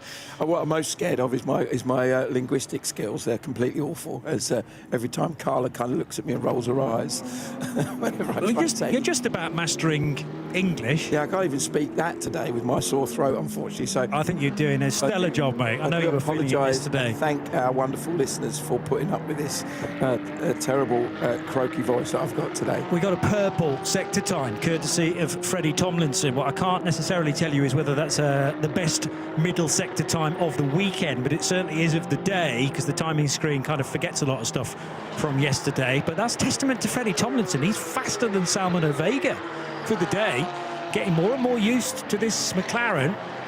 And it only seems about 5 minutes ago that he was in the Ginettas, but I did actually find out that was 5 years ago rather than 5 minutes. It was 2018, I think he did his first Ginetta junior race. Wow, just over that now. But no, what's interesting there is that sector 2, which is the longest and most technical sector of the lap, is a bit less dependent on straight line speed. Sector 1, which is out of, obviously, from the start line through La Source, up through Eau Rouge, down the Kemmel Straight. And at the end of the Kemmel Straight, when you hit the brakes, that's when you cross the Sector 1 blend line. Sector 2 is just before they turn right, coming out of the second part of Piff Paff. That's kind of where they are there. And then obviously Sector 3 is from there back down to the end of the lap. So 1 and 3, about the same sort of length, 30-something seconds in terms of the actual lap. But it's over a minute for that middle sector. So that A tells you that Freddie is driving the car extremely well, and B, that the car is working exceptionally well as well. Through that section, as we see a much light flashing going on from Max Moritz in the Herbeth Motorsport car. Still one of my favourite liveries, with that lovely sort of dark green and blue tartan he's got. I don't know. We have to do a bit of digging as to what the history of that particular livery is, Johnny. I think because it's not an obvious one. I don't think. I might be completely wrong. I don't think Max Moritz is Scottish, but no. Although if you go back a few generations, who's to say? But there must be some sort of tie-in. Well, Jacques Villeneuve was at the Goodwood Revival last year. Yeah, sporting his Villeneuve tartan that he's had. Oh, nice. Multicoloured, sort of pink and blue and purple, that kind of stuff, and. Because he was wearing it in the collecting area. He was racing against a certain driver that I know quite well, and they were chatting. It's quite surreal actually seeing Jacques Villeneuve, whose father Gilles was my absolute hero, and obviously Jake chatting away to him. I was like standing there. This is a proper pinch me moment. I managed to have a little chat with him as well, and he was really cool actually. I said. I was in Estoril in '96 watching when he pulled the move to go around the outside of Schumacher to take the lead when he was in the Ferrari. Schumacher was in the Ferrari and Jack was in the Williams, and went on to win the race there. And he's like, yeah, that was a really cool move. So it was great. But the reason he got chatting to Jake, interestingly, was because he noticed that on Jake's race suit was a Scale Extric logo. He's a brand ambassador for Scale Extric, and he just started talking about how much he loves Scale Extric and his kids. Who doesn't? I think he's got 5 kids, Jack, or something like that. Okay. You've got plenty of opportunities to get a Scale Extric kit for your multiple children, haven't you? You'd need 6 slots then in his house, 5 kids in him. I didn't know a lot about Anthony de Barn before coming here, but he is properly hustling on in the Chazelle Technology course car, the Porsche Cup car, way off the road. Although according to Creventic rules, might have just have got away with the thinnest slither of Michelin tyre still on the curb at the top of the hill. So 920's going very nicely, trying to close down a 5-second gap to Martin Mortensen for Holmgaard Motorsport. We'll go to the pit lane, though, for another update from Carla. It's a very short and sweet and lovely update, if you want to say so. The number 41 is back out. They lost, of course, a lot of time, and we will not be seeing them racing for position anymore, but they must have found the problem with ABS that they spoke about earlier, and they are up and running again. Excellent news. That has taken some time to get to the bottom of. There's the Lionel Amrush car for Seb Lejeune Racing, the 910. But as I say, it's getting very, very intense for third and fourth positions in 992 AM currently. Holmgaard Motorsports, Martin Vedel Mortensen and Anthony de Barn, who might well be one of the quickest drivers in the 920 Porsche, certainly in this phase of the race. He's another AM driver, mind you, joining Jean-Mathieu Leandri and Jean-Paul Dominici, the three French drivers for the very French squad, Chazelle Technology, but finding handfuls of time. And last time around, they were really swapping quick lap times, both the Holmgaard car, number 902, and Chazelle 920. Remember that it's Abdullah Khalifi that is leading the 992 AM car, AM class rather, with his 974. And Lionel Amrush is the meat in the sandwich. Quick glimpse of Freddie Tomlinson running in third position. Meanwhile, heading towards our camera at Le Com corner, here's Pierre Castellin, who had to thread the eye of the needle there because the bright green RPM Racing Porsche is very quick down the Kemmel Straight, or up the Kemmel Straight more accurately. And there's the Vortex, a couple of cars behind, the bright orange Freddie Tomlinson McLaren, or should I say Papaya McLaren, half that colour and half black on the rear, 003, with the TOM, the first three letters of his surname. So these Lumirac numbers that appear in the windscreen of every car, very, very clever pieces of kit, telling us where each car sits in the overall order. And Tomlinson can actually clear a couple of cars in one fell swoop there at Le Com, having just recently set the fastest middle sector time with his 77 car. Hasn't really got any pressure from behind, so can just concentrate on the 20 or so second gap to Pierre Castellin in the Audi, the second of the Haas RT cars. But they are 1-2 formation flying, are the cars from Belgium, or with strong ties with Antigua and Barbuda.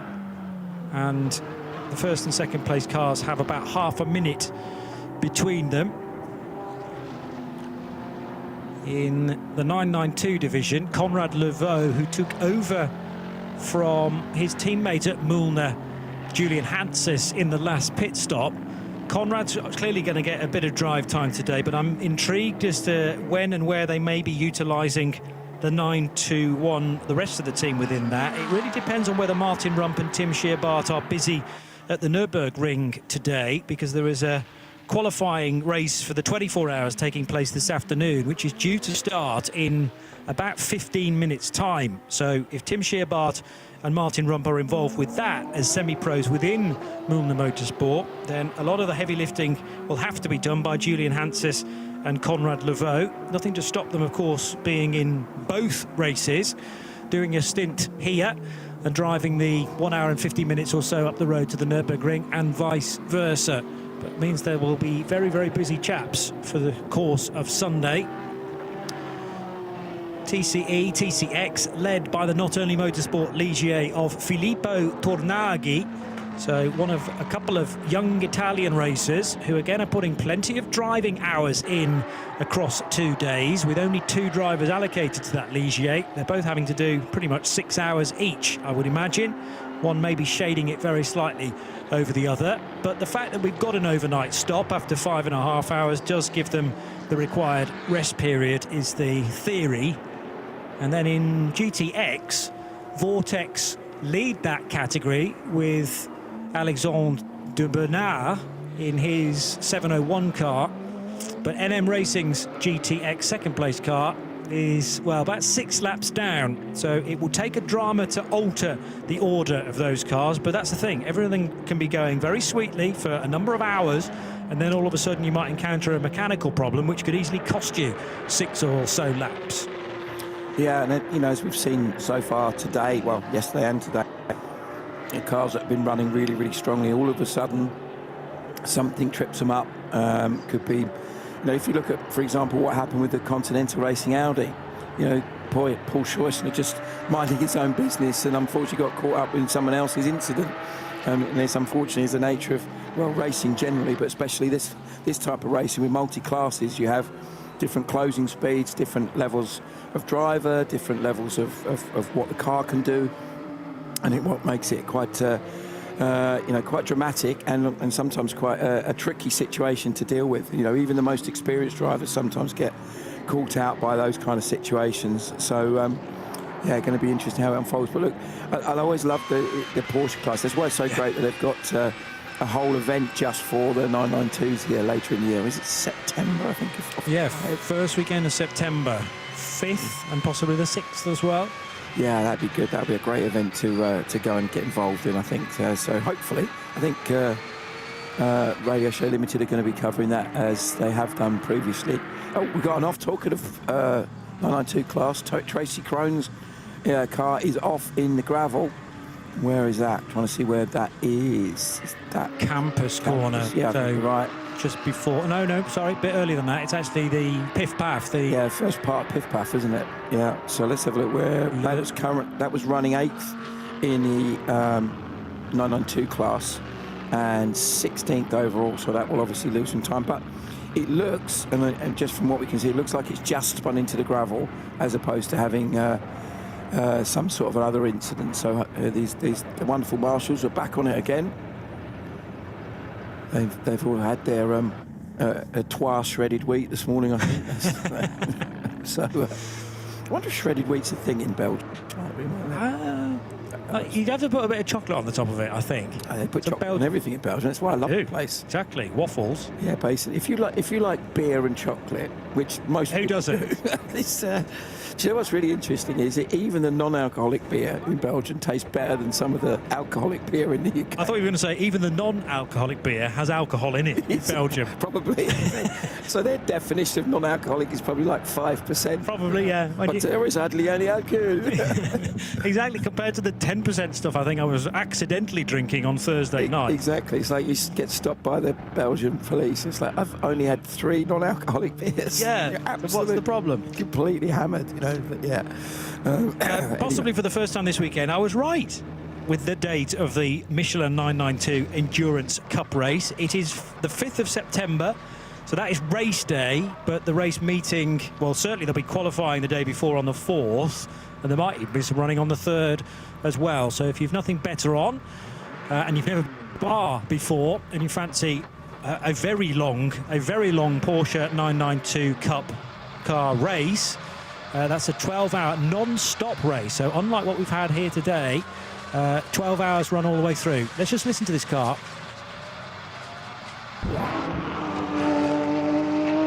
So that was the gravel rattling around in the back of. Oh, here we go. That was a strange one. It just looked like he just obviously went in a bit too quick and lost the back end. But you know, like sometimes you see cars going in and they kind of snap into oversteer immediately. That sort of started to go quite progressively. It was almost like the brake bias was wrong. We had too much rear brake bias on. That kind of vibe that it was looking at from a distance. Could have been something else. It may be that, you know, the pedal went a little bit long. You know, just where you put your foot on the brake hard, obviously, and instead of you having the normal level of pressure, you just had a slight movement in that pedal, a little bit more than you'd think, and that causes you therefore to brake disproportionately harder than you meant to, and also that can obviously then lock some wheels. But yeah, most importantly, he's back on the track, no harm done. Probably, I would expect, will make a pit stop, either to first and foremost check the car, or, as I said, there may have been an issue that caused Tracy to go off, because remember, you know, this guy is so experienced, and the level of racing that he's been doing Him and Nick Johnson have been this kind of intertwined partnership of driver partnership for so many years. Let's watch again. Let's watch as he gets some brakes. It didn't look like it suddenly snapped. It looked like it just didn't really slow down as much as he wanted it to, and then it kind of went into a slightly longer, lazier spin, which was a little bit of an odd one, wasn't it? Yeah, so just it was either carrying a bit too much speed into there, or there was something on the road, of course, although I think the Porsche immediately behind Tracy did manage to sneak through, but that's a bit harem-scarum as well when you are pursuing a similar car in your category, and then sadly for Tracy that car leaves the road and you've got to immediately react to it when you're only two or three car lengths in behind. Decides not to pit, so happy to continue. Obviously that's left quite a lot of gravel. It's still being chucked out the back of the car, isn't it? Bouncing around, and there's also been some damage to the front of that car looking underneath. There's the Müllner Motorsport 921. So having done maybe half of a pit stop under code 60, now getting to the fueling area, and that's perfect timing because it will get a full green flag fuel fill. So very, very helpful to the Müllner Motorsport class leaders. Conrad Levaux, assuming it is still Conrad to bring that car back out again, they will not necessarily continue to lead 992, but they'll be in a very good position with a brimmed fuel tank once again. Absolutely. Oh, excuse me. Absolutely. So Ajith racing in. Also, we can see the Kevin Clark's BMW in the Herberth car. The what else have we got? The Ferrari making its way down to see who's in that car now. Was Lisa Clark not that long ago? See if it's Lisa still, if it's changed now. She comes across the line to head out onto the circuit. Is it still her? No, it's Kyle Marcelli. So you've now got the pro driver in there. So it's going to be interesting to see what Kyle can do with that car. Now he's got himself, I would assume, a new set of tyres and a decent amount of fuel, and he can get stuck in. I don't think we've seen, if we have seen him, I don't remember seeing him very much. So he should have a nice long run in this car. Too right, yeah. I think he did do a stint maybe yesterday. Whilst we contemplate that, let's get to Carla, who's down at Asbest. I am stood next to Samuel Sie. I just learned how to pronounce that last name correctly. Driver of the Cupra with the 101 number. This racetrack is a gnarly one. You are in the TCE class, which means you have cars lapping you. How scary is that here? Oh, it's always scary. The GT3s, the Porsches, they are real quick. I need to keep one eye on the mirror all the time. Yeah, but we're making good progress. Trying not to get in other way, just make the position change really quick and smooth, not wasting too much time, and I think we're doing okay. In general, how was your experience over the last 3 days? We were quite lucky with the weather. Driving in sunshine up here is not a given thing. Tell me, how does it feel? Yeah, I always heard Spa is famous for the rain, but I got lucky. There was a rain.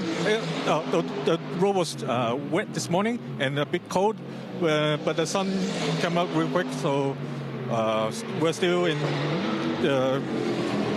driving very safely.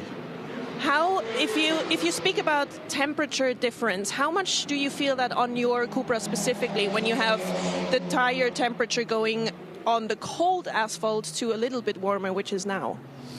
Yeah, in the beginning of because I was starting first stint, the tires are real stone cold. I was being very cautious. And sometimes if we have a long Coke 60, the tires are getting cold very quick. So after the restart, I have to manage a bit to stay on the safe side, yeah. Will you be back in the car one more time? I don't think so. We have another driver's preparing for the next stint. I think I'm done for the day. It's just watching the race. Then let's cross fingers for your teammates. Thank you. Thank you.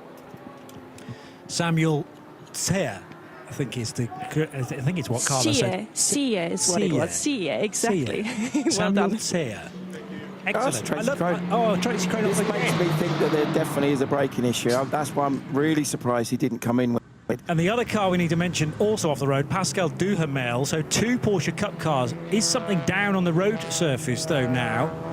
Or I'm just wondering whether that was Yeah, a car slithering its way towards Bruxelles in addition to Tracy Krone's car, but they're all getting through. But that, again, has swapped ends on him very, very early on. And looking at the tyre marks, that to me suggests like a big lock-up in the braking zone. And as we saw the first spin, and there's a pretty smoky Audi making its way back round. That service again. That looks oil. Yeah. Oil smoke to me, doesn't it? White smoke is usually. Oh no, or even a puncher. Now we see it from this angle. It could be oil. It could be oil and a puncher, but it's definitely a puncher. So yeah. But this is the Audi that stopped out of Blanchimont. So I was thinking if it's carrying some sort of mechanical gremlins, maybe it is spewing something. But no, that's just tyre rub. So either the tyre's gone down, or they might have had a suspension issue with that car now, and it's too low on the tyre, causing the problems. Here is Pascal Duhamel, who initially brought out the yellows. So we've got an issue now at the moment at turn 8, turn 12 and turn 13, all on the same lap. And how about this for Marshall Power? They're attempting to push Tracy Krone's Porsche out of the gravel trap, but first of all, they're building sandcastles in the gravel trap, just trying to get enough clearance. This is on board with Tracy. Let's watch. It just broke up. Yeah, similar sort of thing to the first one, in that it just suddenly just went in and just the back end came out on it. So suddenly here we watch it again, a big lock-up. It definitely looks to me like there's some sort of an imbalance between front and rear braking pressure. Yep. Could be a brake bias, because there's brake bias adjusters in all race, well, not all race cars, but pretty much every race car, certainly in all of these cars. So you can put more pressure in the front or the rear. Usually it helps to change the balance of the car. Sometimes you can even change it to improve things like traction. It can help a little bit, or sort of to make balance the car out in different ways. And what it almost always is done for is when you go from a wet to a dry circuit or back, you'll find that you have a much more of a 50-50 braking pressure when you're racing on a damp or wet circuit, as opposed to when it's dry. Most of the braking pressure is on the front. So that could be a problem, and obviously the Carrera Cup cars that these are such what I would call a proper racing car, in the sense that it's designed from the ground up for the series that it races in. But great disappointment. But as I said, I'm just a little bit surprised that Tracy hadn't come in sooner to get the guys to have a look at it. But yeah, hopefully he can get it back and then find out what's going on. Certainly 2 years ago in this Porsche Cup category, ABS was not allowed. But what I'm just checking now is whether the ABS is still a thing, because it could be an ABS failure, I suppose, anti-lock braking system. But in the modern, well, I think moving forward for Porsche Carrera Cup, the brand new cars will all be ABS fitted. Yeah, definitely. The latest generation, 100%. Yeah, but these are the slightly older cars, and I can't remember from a technical regulation point of view. But I do know a man who will know the answer to this. I'm just about to buzz Paul Truswell to tell me about the Red Camel car, and therefore about the other cars within the category. But brake bias, therefore, I mean, look at the stones again, chucked all over the racetrack at Bruxelles corner. Tracy's doing his best to scatter off the road surface as much as possible, and thankfully they're all bouncing to the outside of that corner. But nevertheless, you see, he was both shaking the car and braking hard to try and get all the stones out. It's you usually see that this requires, once the car comes back and they scoop whatever stones they can get out of the various different places it will have stopped, then usually it's the old Henry Hoover comes out. Other Hoovers are available, but yes, that's quite often the Hoover of choice. So young Belgian fans enjoying the motorsport, enjoying the day out. Great value for money. If you come to a Creventic 24/8 series, you get lots and lots of racing. And a fabulous atmosphere. It's incredibly accessible. We've seen a lot of young fans, people with their young kids coming in and getting photos with their cars. So let's be honest, there's not many race cars that are cooler than the GT3 car, especially. And certainly I've seen a lot of that going on. So worth the trip, and especially quite a few, as often is the way for all forms of major motorsport, quite a lot of British fans come out to Spa, because it's such an easy, straightforward drive. We've got some friends of ours and some of Jake's partners have driven out. I mentioned about Nathan and Simon from Abco. They came out, first time ever been to Spa, first time driven. They went, A, it's a really easy journey, and B, oh my God, what a fantastic place. And then we also headed across to the Nürburgring last night, which was a difficult one. It was for everyone. So anyway, out the car. And that's interesting that he's out the car, because it didn't look like it was damaged, but then maybe there's something had broken that put him off the road. Good point. So you would have thought perhaps he would have brought it back.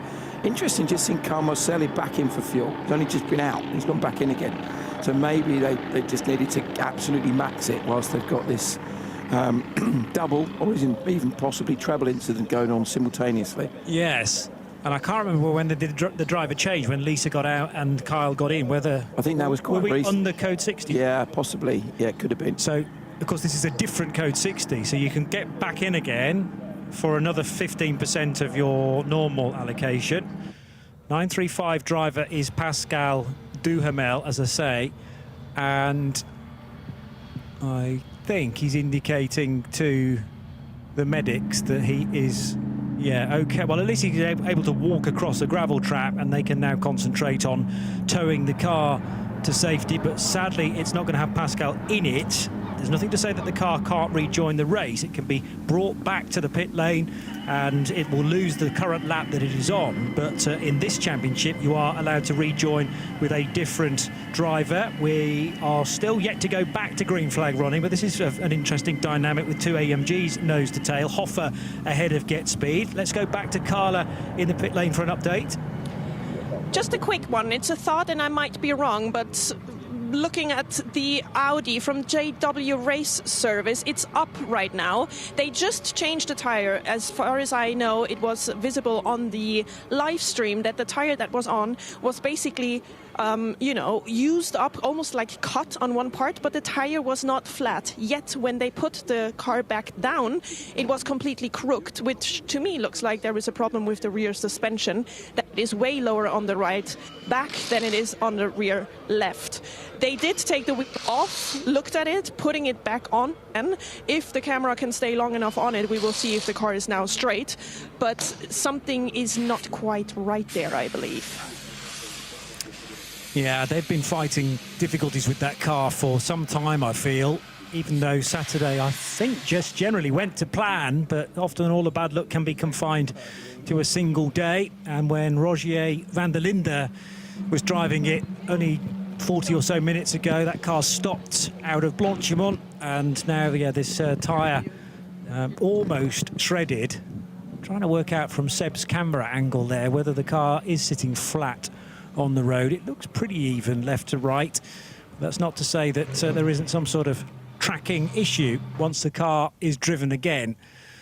So lots of smoke. We wonder whether that was oil spewing out the back of it until it turned left at Pouhon, and it's quite obviously tyre rub on the rear right wheel arch, and you get this sort of extension to the wheel arch as part of the TCR design to give it a little bit of aero, how the air flows around each of the individual wheels. It also looks cool as well to have those inlets and sections, the boxes around the wheel arches themselves. So the jack's going to be inserted to the rear of this Audi, and they're clearly chasing some sort of problem, but not precisely sure what it might be. Still under code 60. Turns 12 and 13 are the exact area that we're concentrating on now. So with the Duhamel car recovered, 12 and 13 is Le Fagnes once more. I wonder whether they're doing a bit of track cleaning down there, which was initially where Tracy Crone left the road and has left quite a bit of debris on it for everyone else. So get it all cleared up before we go racing again. Yeah, one thing I did notice that a driver that's on board the Get Speed Mercedes now is Marvin Klein, the Frenchman who has had such huge success in Porsche Carrera Cup and Super Cup racing over the years, as well as GTs, but more specifically, probably best known for racing many years in both the Porsche Carrera Cup France, being a multiple champion in that, and finishing runner-up in the Porsche Super Cup as well. And did the Porsche, did the 24H Series GT3 Pro-Am with Get Speed this year, and also was out in the race in Abu Dhabi last year as well. So good to see Marvin as part of it. Very quick, very experienced driver.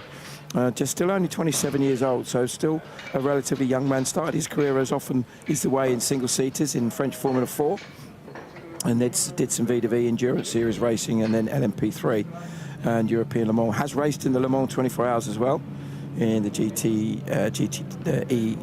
LMGTE AM class. It's a bit of a mouthful, isn't it? Tell me about it. 2022 with Inception Racing. I've had to say that race after race after race, and it's so tricky to get out, particularly if you're trying to describe an intense fight between those cars. You and Mr. Graham Goodwin do it so elegantly. So it's just practice, really, more than any talent, I tell you. It's probably the same as when in my past I've done the same championships for years and years. You just get, you just know the terminology and the ins and outs of it. This is one of the things that you start to get a little bit more familiar with. So, indeed. But I think certainly I'll speak for myself and for you, Johnny, that we really love being part of this Michelin Creventic 24H Series media team. It's a great bunch of people. The guys, Peter Fry and Jesse de Jong and David Vink and all these other folks. There's plenty of others. I haven't mentioned everyone. Oh yeah. They're all just a pleasure to work with, and you know it's a lovely, friendly and positive environment, and we always made to feel very welcome. So, yeah. So it's a great place to be. Great place to be, specifically SPA-FRANCORCHAMPS. Too right. I have to say a special thanks to Helen Raukens this morning, because she lent me her printer and a laptop as well, and also Rick, who sits in the back of the Creventic office. I'm almost becoming a permanent fixture now on a race day morning, just making sure we've got the paperwork for the grid and yesterday's results and all of that sort of thing. I'm sure there'll be an invoice in the post to me for all the ink I've used, but I'm always very grateful for that.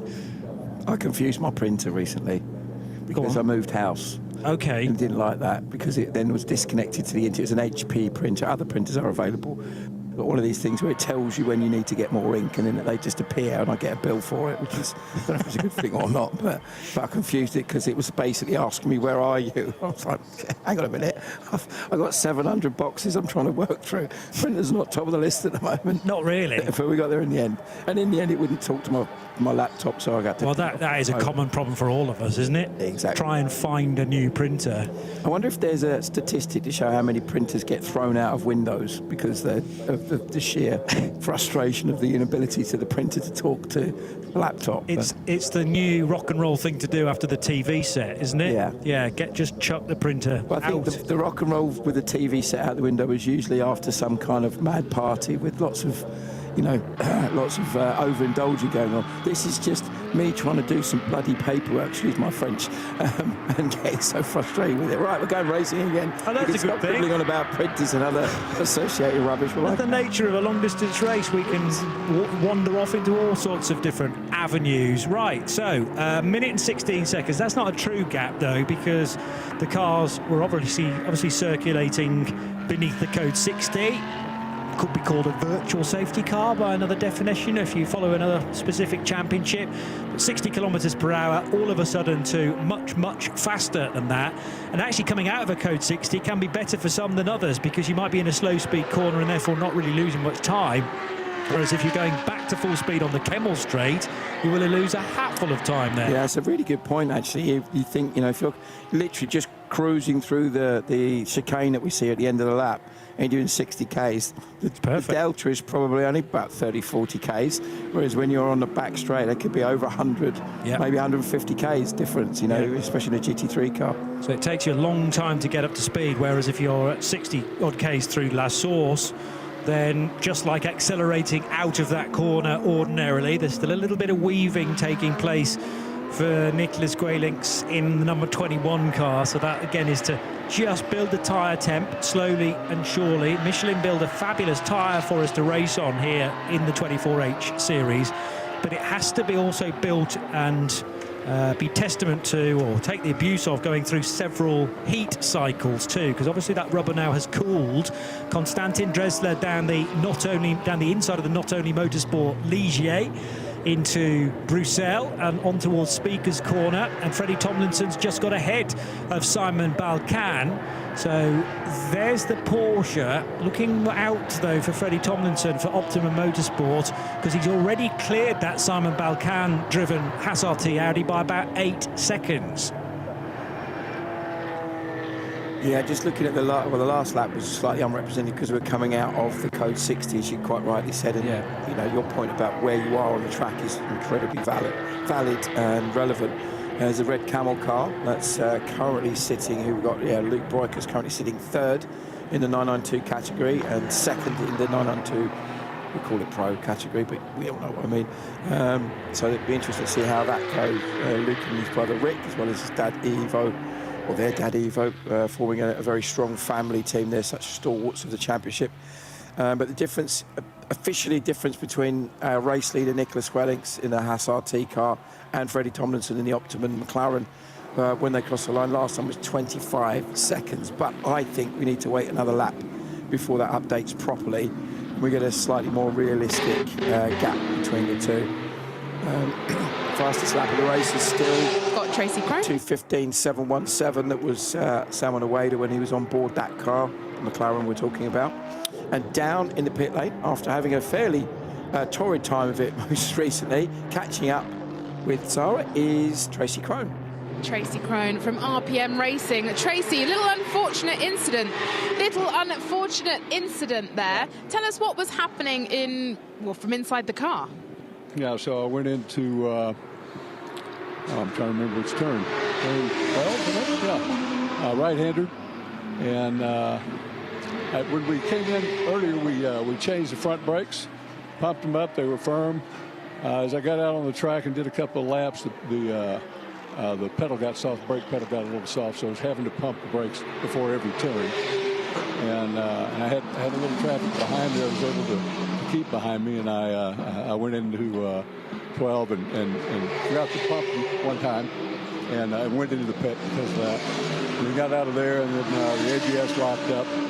Probably had some rocks in it and didn't recycle it coming out. And then as I went into turn 8, hit the brakes, the brakes locked up and spun me again. All of this is self-induced, unfortunately, but that's racing. Yeah. Always learning, isn't there, every time you go out on the track? And you've been racing with Nick for 20-odd years, you told me, in Michelin? Yeah, 23 years now. Always some things to learn every time you come out on the circuit. It's, you know, the unfortunate thing about this sport is you pay for every mistake you make. Yes, absolutely. Well, we're going to see you in Paul Ricard. Oh, yeah. Yeah, we'll be there. Well, we will see you there. Enjoy the rest of the race. Thank you. So Tracy Crone, to a certain degree, holding his hands up, saying self-induced. I had checked with certain members of the 992 fraternity up and down pit road to hear that, yes, ABS is permitted in that category these days, although it wasn't in 2024. So either last year or into this season, you can use ABS, whether you're in 992 AM, as the RPM racing car is, or 992 non-AM. But those systems cannot necessarily behave all the time, and maybe the first spin sort of semi-caused the next off. But Tracy bringing the car in, and that RPM racing car now is taken over by his long-time driving partner Nick Jonsson, the Swede, although for many years based in the US, where Tracy hails from. He's got one of those slightly kind of American-y, Mid-Atlantic Swedish-y type accents. Like when you listen to a couple of the Swedes that race in Indy cars, they've got this sort of mixture of a bit of American and a bit of Scandinavian or Nordic or whatever's going on. I'm just looking at Tracy's biog. It's quite interesting. He's been first raced at Le Mans in 2006 with White Lightning Racing. Remember those? I remember having a White Lightning scale electric car. With Jörg Bergmeister and Nick Jonsson. Nick Johnson's been completely consistent every year.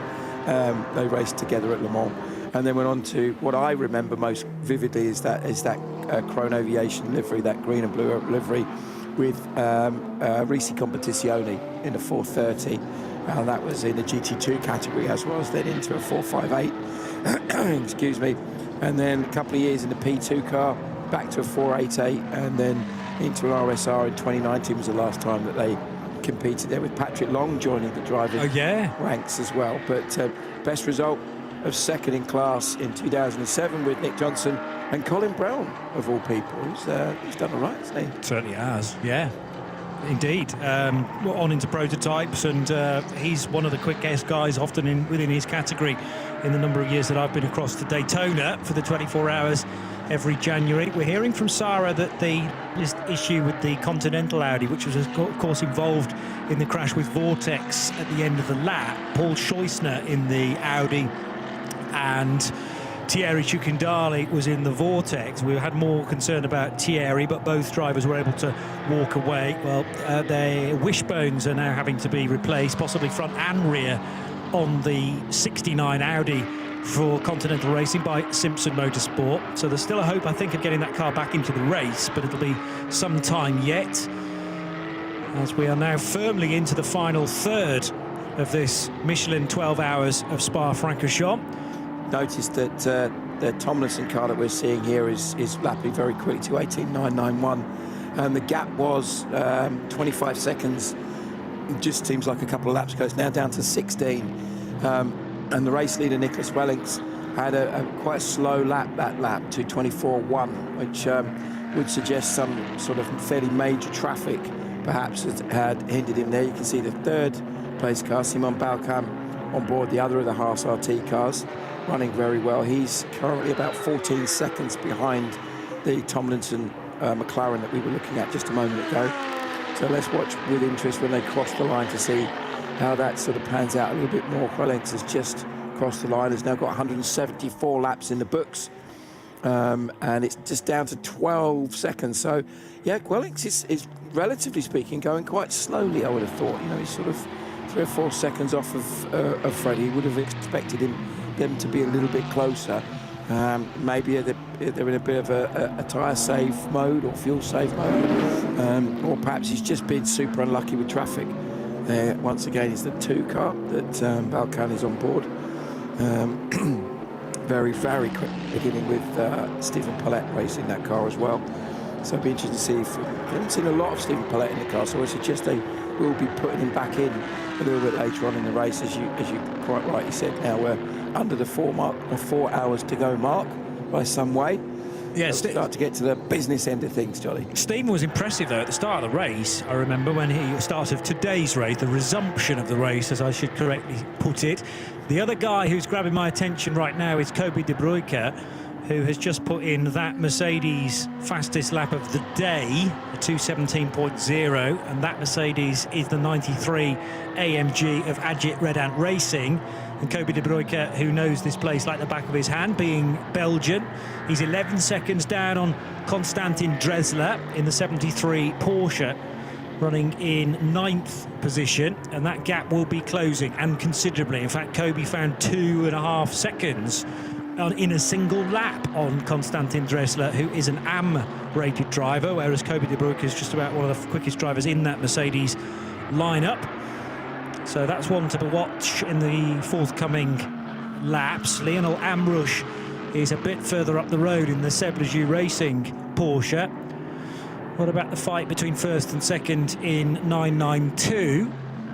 Well, that gap is potentially coming down. They're crossing the line now, actually, both Luc Broekers and Conrad Levaux, separated by 3 seconds. So a real fight for 992 non-AM, and we could well have them nose to tail in the not too distant future. Is that the Viper Nizza racing car going very wide out of Curve Paul Frere to overtake Hoffa Racing's example of their AMG? And the race leader, or one of the Haas RT cars at least, was a bit further up the road, turning right and left now. Optimum Motorsport McLaren again between the 2 Haas RT cars. Interesting, you talked about the Luc Broekers car a moment ago. He's just set that car's fastest lap of the day at 2:21.0, which was 5 seconds quicker than Ahmed El Hamadi on that lap. And then the gap between him and Levaux, he was about nearly 2 seconds quicker than Conrad Levaux as well. So that we know just how strong that Red Camel car can be, especially in the hands of Luc and Rick Broekers. Are both super quick drivers, and they know those cars so well as well. So there's our race leader, Nicholas Wellings.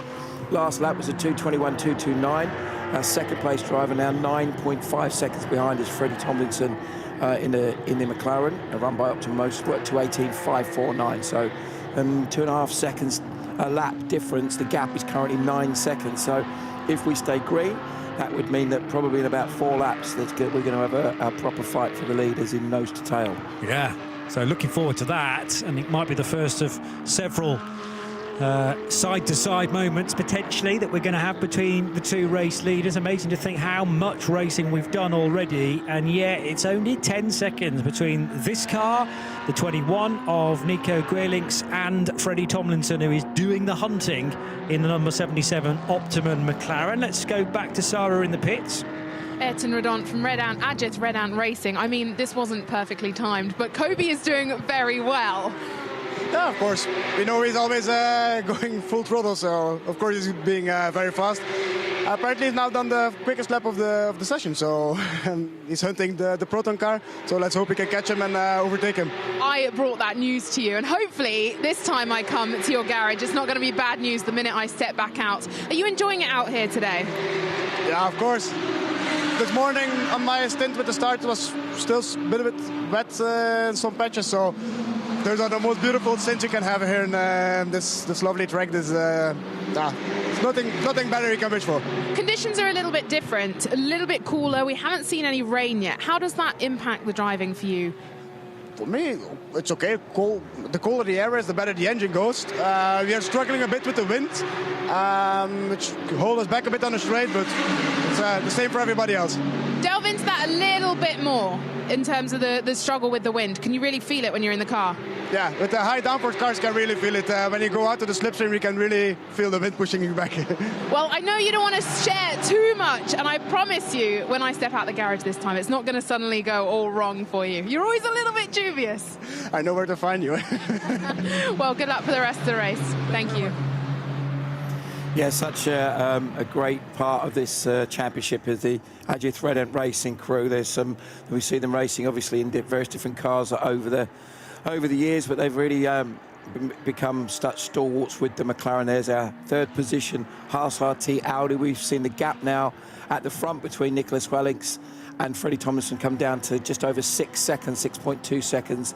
Freddie lapping in the 2:17s and Guelinks lapping in the 2:20, so just over 3 seconds a lap quicker. So, yep, and as we sort of guessed, in a couple of laps we should be seeing these guys running nose to tail, barring any unusual circumstances, just based on the pure speed that these two cars have at this stage.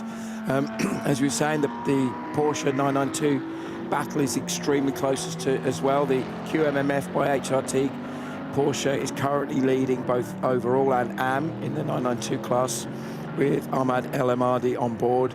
He's got an 11.4 second lead over Luke Breukers, with Luke Breukers lapping 3 seconds quicker and Conrad Leveau lapping around about a second and a bit slower than Breukers. So they're kind of concertining up a little bit. Lionel Amarouche not too far behind.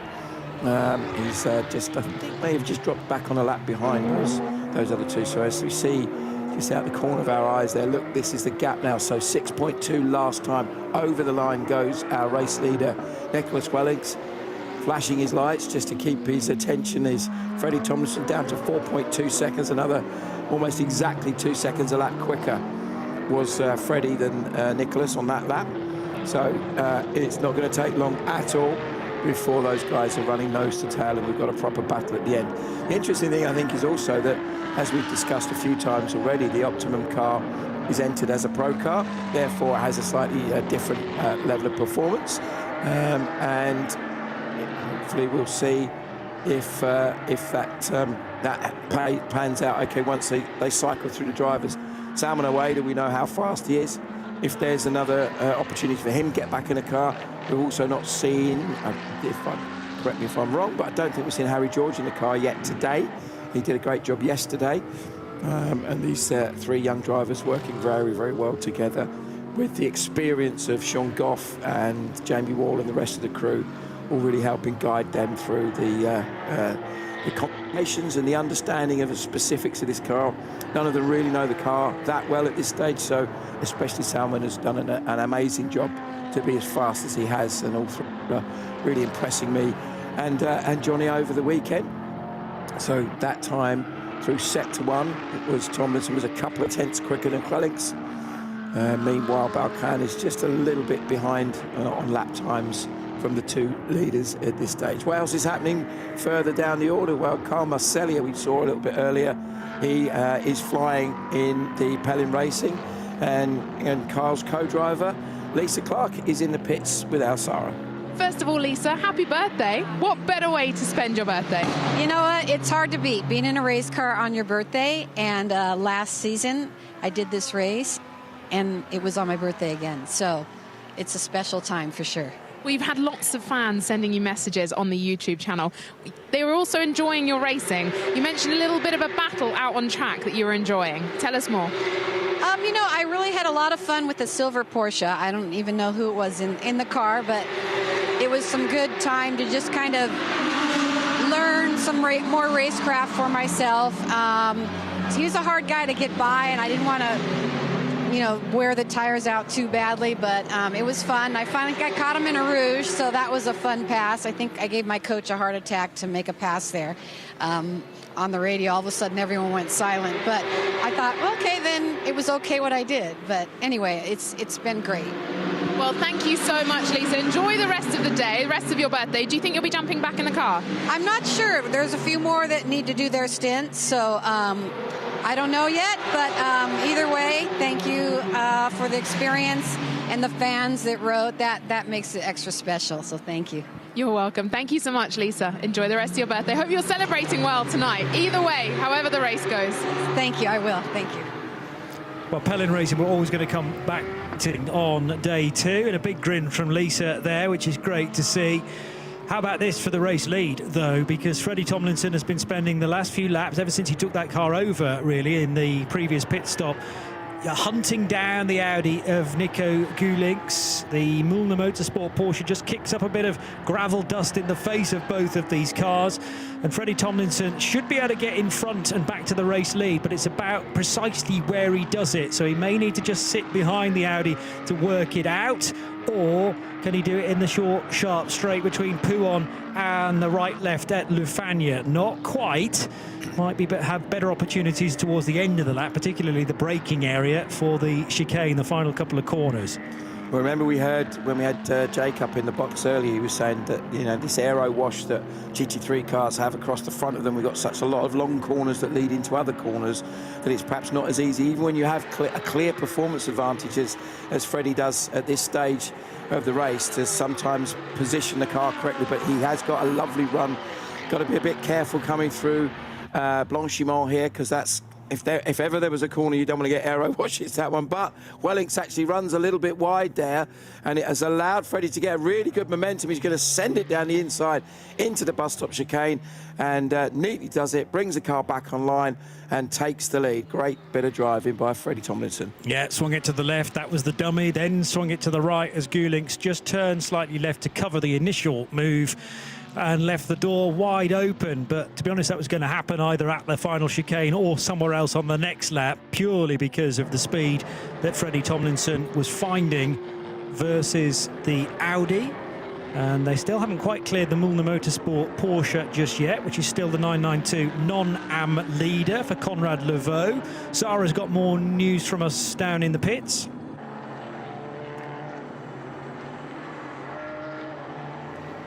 Excellent. Okay.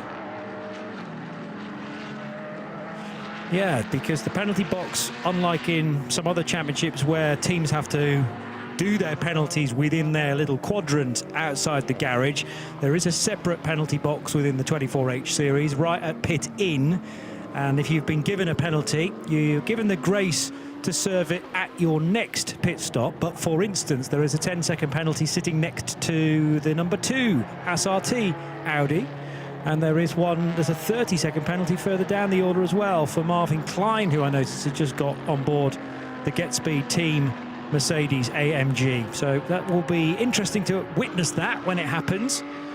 This Klein put in some very, very quick laps and right in the mix, fighting, actually going past the Wellings car, the car that's currently second. So himself a little bit.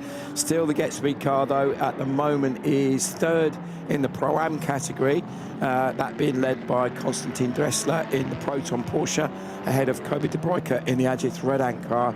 Kobe flying in the 217s, round about second and a bit faster than Dressler, who's ahead of him. But that gap, by over a minute at the moment, so we'll have to watch with interest. Now, down in the pit lane, and showing us a little bit about what's going on down there, is Sarah Esser.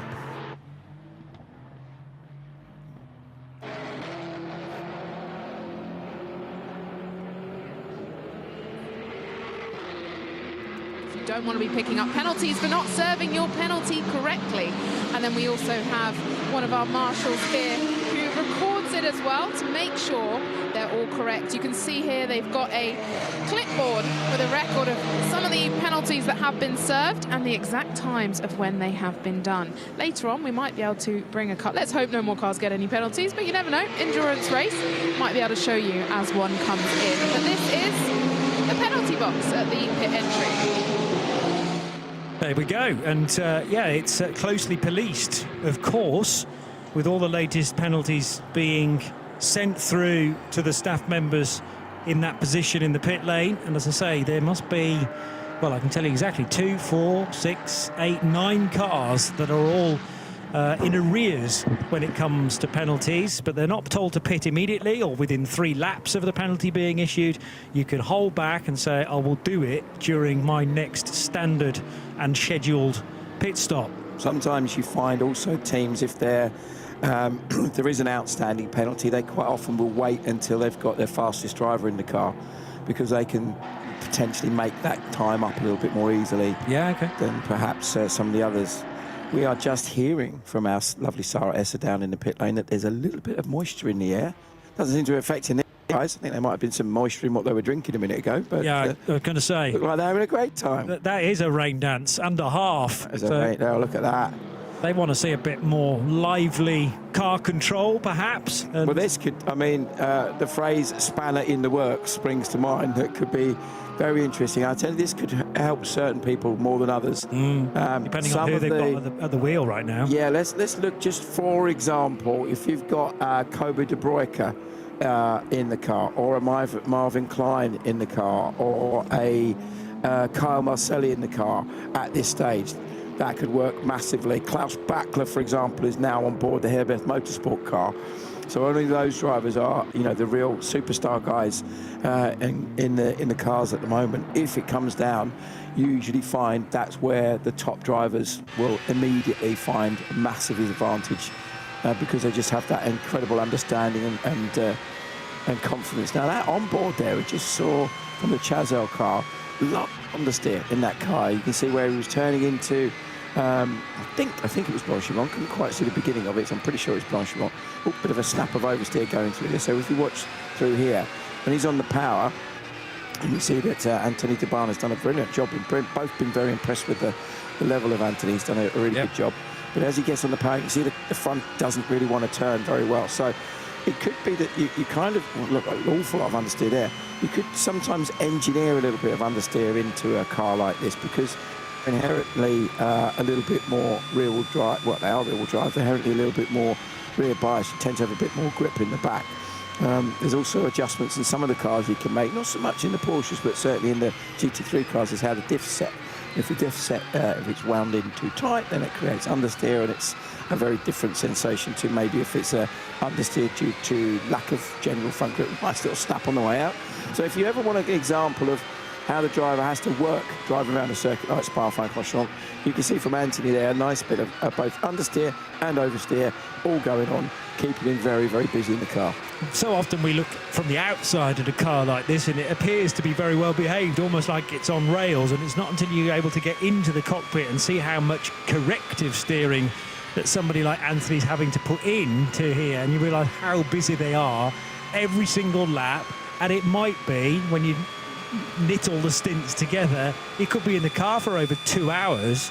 So no wonder they need just a sit down and a cup of tea by the end of it 50% of the rest period from the drive time you've just done is required, because remember there's this overarching rule of not being able to drive for more than 4 hours in any snapshot of 6 hours. And that really takes into account yesterday and today. Let's get back to the pit lane with 3 hours and 20 minutes to go. Joining me now, J-Mech, James and Martin. We saw a couple of your fans on the live stream, so I promised them I would come and have a chat with you. Are you enjoying Spa so far? We've had better years, yeah, but I don't know, it's all right. If we make it at the end, we'll be happy. I was going to come to that a little bit later on, but just if you were enjoying the track, tell us more about what happened in the race. Yesterday we had a steering rack failure. We had, what else went yesterday? Oh, radiator went yesterday. So we had a coolant leak, that cost us a lot of time. I think if we had kept it out the pits, we would have been a lot better off. So you decided not to fix the car overnight and wait to do it in a pit? I drove my stint with no power steering, so I just kind of got on with it.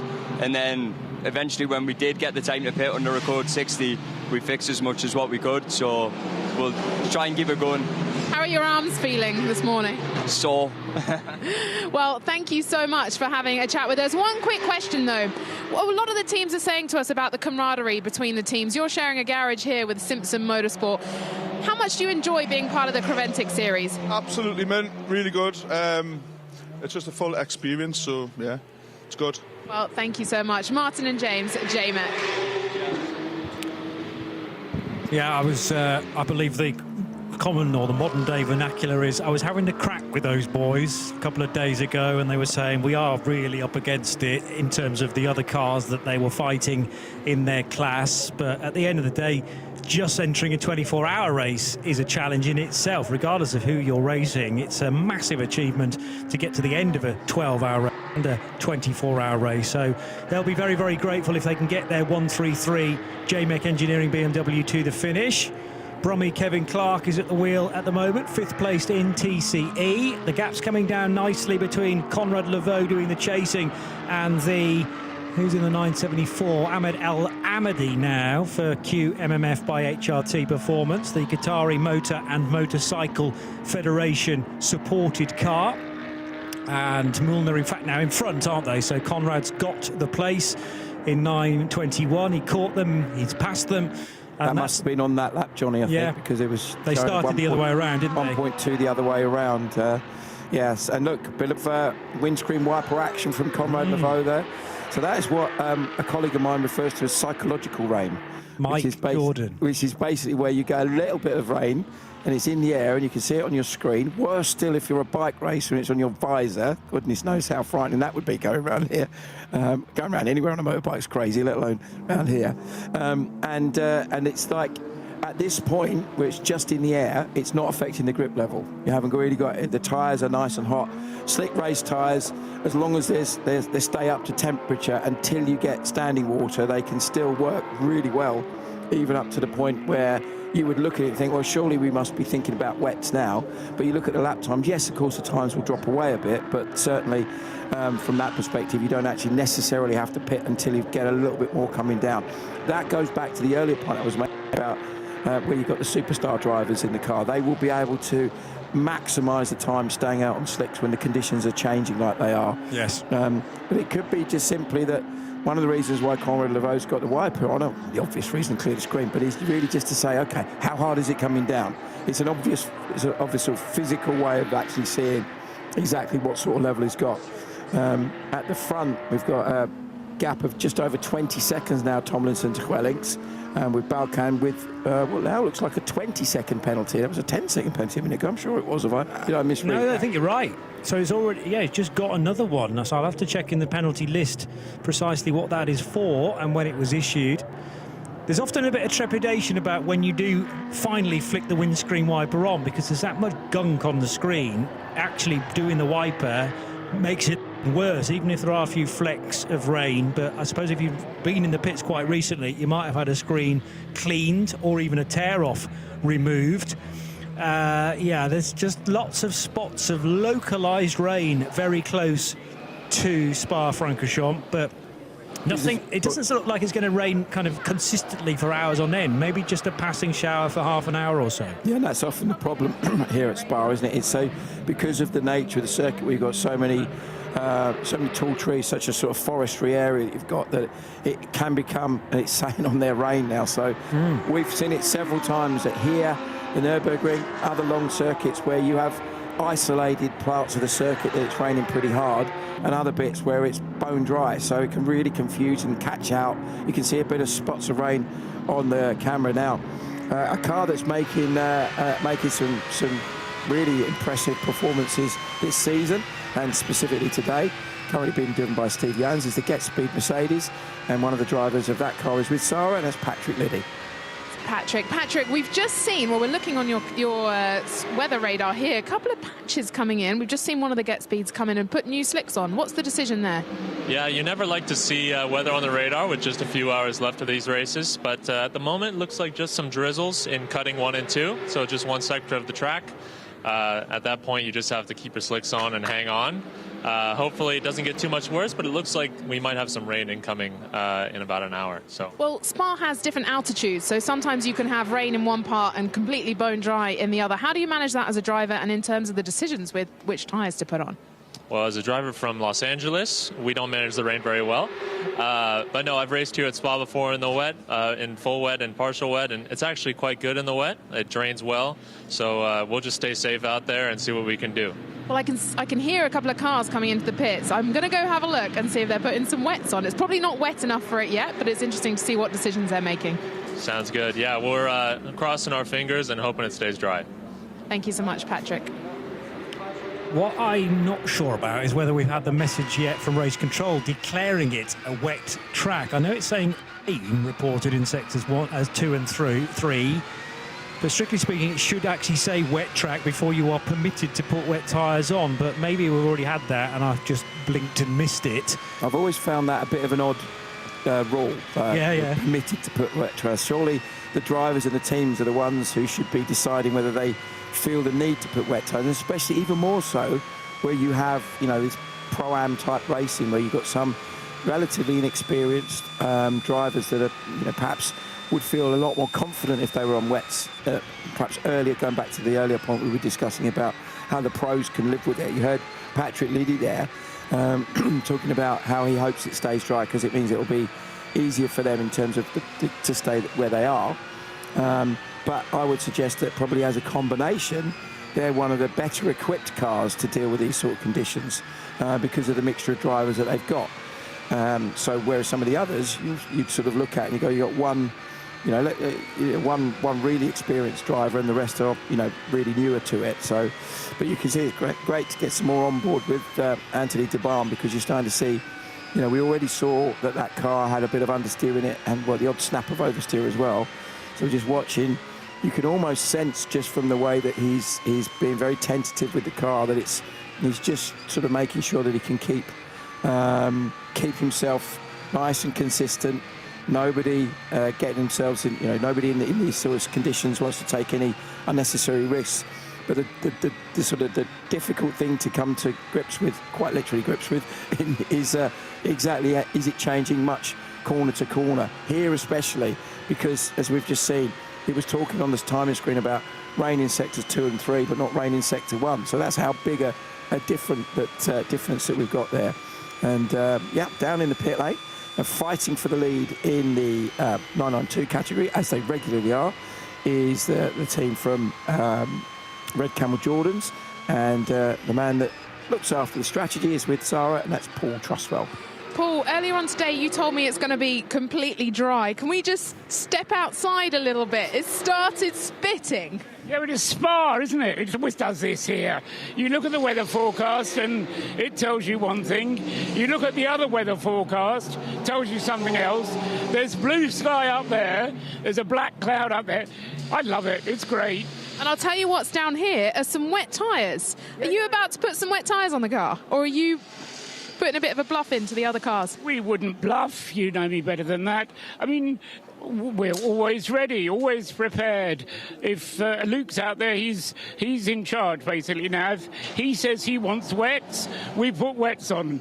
At the moment, he's changing his mind at every corner. So we'll see. It's good fun, though. So they're there just to be ready? Just in case, just to show everybody else that we're ready. Got it. That's the note from Red Camel. Say that again? I said that's the note from Red Camel. Thank you so much, Paul. Absolutely. We're always honest with you. Not a tinge of so-and-so, isn't not it? a tinge of sarcasm. He is. So look, now you can see. Yeah. That's the first time I think we've seen proper rain, isn't it? Looking at those folks there. Come on, mate, be a gentleman. Put your brolly over your young lady with you. I don't know. Now this is where we are now seeing, in my opinion, this is where we're starting to get what I guess you'd call a transition, where it's about to go into the category of, right, probably going to get a flurry of pit stops. Simon Balkan, the third place car, is in the pits. So we'll watch with interest to see if they've gone for wets on that car. We've seen, obviously, that they've just been through and taken fuel. The lap times, interesting, amongst the leaders, are sort of in the, 2:23 for Freddie Tomlinson. So that's around about 6 seconds a lap now, slower than, maybe 5 seconds a lap slower than he was going fairly recently. So it's really starting now to affect the levels of grip. But is it wet enough around enough of the Spa track to now consider wet weather tyres? The blue icon, well, actually, it's blue raindrop icon on the LED board, and that is definitely to signal to everybody you can now change to the wet weather tyres. That, I think, has been indicated for a little while, localised, and there's the declaration, wet race. So only from this point on, and I was feverishly going through all the regulations to make sure we would have an actual declaration from race control. You can now change tyres, and you can now put groove tyres on. The Aston Martin for Com2U Racing comes to a halt, and there go the wet weather tyres. But I honestly do think they needed the wet race confirmation from race control before you could actually do that, which is a bit hampering, actually, but that's the way it's been declared in the regulations. It's a really good way of watching a top team at work here, isn't it? You can see the process in terms of what they're allowed to do. They have two crew members assisting each other with each wheel change. Certainly when I've watched these a few times from other teams, and it's always an absolute work of art how effectively these folks do it. And one thing to remember with this category is that we have wet weather tyres and we have slick tyres. Yeah. And that's it. There's no intermediate. You see that at, say, Le Mans, for example, where there are different... Well, they used to be, but even the intermediates at Le Mans don't exist anymore. Let's get to Sarah in the pit lane. I know you were watching that Aston stop and possibly others. Well, I texted you about an hour ago, I think, and I said it feels so cold that if it rains, it's going to be snow. I'll tell you what, it's been hail. There's been small hailstones coming down. Very fine, very small. It rained quite a bit, and then hail, and now it's dry again.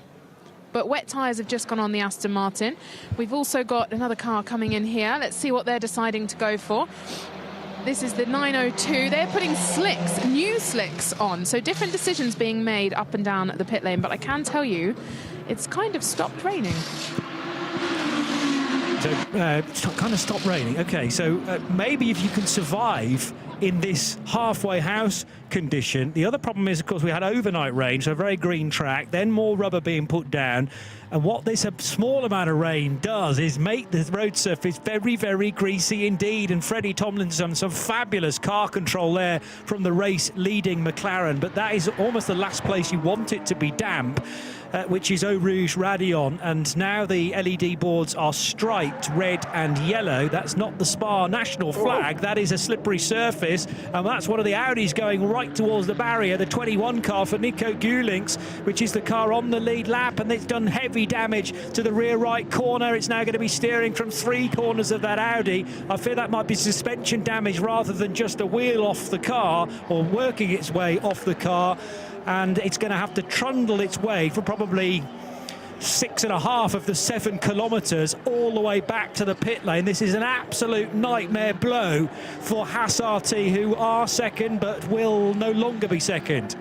Yeah, I think this is going to mean that we'll see the Simon Balkan team car of the other Haas RT move into second. and Steve Jans in the Get Sprint car move into a podium position. But let's not talk too soon, because if it can happen to one car, there's quite a lot of cars that, from what we can see, haven't switched to wet weather tyres yet, so it can happen to anyone. But that will be at least a broken toe link, probably more. It's still driving, of course, which is a good sign. So you would suggest it potentially hasn't broken the drive shaft, which would be a much, much longer, more complicated change. But Nico Guellings is clearly having to struggle like crazy. And remember, we said this earlier about when cars stop sometimes at Spa. We had the Audi in the TCE class that stopped right at the end of the lap. Well, poor old Nico's got exactly the opposite problem. He's gone off at Eau Rouge right at the early part of the lap, and unfortunately he's just caught him out. It's so easily done here. You can see he's well, that's the other car, first of all. The car that struggled. Might have actually, ironically, and he's had to take a detour via the gravel. But look at the one in the distance. It's only then when the 21 car of Guellings gets to Eau Rouge and the really damp bit of the track, he's okay to this point, and then all of a sudden the rear just starts to go a little bit faster than the front of the car. He almost kept it out the barrier, but it's that secondary hit. Went in front right first of all, then the rear right corner has bent, as you say, a toe link or snapped it entirely. And amazingly, I think he's still getting drive from that rear right wheel, so probably the drive shaft's intact. It would appear so, wouldn't it? So this is really going to be such a crucial part of the race now. I don't know, we might find out from Sarah in a minute, but it looks like it's stopped. But then there's obviously certain bits of the track, as we just saw with Eau Rouge specifically, that are really, really greasy still. So I guess it's now the drivers are trying to understand where the grip level is, as long as those tyres are still rear. So that could be a drive shaft. I think they've got ready. Yeah. So maybe there's something on the data that they can see that's suggested that's broken. We heard on the grid one of the Miettinen brothers talking about how their car didn't have operating tyre pressure sensors.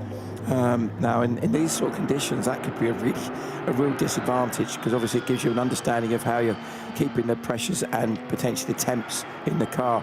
Certainly, I've watched on some of the cars, when you watch the onboards, that they have their own onboard systems on there. Yeah. In the corner of the screen, there's data which tells you what temperatures and pressures as well. It feels like the weather's arrived from the north end of the circuit, which is La Source, and it's gradually then maybe the cloud cover's working its way down the Kemmel Straight. But Sarah reckons it's basically stopped raining in the pit lane now. Now the red camel car is off the road, however, and this is a long way from home, so it suggests that the rainfall all the way up to Le Com corner and into Bruxelles as well, but it's hoods down, Sarah, once more in the pit lane by the sounds of things. That's the red camel spin, so just it's a hit. And it's a hit. Yeah, and a significant one as well. So the red camel car. Paul Truss was saying it's down to the driver to make that call. Yeah. And only the driver will know exactly what they're coping with grip-wise, whether they feel that they can be still reasonably competitive. But that looked like a lose on the curb for me. Yeah. And the curb is just like ice now, the painted curb surface out of Le Com corner, and Luke just got the left side wheels up on there. It switched around for him, and that was a heavy hit into the tyres on the inside of the bend on the exit of Le Com's complex. Sorry, Sarah, I've been trying to bring you in, but that is a significant story now within the 992 camp. Is that a classic case again of the Sarah Esser curse hitting? Oh dear, I hope not. I'm not going to be welcomed in these garages. In the pit lane, but you can see how the track really absorbs the rain and it stays quite slippery for a little while later. And also, I said a bit earlier, I can't remember who I was talking to, was it Paul, about the different altitudes. So different parts of the track, and I'll tell you what, it's some distance getting around this track. I walked it the other day. You can be 3.5 kilometers away from the pit building, so it can be different. It could be raining, it could be dry around there. We're just looking at the change for Chazelle. They are putting new slicks on. So they are going onto the slick tyres. They've also got a driver change. Let's see, we're waiting for the Haas car to come back. We've got the team behind us here waiting for that, and then I'll get you an update on the damage. We've got a Mercedes further down. They look like there's something wrong with that car, I think. They're taking or maybe they were just fixing something on the front left, but they've put some tyres on. I can't see from here what they are. I think they're slicks. That's the Chazelle car. You could hear you can hear heading out, you can see the back end just kick out as he was accelerating off. So like I said, some parts of the track are still a little bit slippery from the rain we had earlier on, but there's no new rain coming down in the pit lane. Yeah, and despite how treacherous Eau Rouge and Radillon are, the two sequence of corners, Eau Rouge the compression, Radillon the climb out of there, it's really only that bit now, so probably 2/10 of the circuit, and the rest is completely dry. So if you're having to make a tyre choice right now, you're going to have to go with the majority of what the track is like, and that can only be slicks. Meanwhile, here is the damaged Nicholas Squelink's Haas RT Audi arriving at the scene, and obviously immediate attention to the rear right corner. He'd worked out a way of steering that, just a little bit of steering input, I think, to straighten up the toe link. So maybe it's not a bend, maybe it's just completely dropped off. But I did notice that there was far less actual steering motion, unintentional steering action from the rear right wheel and tyre when he was nearing the end of the lap. So pace was able to be picked up. At least the tyre remained inflated on that corner of the car, and now the work can begin in earnest. Freddie Tomlinson also in the pits now. I'm not sure if that's just for fuel or whether he's thinking of tyres or could be due for a driver change. Freddie's been in the car for a little while now. And as I said earlier, I don't think we've seen Harry George on board that Optimum McLaren as yet. Yeah, Quellic's very, very unlucky. It just looked like either just carried a bit too much speed in for the conditions, or he might have just slightly tagged the curb a bit too much, and it just, what happens, and if you take the inside curb in those sort of conditions, it just puts a bit too much load through diagonally opposite right rear, and then and you're on the power, it just kind of pushes it into a bit of oversteer, which is what looked like happened there. Glorious sunshine now on the main straight here at Spa. That's how quickly it can change, folks. I'm seeing the glint off all the windscreens as we go back to green flag running, sadly for the moment without the number 21 Haas RT Audi. Also without Freddie Tomlinson's Optimum Motorsport McLaren, and he hasn't reached the fueling area yet because I would have a letter F next to his name, so must still be in the pit lane somewhere, unless he's on the joiny bit in between the two pit lanes that we are utilising, one for standard stops, i.e. driver change and tyre change, and then the fueling is not done in the hot pit lane, instead that's round the corner, and Freddie has just made said fueling area now and restricted to 20 kilometres per hour. This is where you see a team as professional as Haas RT jumping into action, and this will be a lot of well-rehearsed various processes that they will have done maybe in the workshop back at base, just to try and work out, right, if we have a toe link or a bit of rear suspension that needs repairing, every single person within that team knows their job without necessary conversation. Yeah, that's the thing that always impresses me with the top team. I've seen it in all sorts of levels of motorsport where you literally, the spin now for the other Haas RT car. So that's Simon Balkan on board that car. So still that, again, this is the problem. We've now got this we're transitioning back the other way from dry to greasy to wet, and now it's going back the other way. So that looks like it was at the top of Les Combes. Quite a spectacular last part of the spin there. And he gets away. You've also got to be a little bit careful when you light the rears up like that on those greasy conditions, because sometimes you end up with a bit of the tyre on one sort of level of grip and then another wheel on the other side, and that tends to potentially put too much load through it, can end up damaging things like drive shafts and such like. So Freddie Tomlinson's still in the pits, still fueling. That spin will have helped Freddie, because potentially that 2 car would have been round much quicker and potentially getting back a pass. So he may well, or the McLaren may well, still retain the lead as a result. Just watching to see how long they've been in the pits. Currently, where are we? 3:26. So it's about another 30 seconds to a minute. I'm not sure. I think it was just over 4 minutes for a full load of fuel. Bearing in mind, as we've discussed several times already, the Optimum car, because it's a pro car, has a slightly longer fueling time relative to the amount of fuel it can take, because that's one of the ways that they balance out the performance. You've got 3 very quick drivers, so therefore you have a slightly slower fuel flow rate when they're fueling the car up. Exactly 2 o'clock in the afternoon, Sunday here at Spa-Francorchamps. We have 3 hours of a 12-hour race still to go, and we will be bringing you standings fairly shortly, but we've kind of taken the executive decision to stick with the live action for the time being.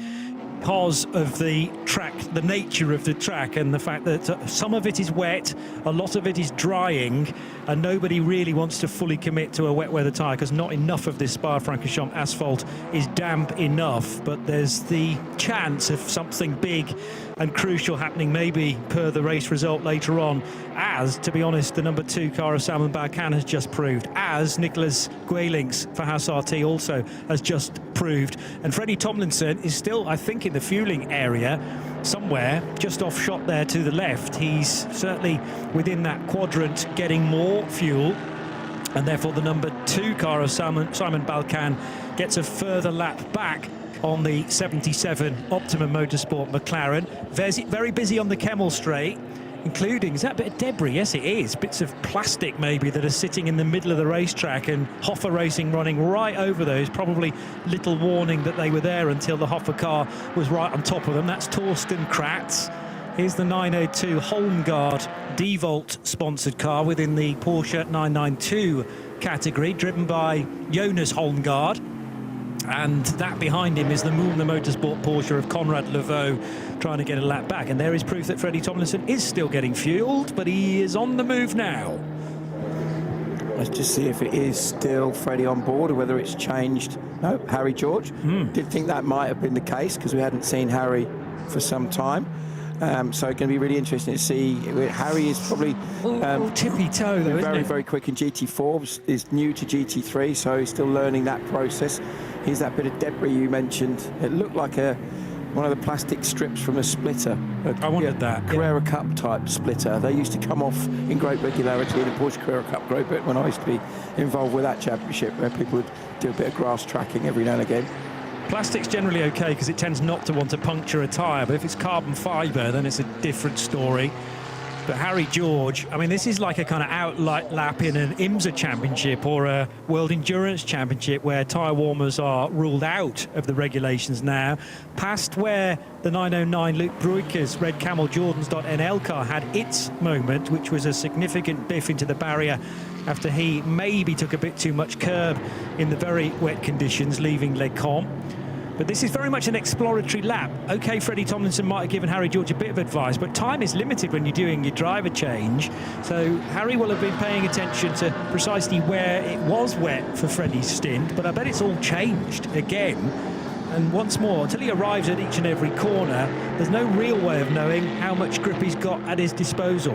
Yeah, and as you quite rightly say, it's going to be, you're pushing a little bit more and a little bit more, and there's a couple of places you just can't afford to take those risks, so you don't want to be too cautious, you'll lose too much time, but similarly, obviously, you can't be too aggressive. Now, Red Camel's car is going, it's showing us 7th at the moment, so I think he might have got away with one there by the looks of it. I think that what looked like a fairly big hit, looking at the back of the car now, I think they've really got away with one somehow. It's bounced off the...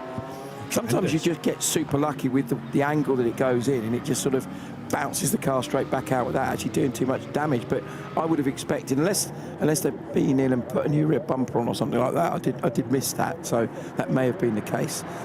And the bits of trim that have ended up on the Kemmel Straight could very easily be from this car, I suppose, if they're just bits of plastic bumper or splitter, or another car that's been in the wars. I mean, maybe from the Audi that had so much damage on the rear quarter for Nicholas Guelings after his long and high-speed spin, which he very nearly got away with. It was one of the Porsche Cup cars that did exactly the same thing, and amazingly kept it out of the barrier very early on today. But because of the tyre wall sitting close to driver's left out of Radeon, it's much more easy to just tag that barrier, and then if you go in with one corner, the car will whip around and very often do extra corners in the aftermath. It really does highlight the nature of the Spa ecosystem, if you want to call it here, that, you know, we've gone from literally looking like it was going to be a really heavy session of rain coming into it being beautiful, bright spring day here. We're really enjoying the weather. Our colleague Carla Velti came up to Carly commentary books a moment ago with a sort of look of, oh my goodness me, it's actually hailing here. So, but she's Swiss, so she's used to cold weather, so it's all right. So this is a very busy part of the racetrack. The 7th placed Kobe de Bruyker Agit Red Hat Racing Mercedes got ahead of Luke Breukers and for position on that lap. Now Luke's trying to go down the inside of the Ligier, which is still leading in TCE. Gino Rocchio back at the wheel of the JS2R and has probably a 2.5 lap advantage over Jens Wolf in his Asbest Racing Seat. 114 and 102, they're not that far away from one another now, and you wouldn't necessarily have said that a Ligier versus a Seat was a fair fight, but the way that the driver allocation or combination are being used, that's a very decent effort from Asbest Racing's Seat. Not quite sure how much fuel, of course, is on board any of these cars at any one point, but that could yet get closer. And Asbest have a few extra cars on the podium as well, 2 versus just the 1 entry from the Italian outfit, NOM, Not Only Motorsport. So, very taped up Audi is potentially going to be rejoining the race. There's an awful lot of gaffer tape on that front right corner, which is in an attempt to keep the splitter in the right position. But it does look like the repair to the rear right suspension has been done. New tyre fitted. Can only be slicks, surely, for maybe the same driver. We'll find out whether Nico Gulinks continues on, but he must be kicking himself as well. It's going to be Peter Gulinks to take over from Nicholas. And slick tyres confirmed by Sarah, who is right there at the scene. The rain has stopped now, but parts of the track still damp, as I've said. We're on to lap number 192 now for Harry George, who may have had a few attention-grabbing moments coming out of the pit lane initially on those coolish tyres where the car was snapping from left to right. Away goes the Audi, and a rejoining car up ahead of it as well. But the sad story is for this number 21 car that it's lost a whole load of laps now. 188 completed, whereas Harry's soon to complete 192. So there might be about a 3.5 lap difference between between these two cars, what was about a 20-odd second gap not long ago. I think you've got to give it to the team, though. What an amazing job they've done to get that turned around as quickly as they have, because you could have easily seen that tumble down the order, and still to be currently shown as 3rd in the GT3 AM class and in the top 6 overall, despite a very, very slow in-lap with that damaged suspension, and then obviously the work that they needed to do to replace the parts, as you see, coming down now to get some fuel, as you'd expect, into the 20 kph area. My goodness, to say walking speed is an understatement, isn't it? So we're just waiting for that car now to pull up and see how much fuel they take under green. Yeah, so that's about to be done, but we need to hear a word from the man who was at the wheel when it was having his accident now with Sarah. Nico, sorry about what happened. You got caught at a very bad moment, I guess, just as the rain was coming down. Let us know what it was like in the car. What happened? No, in Spa it's always very difficult because in some sectors you have rain and in others it's dry. So now it was first in the 3rd sector rain and in Blanchimont, and then the 1st sector and then the 2nd. And now just it was in the 1st corner Source it was not raining anymore, and then you come to Radion and Eau Rouge and you go up and as soon as you hit the white line in the rain, it's toxic and there's nothing you can do anymore. And I hit the wall on the left side. One of the the team have managed to get the car back out. Do you know what they've done to be able to get what damage there was, or how they've managed to patch it up? No, the only thing I felt when I was limping back to the pits was something on the rear right. But what they did, I don't know. Well, I will jump in the garage and see if I can find out. Sorry this happened out again on your lap, but it's all good experience, and you're still an incredibly young racing driver, so do not be hard on yourself. Yeah, no, there's a lot to do with my experience because I only have 2 years and 1 year racing, but I will learn a lot from this and not do it again, hopefully. Thank you so much for having a word with us. Thank you. It's also, depending on whose decision it was, maybe the team said, well, you tell us when you want to come in, but he may well have felt that, again, not enough of the track was wet enough. The problem is that the wet bit is the most daunting, dangerous, challenging bit of the track, even in the dry. So, and the thing is, Freddie Tomlinson nearly had a moment about 20-odd seconds further up the road. And Freddie was leading, and we spoke at the time about his half spin or half moment at Eau Rouge Radion. And of course, the teammate car has outbraked itself into La Source. So they were all big indications for me about how tricky that whole section was. The first sector was just a nightmare if you weren't on the right tyres, and hardly anybody was. So this was first of all the Simon Balkan outbraking. He just went to hit the brake pedal and turn in at the usual point, probably the same point that he did 7 kilometres ago, then had to go through the gravel trap, and a couple of corners later then the incident involving the other car happened. But by the sounds of things from Sarah, it was just a toe link that needed to be done, and that was rather our suggestion as well. So he's through the majority of Raidillon, and then at the very last moment the car just swaps ends on him.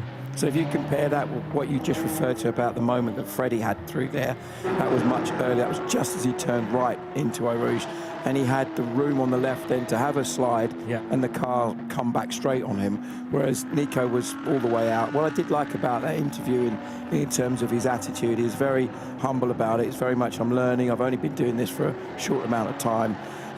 Feel won't do it again, you know, totally, you know, took it on the chin, as it were. And, you know, very clearly a very talented young driver, and it's always going to be interesting to see someone going from 18 years old at this kind of racing. He's got a long career ahead of him if the seasons unfold. You know, it would appear that he's got support from the family to help get him in the race car, because obviously he's sharing the car with his dad. And as a pairing, Peter and Nico at Mugello were within a striking distance of an outright win, just as a duo, which is a hell of an impressive thing to do. So the advantage of youth, being nice and fit to be able to do that sort of stuff as well. That's one of the strong points of that. But no, great guys, and really nice to see that they got the car back out. But it also highlights, you know, we surmise that what a great job the team have done to fix the car. If it was just a tolling, that is a fairly simple thing to fix, relatively speaking. They would have obviously checked everything, but that would have been the obvious thing that they've seen had snapped, and then that can be changed fairly quickly. Some different motorsport even have what's called an Ackerman plate in the rear suspension, which is a simple thing to fix. Touring cars, for example, have something like that. You've seen it before. We'll have all seen many a touring car race where a wheel comes at a funny angle, and that's exactly what's happened. They've gone side by side and banged wheels, and away it goes, unfortunately.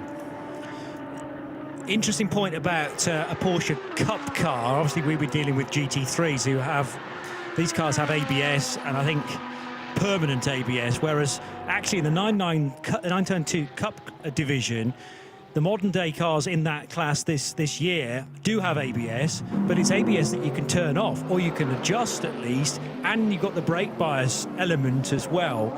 So drivers who really know what they're doing and can adjust that sort of thing on the fly can then start to find a little bit of an advantage perhaps, or just a better way to drive the car when you have those tricky halfway house conditions. I was intrigued by the line of the Porsche Cup car that just went down the main straight, because it looked like that was almost hunting around for the wetter stuff. I can't imagine that's still on wet. Maybe it is.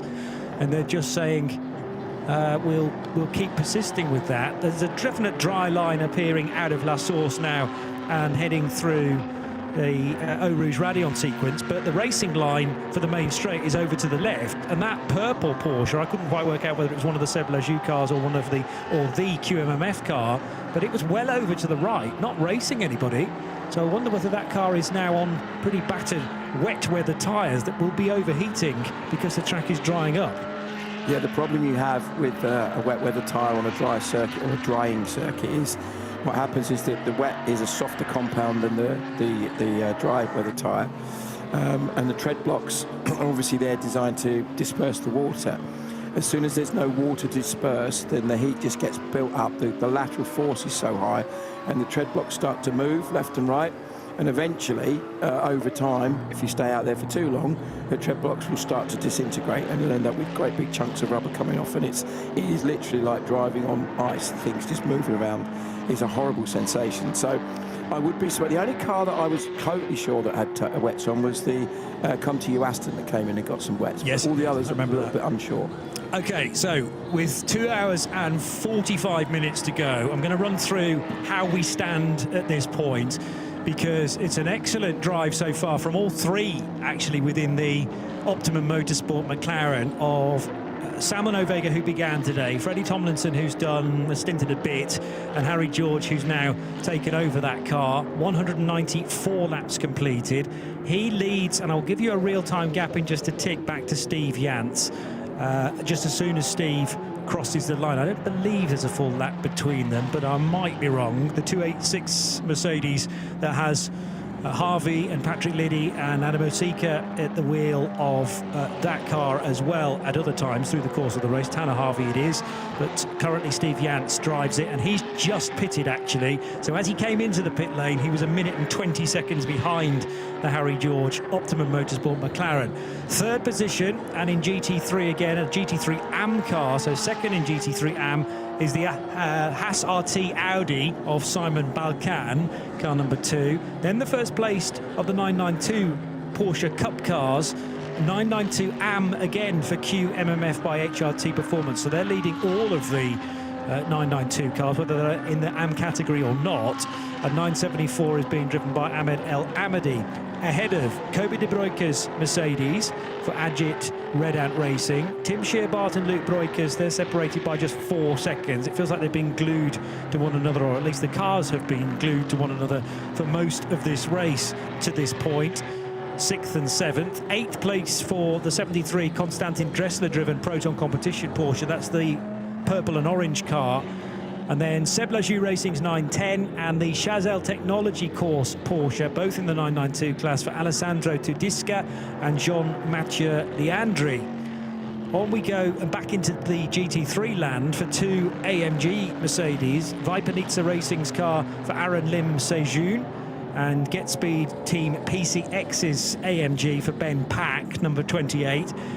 Ivan Jacoma for the Driving Experiences Porsche Cup crew, they are numbered number 911, and they are 13th, ahead of the 21 car, the repaired 21 Haas Audi RT, with a toe link replaced, but many laps lost. 5 down, probably only 4 and a bit down now for Peter Graylinks on the race leader Optimum Motorsport. Next up, it's the 902 and the 907 and the 888. They're all in the 992 category. Holmgard Motorsport, RPM Racing and Seb Lajou Racing, 5th, 6th and 7th in the 992 AM category, ahead of Pellin Racing's Ferrari for Kyle Marcelli. Torsten Kratz in the Hoffer Racing Mercedes is 19th, and 20th position for Steve Muirins and the MM Racing Porsche to complete the top 20 positions. Beyond these places, we're almost into the territory now where a lot of cars have had some dramas, and that's why, certainly for GT3 runners, they've lost a little bit of ground. MP Racing's Manuela Gosner is 21st.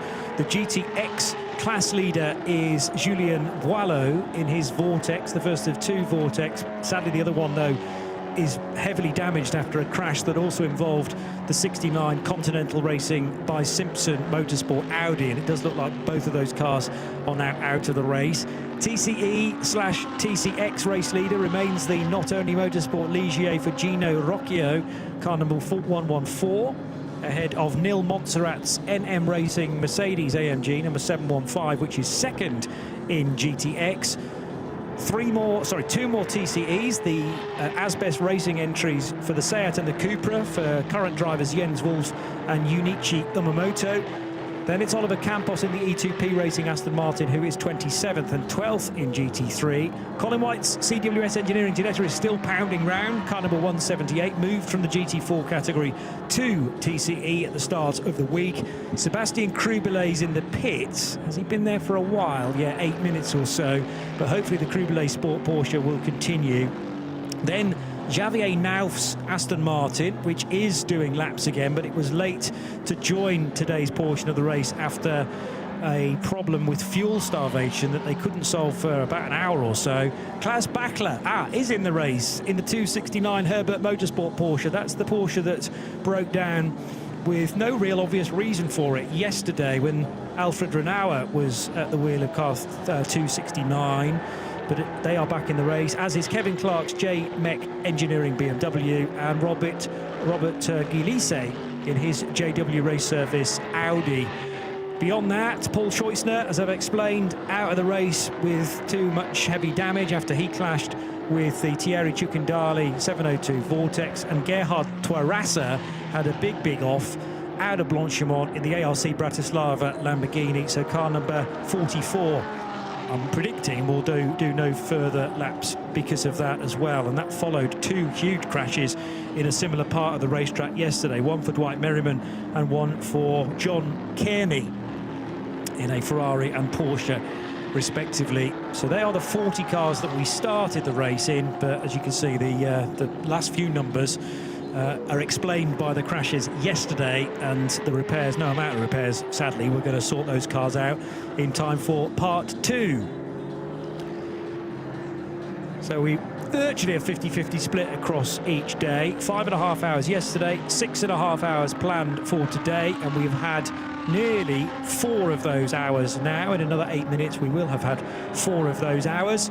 So really nearing the money portion of the weekend here at Spa, with a definite dry line developing between La Source, Eau Rouge and Raidillon. And it was another very busy grid. We had a load of overnight rain, however, and of course the cars, I guess, will set out in that, which is another thing to factor in. The 41 car just could not get going with no fuel reaching the engine. Then this rather confusing element of the restart, where some cars lost laps yesterday were actually quicker than cars ahead of them. So we had overtakes that weren't proper overtakes, but a stellar battle nevertheless. Ben Pack on Manuel Lauk. Big spin for a Porsche Cup car, and amazingly in that incident that Porsche didn't hit anything, even though it spun at very high speed through Raidillon. And a Porsche that we delighted in yesterday when Robert de Haan was at the wheel was started by Manuel Lauk, and he certainly generated some fireworks. There's the ARC Bratislava Lamborghini spinning around like a top, and was that actually damage that it picked up yesterday finally manifesting itself on Sunday? Who can say?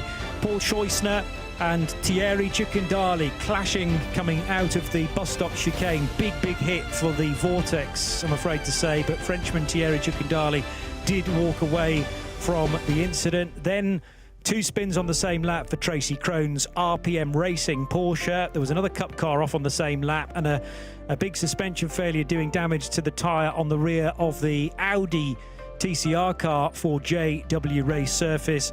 But this was a big narrative change in the race, because a spin for the Gulinx family Audi did damage to the rear, and it's lost it several laps. And as a result, everything's going very sweetly for Optimum Motorsport now, as their near rivals are dropping away. The number 2, Simon Balkan Haas RT Audi, though, is still within a lap of Harry George in the papaya and black McLaren 750S.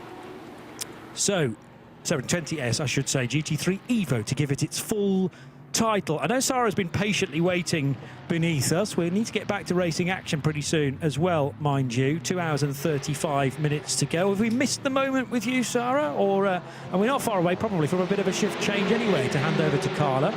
We are getting close to that shift change. It was just a little bit of an update from the pit lane. 69 of Crubelay, Sadi Pascal, is in the medical centre. He is all okay. He's just hurt his wrist. But as they're a 2-driver car, they've decided to retire from this race. We've also got the 935 of Continental looking like they're moments away from going out. We had a little bit more rain coming down in the pit lane, but word around the paddock and in the pits is that it'll be 4 o'clock is when the rain will be coming down. A couple more pits. Vipanitza, another one of the Seblaju cars, and one Mercedes here, which is the Vipanitza coming in. 4 o'clock is with an hour to go, so this thing may well have a real sting in the tail, Simon Hill. Everyone's thinking, you know, bathing in the current sunshine, but they'll have to have that little thought in the back of their mind, what might the end of the race bring? Well, as you quite rightly said, that rain shower created the lack of grip at Eau Rouge, which saw the car that was running a very competitive second place that had Nicolas Guelix on board have a spin and damage the car. And we had the nearest of near misses for Lawrence Tomlinson. Poor old LT getting the blame. He's not even here. Let's try again. Freddie Tomlinson, who was on the board the Optimum Motorsport McLaren, a big slide in those very difficult conditions whilst still on slick tyres. So to take your point and expand on it, yes, if I was a team member with an hour to go of a 12-hour race and it starts giving us changeable conditions, you're going to have extreme concerns. But again, it could play in your hands. You know, if you look at it, the Patrick Liddy driven, currently Patrick Liddy driven Get Speed Team JR286 Merc is now on the podium as a result of that. So, you know, you can look at it, it works, you know, one person's loss is another one's gain, as simple as that really, isn't it, in this type of racing. But Harry George now, the gap he has over Balkan is 1:23. Balkan is actually lapping quite quickly. He's around about 2 seconds quicker than Harry at this stage. And then with Patrick Liddy, sort of kind of a similar sort of pace. But I think that last time I looked, the fastest driver on track as we spoke, unsurprisingly perhaps, was Klaus Bachler, lapping in at 2:18s, 2:18.377 for the Herbert Motorsport Porsche last time round. And the other driver that's equally quick, also in the 2:18s, is Kobe de Bruyke. Now that gap is coming down. So I think there is still a possibility of a podium for that Ajit Red End car, and they are still leading, or they are leading the Pro-Am class. So I think their target is a Pro-Am win and maybe an overall podium. And what a story that would be for Ajit. We know the huge amount of fans that he has, and that we as a series have gained as a result. So yes. Welcome to all the Ajit fans that are listening in. We always love hearing and seeing your enthusiasm on the comments on the live feed and on social media, and how much you're so behind Ajit's racing experiences. And we always love hearing from him as well. He was interviewed yesterday. He's a very quiet, very humble guy, and just clearly absolutely passionate about his racing. And he said, you know, the goal is to race at Le Mans. And that's something that we could see him now. Bit of smoke, I think, coming from the GT2 Mercedes, the car that's currently second in class, currently sits 24th overall. There we go, 024. I've just heard a rumour, I'm just trying to firm it up on my screens that this is the case, but I think the 909 Red Camel Jordans.nl Porsche has had the black and orange mechanical warning flag, which means it has to pit to repair the damage, and that's exactly what 909 Red Camel are doing now. So clearly after that hit that Luke Breukers took coming out of Le Com corner when he was in the rain, got high up on the curve and the car swung right and into the barrier, and we said, cool, he's got away with that, but if it's dropping anything, or maybe there's a risk of a bit more of the car breaking off and then causing a hazard for others on the racetrack, they're now having to sort that, tape it up in a real hurry. Meanwhile, Sarah hunting stories elsewhere around the pit lane, so let's, with 2.5 hours, get back to her.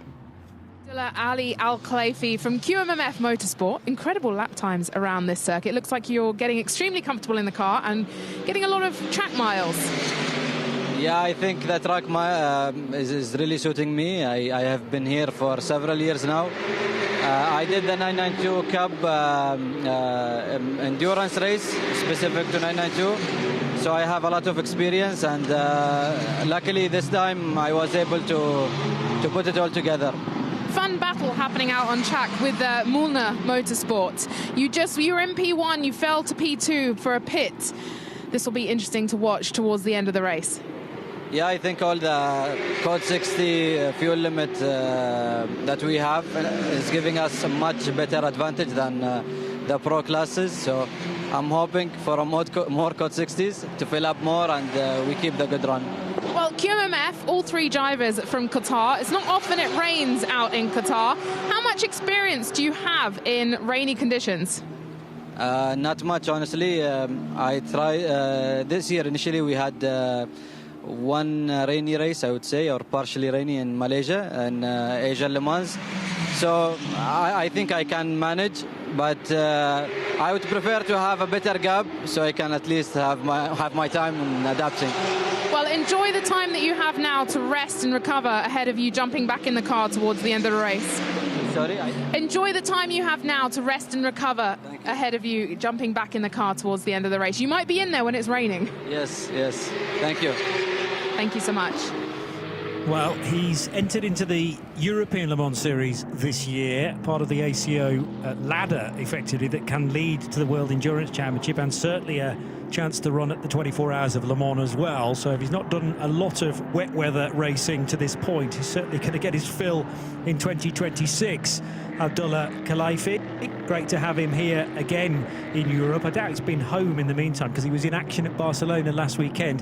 The Mercedes that we're keeping our eye on here, there's a little bit sort of fluid maybe falling out the back of that car. It's already carrying some scars on the front left corner as well.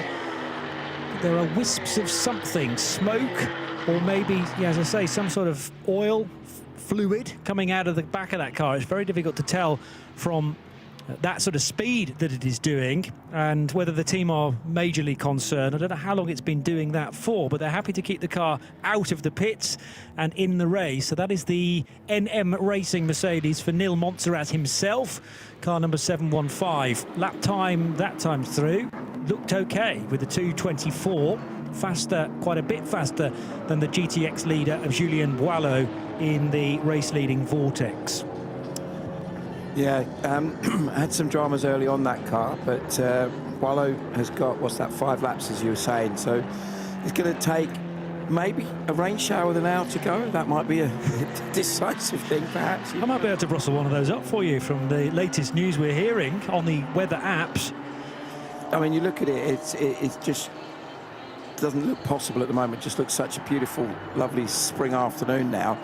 But it looks highly unlikely, but it looked like that earlier today, didn't it? And suddenly we had all this rain come down when we weren't expecting it. So going to be very interesting to see if that does appear a little bit later on, how we deal with that. So yeah, wait to find out with interest. In the meantime, at the front, a 2:21.557 for Harry George in the Optimum McLaren. We're on board now with Benjamin Pack. He is now 6th in class and 7th overall, so that car's made some progress. Wasn't that long ago, it was outside the top 10. And now looking very strong. What's the difference? Let's have a look. So it's 3rd in Pro-Am class, 47 seconds behind the 992 car of Sherbath. That's the leading car in the 992 class, a more motorsport car. And then Konstantin Dreschler is a further, where are we? A further 20 seconds ahead. So Dreschler is lapping in the 2:18s, Pack in the 2:17s. There's only about a second a lap difference, so it would take some time, unless the Dreschler car is due a stop and the Pack one isn't, and they kind of swap around as a result of that. But certainly just based on pace, there is not enough difference really for them to be able to make, or for Pack to be able to make another place up at this stage. But as we said, we've still got just under 2.5 hours to go, so quite literally anything can happen. And Pack, we know just how quick he is, him and Marvin Klein especially in that car, and to a slightly less degree Jordan Bussmann are very much quick enough to take the fight to the front runners. Yeah, it's just such a shame that they lost so much ground. Oh, it's still not a great deal of grip going through Eau Rouge and Raidillon. With that single racing dry line, no problem, but it's so easy just to get a tyre outside of that lighter grey area, and that could again have been a huge spin for Benjamin Pack, but he had the nous and the ability to control the car. Did have to go beyond the realms of the track though, and that could be considered as a track limits infringement. Will be, I'm sure, even if you're having, well, if you're having a moment, if you're not having a moment, if you're outside the white line and over the curb consistently, then you'll start to pick up potential penalties. Generally speaking, the timing screen is clear of the majority of penalties now. It's only Simon Balcan's Haas RT Audi that still owes us a 10-second penalty during its next stop. The race leader is clear of those, as is Patrick Liddy for Get Speed Team Mercedes. 2 AMGs together on the timing screen, but in reality 90 seconds between Patrick Liddy in 286 and Kobe De Bruyke in number 93. De Bruyke is stretching his legs over Konstantin Dreschler in the Proton Competition Porsche now as well. We're not far away from the 200 lap marker for the 992 class leader. Next time around for Tim Scheerbart, he'll tick that off. And Tim clearly is here at Spa today. What I don't know is Well, we're probably running a bit too short of time now if he's doing a stint here to then get to the Nürburgring. I didn't know whether he would be involved in the qualifying race today, but Tim had clearly committed to the full weekend here at Spa-Francorchamps. I think Tim, along with Manuel Lauk and Jake Killer, amongst others, were looking at doing the race yesterday. Yeah, obviously, we know why that wasn't possible. Just one thing I noticed, you mentioned about Al Khalifi racing at Barcelona last week, and I hadn't picked up on the fact that one of the drivers he was sharing with is one of the guys he's actually racing against this weekend in Julian Hanses.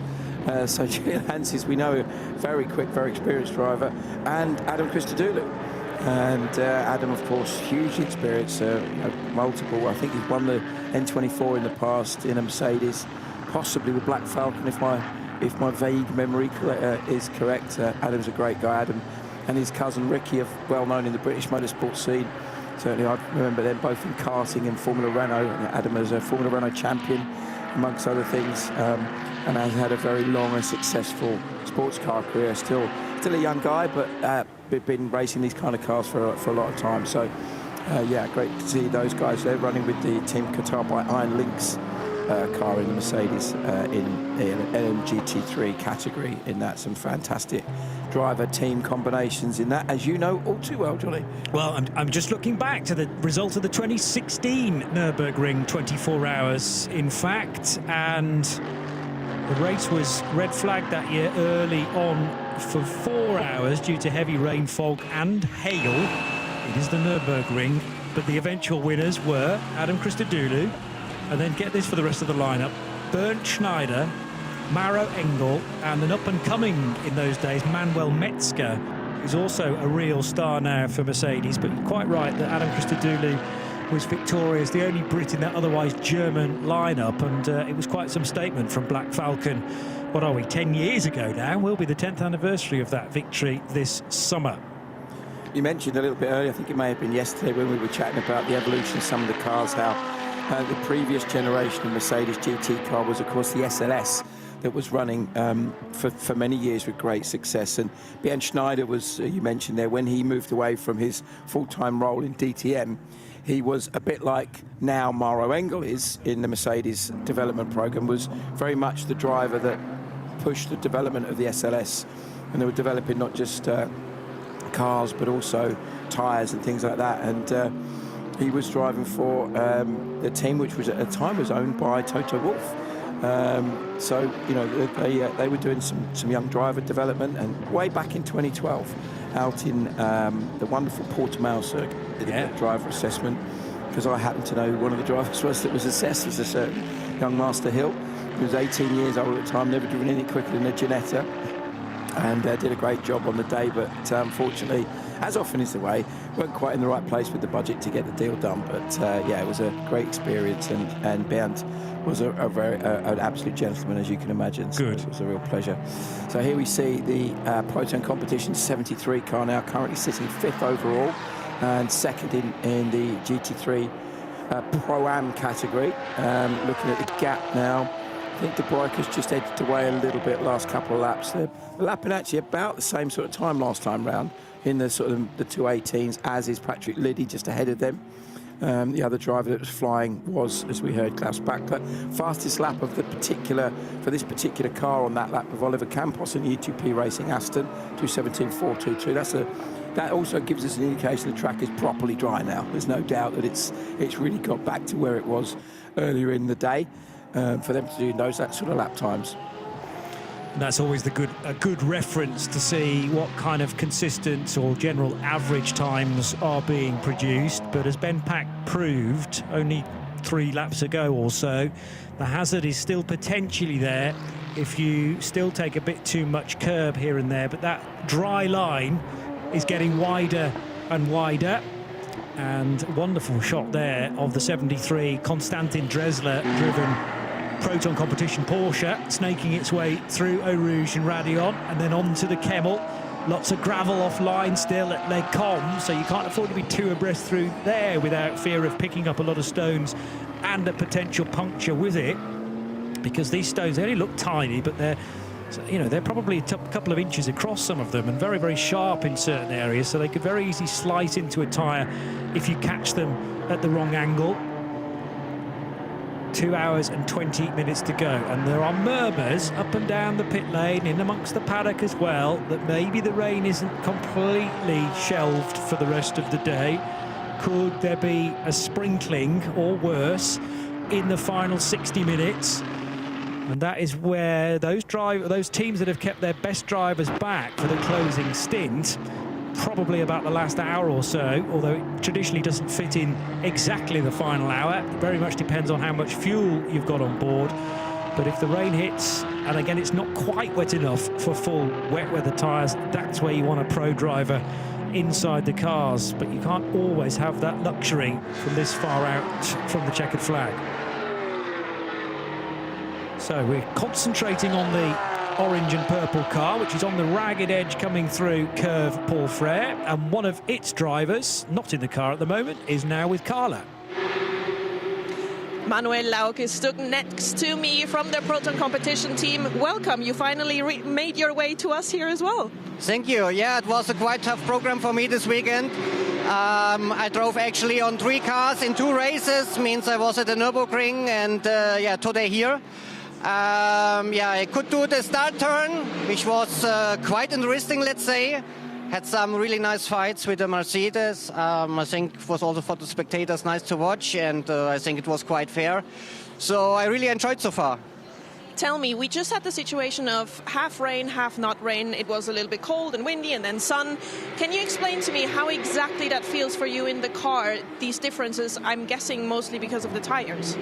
Yeah, I think as long as you have enough tire temperature, it's manageable. The problem is as soon as we have a code 60, the temperature drops a lot and then it's really difficult to drive. And that is also while we have the second race part started.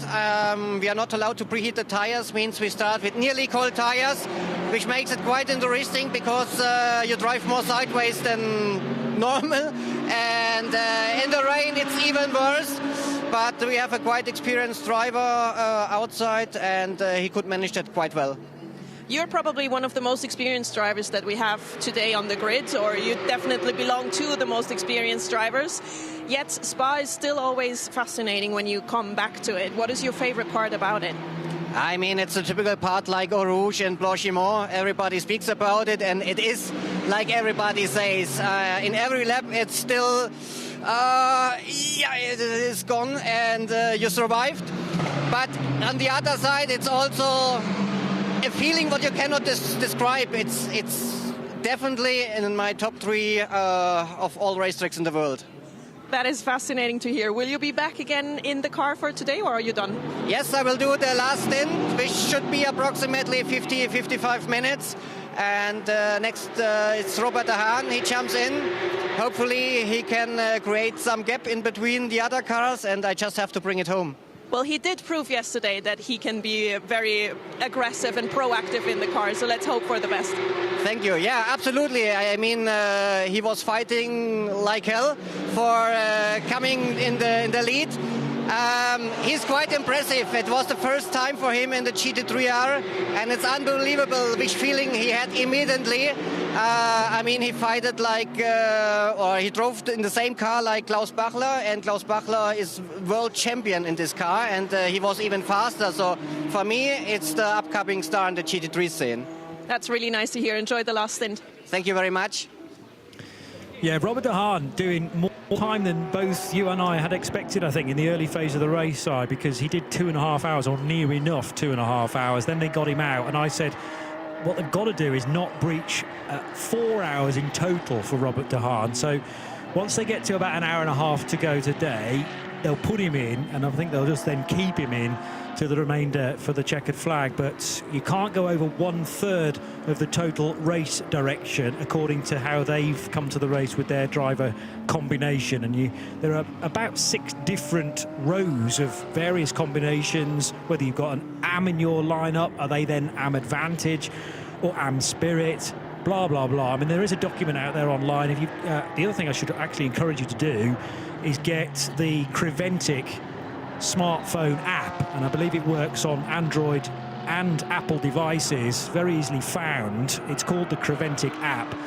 But you don't even need a login to access all of the various documents. So season regulations, supplementary regulations, and there's a really useful document regarding the GT3 driver makeup as to when you can use which driver and how long for. And as we found with Herbert Motorsport in Malaysia late last year, they thought they were on course to win that race. And then there was this message that appeared at the bottom of the screen saying driver time being investigated for that Herbert car, and eventually they had to take a penalty which dropped them from the win to 5th position. So it's absolutely something that everyone's got to be on top of. Yeah, and it's part of the team manager's jobs, isn't it, to really stay with that. The team managers and the engineers between, I've certainly seen where sometimes there's a bit of a disparity in understanding that the really good top quality engineers and team managers will be quite literally on the same page with things like that. Sometimes you get one that's maybe interpreted slightly differently to other and can cause a bit of an issue with things like, one of the rules that you mentioned earlier is the rule about, excuse me, how you can't change the tyres before 50 minutes. And I've seen teams get caught out by that a couple of times where they've misunderstood exactly how that works. So that's obviously part of the plan. Now, we've just seen that, or heard that really interesting interview with Manuel Lauck, a very busy guy being here in the Nürburgring and obviously very strong in this car. But he's also mentioned about the fact that they're going to put the very impressive Robert de Haan back in the car, and Konstantin Dressler is in the pits at the moment. So I would wonder if that's what he was referring to, that Consti, as they call him, is jumping out, and Robert will jump in. And with just over 2 hours and 12 minutes remaining, I wonder, do you think, will he be able to run to the end with that, or not quite? No, I don't think he can from this point on. So it's a tough decision to make. But I would suggest they'll use him as much as they can. Yeah. If they're staying on it, which I've no doubt Proton will be. Oh, of course. They will put him in for maybe, I don't know, let's say. So I reckon you get about an hour in one of these cars, if it stays green, about an hour and 10 on a tank. Yes. So they could do an hour and 10 and then put Lauck or Dressler back in, assuming that they've done enough AM driving time with Drysdale. Indeed, yes. That's usually the deciding factor. Drysdale is, they definitely lose some time when Drysdale's in the car. It's not as quick as the other guys, but that's fine because that's what the racing's all about, isn't it? We balance it out.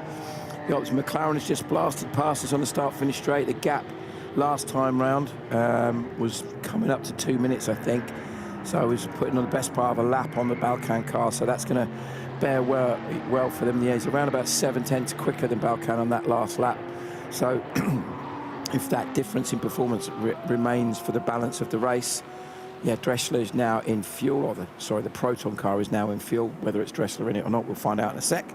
But with the Simon Balkan car still in second place, Lydian third, and as we said earlier, the Kobe de Bruyker driven Ajith Red Races Mercedes AMG are currently leading the GT3 PA Pro-Am category, with the main GT3 class being our overall leader as well.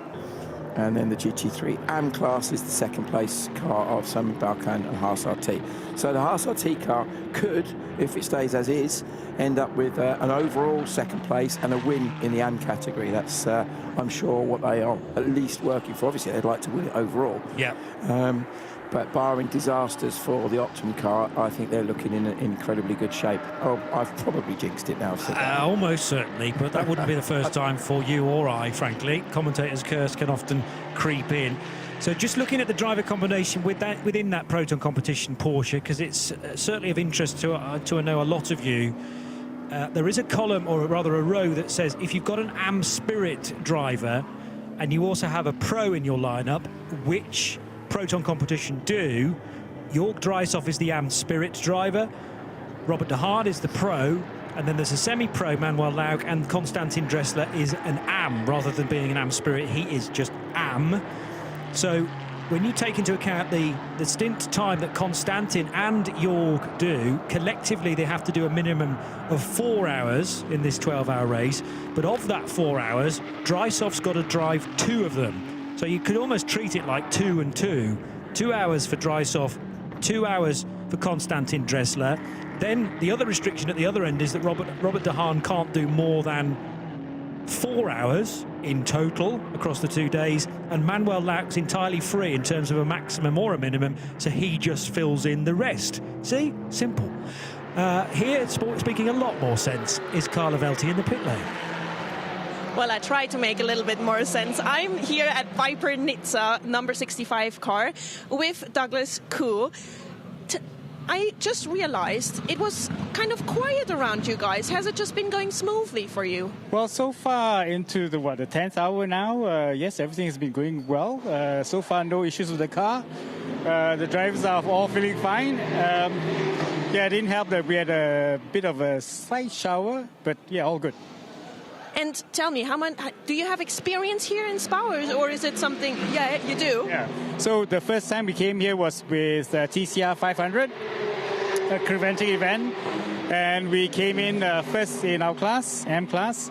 Last year we came in P2 in this 12-hour Creventic as well. So Spa has been good to us. Let's hope this weekend will be our third time lucky. Well, that all sounds very positive. Tell me, what is the biggest challenge for you personally here on this racetrack? I guess the challenge here is the weather, because, you know, sometimes it can be raining up on the hill and then it's dry down. So that becomes a bit of a challenge for, especially for a AM driver like me. But I guess with more laps that you do, then you actually get, you know, accustomed to the change in weather. So yeah, I guess more laps would be great. And last but not least, what's next on your race calendar? Next, for me personally, would be PCCA, so the Porsche Carrera Cup in Japan, and then we're back here for Paul Ricard. So we're doing the full season Creventic, yes. Fantastic. We're so happy to have you guys here. Enjoy the last 2 hours. Thank you very much, yeah. Cheers. Douglas Koo as part of the Viper Nizza Racing Mercedes squad. I know they've got a lot of fans on our live stream chat this weekend as well, so we thought it was only right and proper to give a bit of Viper Nizza love to the Malaysian squad. They had a chance for the first time in the back end of last year to race at their home event in Sepang, and I know all involved with Creventic, together with the Radio Show Limited crew, and I was one of them heading to Sepang to witness the first of the Middle East Trophy races there. And I hope that in years to come we can go back to the Sepang International Circuit. It's not on the calendar for 2026, but I do know that so many of the organising staff really enjoyed that trip, and it will be one on the back burner for future years, I'm sure.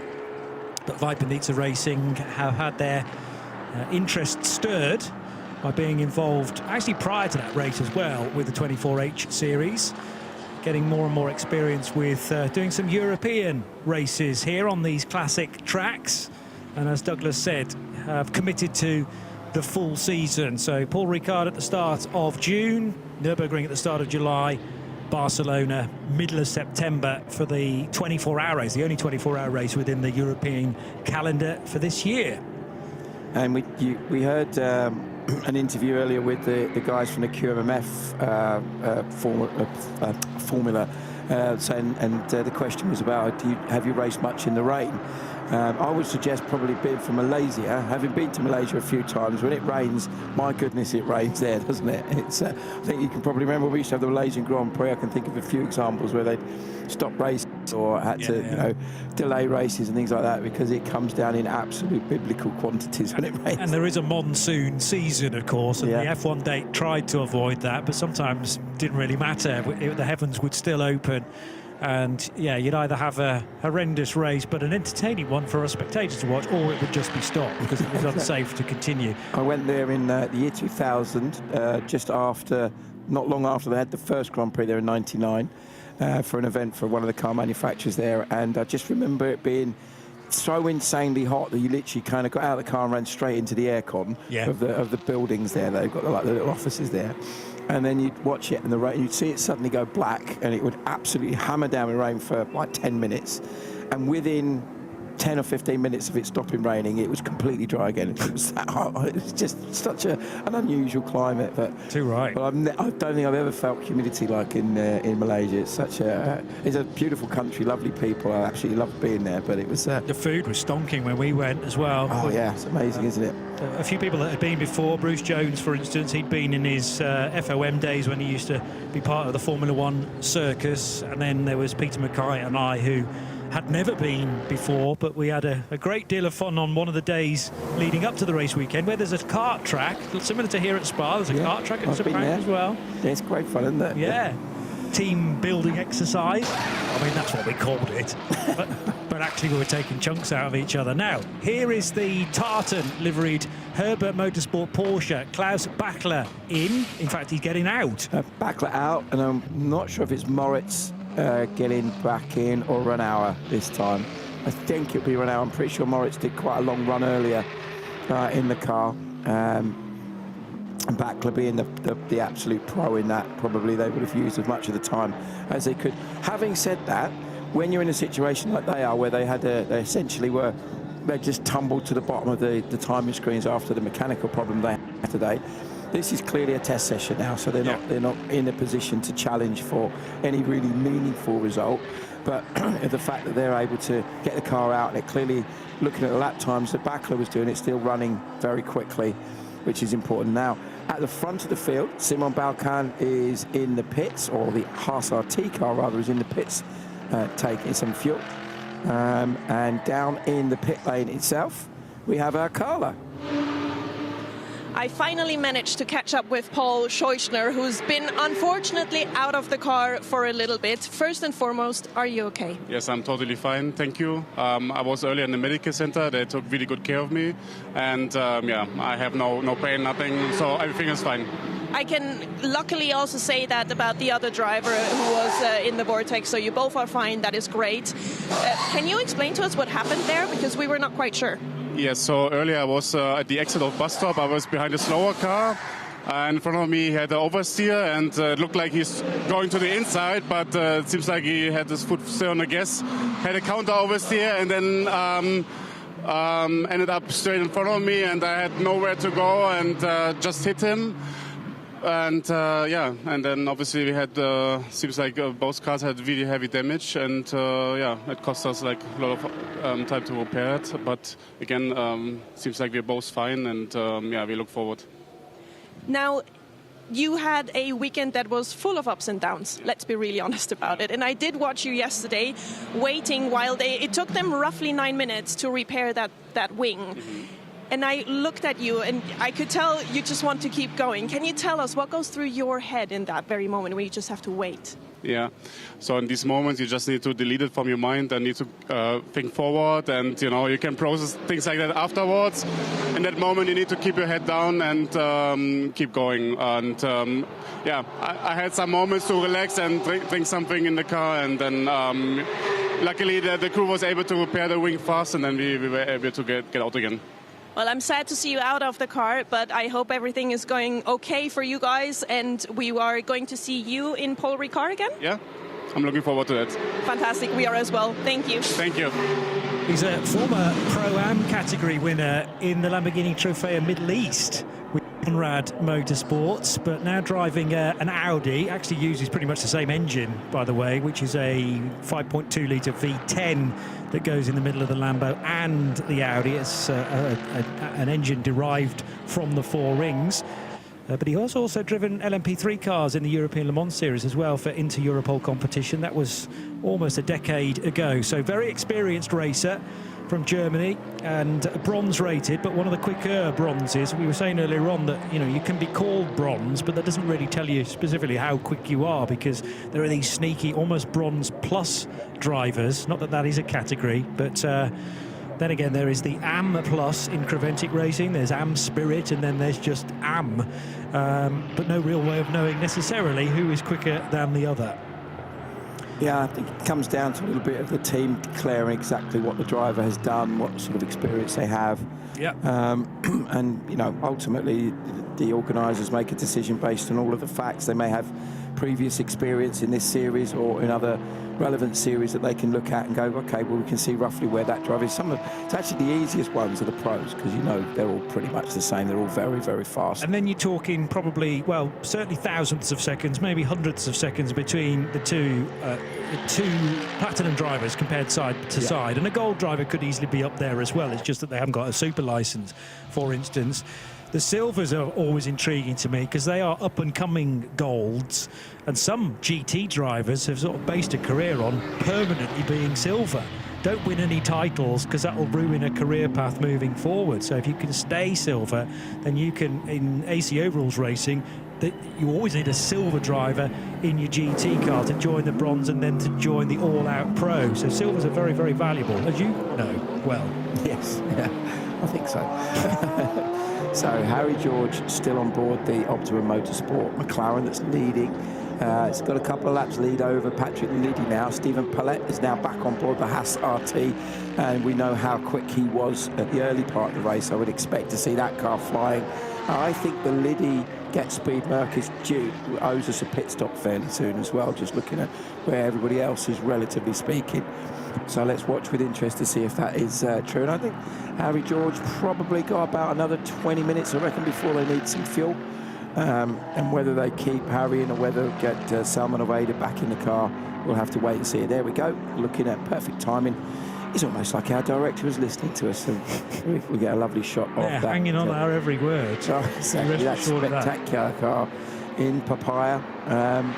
It's funny, isn't it, how in recent years with the way that the F1 team has had a lot of success the last couple of years, and the popularity of the drivers here, Norris and Piastri, that suddenly the Papaya thing has become a really well-known thing. It used to be, obviously, we all know McLaren in Formula One with various very iconic sponsorships over the years. I won't mention any names, I'm not allowed to. Some of them were cigarette companies, some of them were mobile phone companies and things like that. But they were really like, it was a big type of sponsor. And then it seemed to be in the sort of last 10 years or so that they went into the Papaya colours. I think in the Zach Brown time certainly done that, and it's been great for me as a historic motorsport fan, as in both I am old and also I love the history of the sport, because obviously the original McLarens were in that Papaya, you know, and yes, particularly sticks in mind the Can-Am cars. If we're going to talk about sports cars, McLaren sports cars, people forget sometimes that we're not necessarily talking about a GT or a prototype, but the Can-Am series that was absolutely massive in the late 60s and early 70s especially. That livery and the Bruce and Denny show, as it was often referred to, Bruce McLaren, Denny Hall, were working as a team. And they were open cockpit cars, were they not? A little bit like, I mean, you know, on a far grander scale, but think about the radicals that we were calling yesterday and the day before. So you would see, because those cars would move around on the road like crazy, and you would see the drivers hard at work in Can-Am. Stupid amounts of power. Yes, I mean, I think it was an 8-litre Chevy engine that they had, those massive trumpets. I was racing myself years ago, and there used to be a series, Steigenberger Hotel sponsored it. I always remember that. And those cars were racing on the same bill as the stuff that I was doing. And I just remember being in the sort of collecting area next to them when they were firing up. And even to this day, with even things like a screaming V10 F1 engine, I still think they're the loudest engines I think I've ever heard. Absolutely no wonder Denny Horn was famously deaf as a post later in life, and Jack Brabham and those drivers who raced in that sort of generation. But Can-Am was a fascinating form of motorsport, because it really was the ultimate Formula Libre. It was completely free. You know, you had to have basically, I think the rules, correct me, I may be correct, I think it was something like it had to have 4 wheels and an engine and potentially a passenger seat, but a passenger seat was more like a baby seat in most cases. It was absolutely tiny. And I know certainly last couple of years Jake's had the opportunity to drive some of the shadow Can-Am cars from that sort of generation. Drove the 1970, what's called the Mark 1 Mosport, as it was raced at Mosport, by Vic Elford. One of the greatest sports car drivers of all time, one of the most diverse drivers as well, winning. I think he won the Monte Carlo Rally and the Daytona 24 Hours within like a couple of weeks of each other, which is pretty cool. And then was in with a fight for a podium in Formula One. So that's the kind of level of that Vic was at. But anyway, the point was that car that Jake drove had this 8-litre engine in there as well. I think it weighs 700 kilos.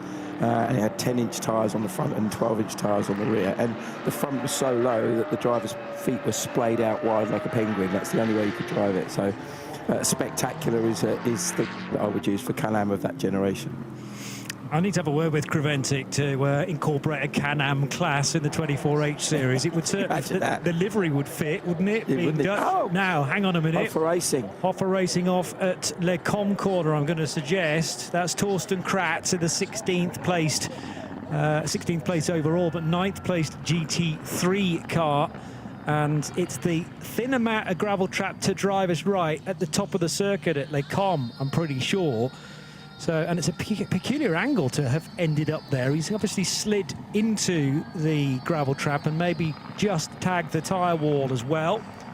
So the marshals, now that we are under code 60, can safely descend upon the scene and think about how they're going to get that car out. But Kobe De Bruyke doesn't need to be asked twice to get in for fuel, and also Patrick Liddy's just headed in to pit lane as well. I think Kobe was already in before we went code 60, so he may have got a bit of green flag fuel fill, and then all of a sudden, as the code 60 comes out, the smart pumps cut into 15% mode. Whatever you've filled up already, that's fine under green, and then you get another 15%, and as long as the two added together don't go above your standard allocation, no problem. The car will rejoin, the Patrick Liddy car and the Kobe De Bruyke car will rejoin the race in a moment. Harry George staying out, but he may not be in a position, yeah, he's in the middle sector, so not in a position necessarily to take advantage of this caution. And hopefully it's going to be quite a quick recovery, because the tyre wall is nice and thick there, assuming, of course, that Torsten Kratz hasn't ended up there at high speed. But it's a relatively low-speed sequence of corners, if I'm right about Les Combes. It is turns 5 and 6. So thankfully my track ID is still just about on, even though we've had 10 hours of this race. It's a bit of an endurance for the commentators as well as all involved down beneath us. Yeah, my voice was all right until I started doing this. I think it was on the way out anyway. But yeah, interestingly, you know, we've talked a little bit earlier about how efficient the rescue crews and the marshals are here at getting these cars out. So, you know, where normally you might look at something like that where a car looks fairly buried in the gravel quite a long way off, that in this instance you'd say, well, okay, assuming the car runs all right, if it hasn't actually hit anything, and there isn't any mechanical dramas. Now, are we looking at a close-up of a possible damaged rear wheel or not? I don't really know, couldn't really tell from there. But let's see if they can get Torsten back on track and driving again. But as you said, it was a bit of an odd angle, wasn't it? It was almost like, I wonder if he did have some contact from somebody, because if you'd spun, you think the car would have been facing the other way. Well, no. Really, but there you go. Well, unless he's come into Les Combes and that's initially a right-hander, lost the back end, and then it sort of slid all the way through into the gravel and then into the tyres. But that's quite high-speed spin. As we can see, we've got an onboard, so with a bit of luck, we might get a replay of that in just a moment. Torsten quite sensibly giving it a good old shake, making sure he gets all the gravel out. We see the Krone car coming back in. That's had its fair share of gravel today as well, unfortunately. And I think the other car that was in was the where are we? Was it the Philip Hampereck car? No, not sure. No, well, there was definitely one of the other Porsches that was in. One of the 992s was in. I was just looking for Liddy and Radant. Yannick Radant's now taken over from Kobe De Bruyke in the Ajith Radant car. That still is shown as a leader in the Pro-Am class, because obviously Robert De Haan had stopped just a little bit before. It's the QMMF car that was in. There you go, we can see that. Just I think they're ready to go now. Get that car back out, and that's Faisal El Yafei. Well, it came in with Faisal El Yafei. Let's see if it goes out with him on there, if they've done a driver change. Again, some phenomenal drone control down at pit lane level there. I don't think I've ever witnessed a pit stop from sort of 6 foot up in the air, 10 feet up in the air, but it was just circling the car that was pitting, and then all of a sudden zips up many more feet above the pit lane. There was one shot yesterday that they did with, I think it was following one of the 992s out of the last chicane, and it was almost on the rear wing of the car. It was so close to it. It was, shout out to our drone pilots. They are sensational.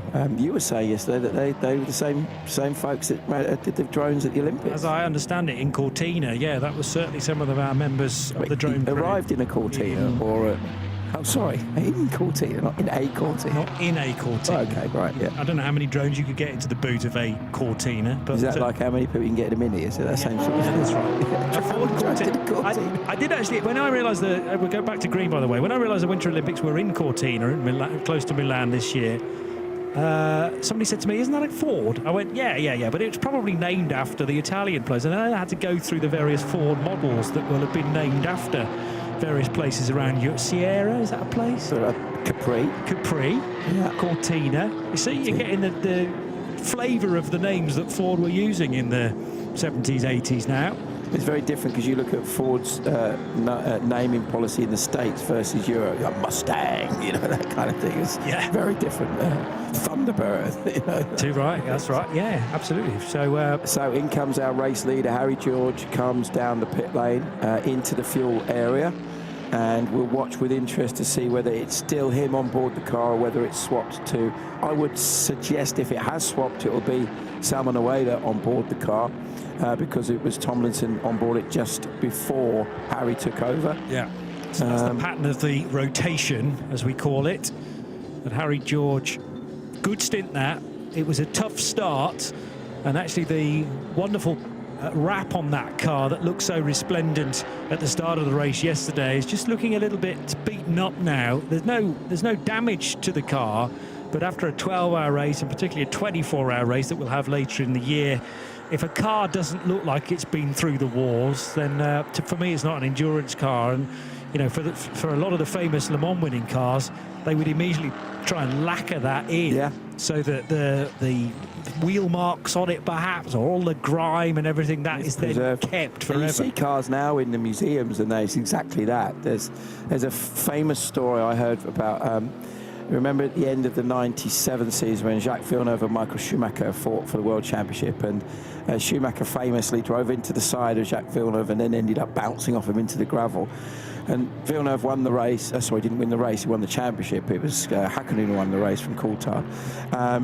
And then the car was taken back to the Williams Museum with this great big tyre mark on the side. Now, the story I heard, and I don't know if it's a true story, is that when the car was in the museum, a very enthusiastic cleaning lady saw this and tried to get the mark off. So I don't know if that's a true story or that's an old wives' tale. It's a good one. Can you imagine that? It's like, we've preserved this World Championship winning car.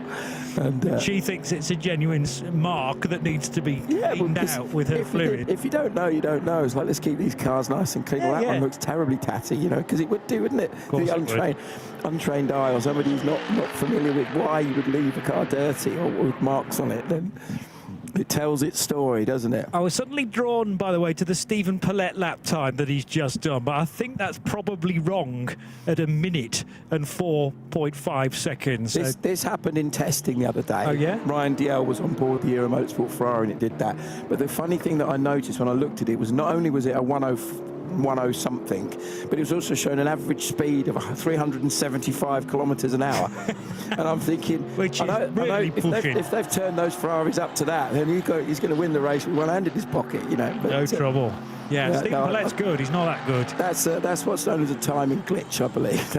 Yeah, entirely. You sometimes see it at certain racetracks in the UK that we both know, like Thruxton, when someone misses a chicane out, and then suddenly they're like 6 seconds a lap quicker than anybody else. On pole. I'm just trying to work out how you shortcut Spa-Francorchamps. It's not possible to do. A 2:19.2 for Stephen Paulette next time around, which is much more like it. It's a bit more realistic, I think, that one, isn't it? Don't you think? But the staff at timeservice.nl, who are providing all of our timing data, will interrogate that and work out precisely what the lap time was, so that that particular car doesn't get the record lap of the race. Now then, the fourth placed Mercedes for Yannick Redant is trying to get by the number 11 of Torsten Kratz, the recovering Torsten Kratz Mercedes, after his incident up at Les Combes, which provided the previous code 60. And quick check on how many code 60s we've had to this point. 7 in total now. And Torsten Kratz, well, it just shows you again how quick he is, because Yannick Redant, in exactly the same material, exactly the same machine, having to pick his moment wisely now, as we have brilliant sunshine at the end of the straight.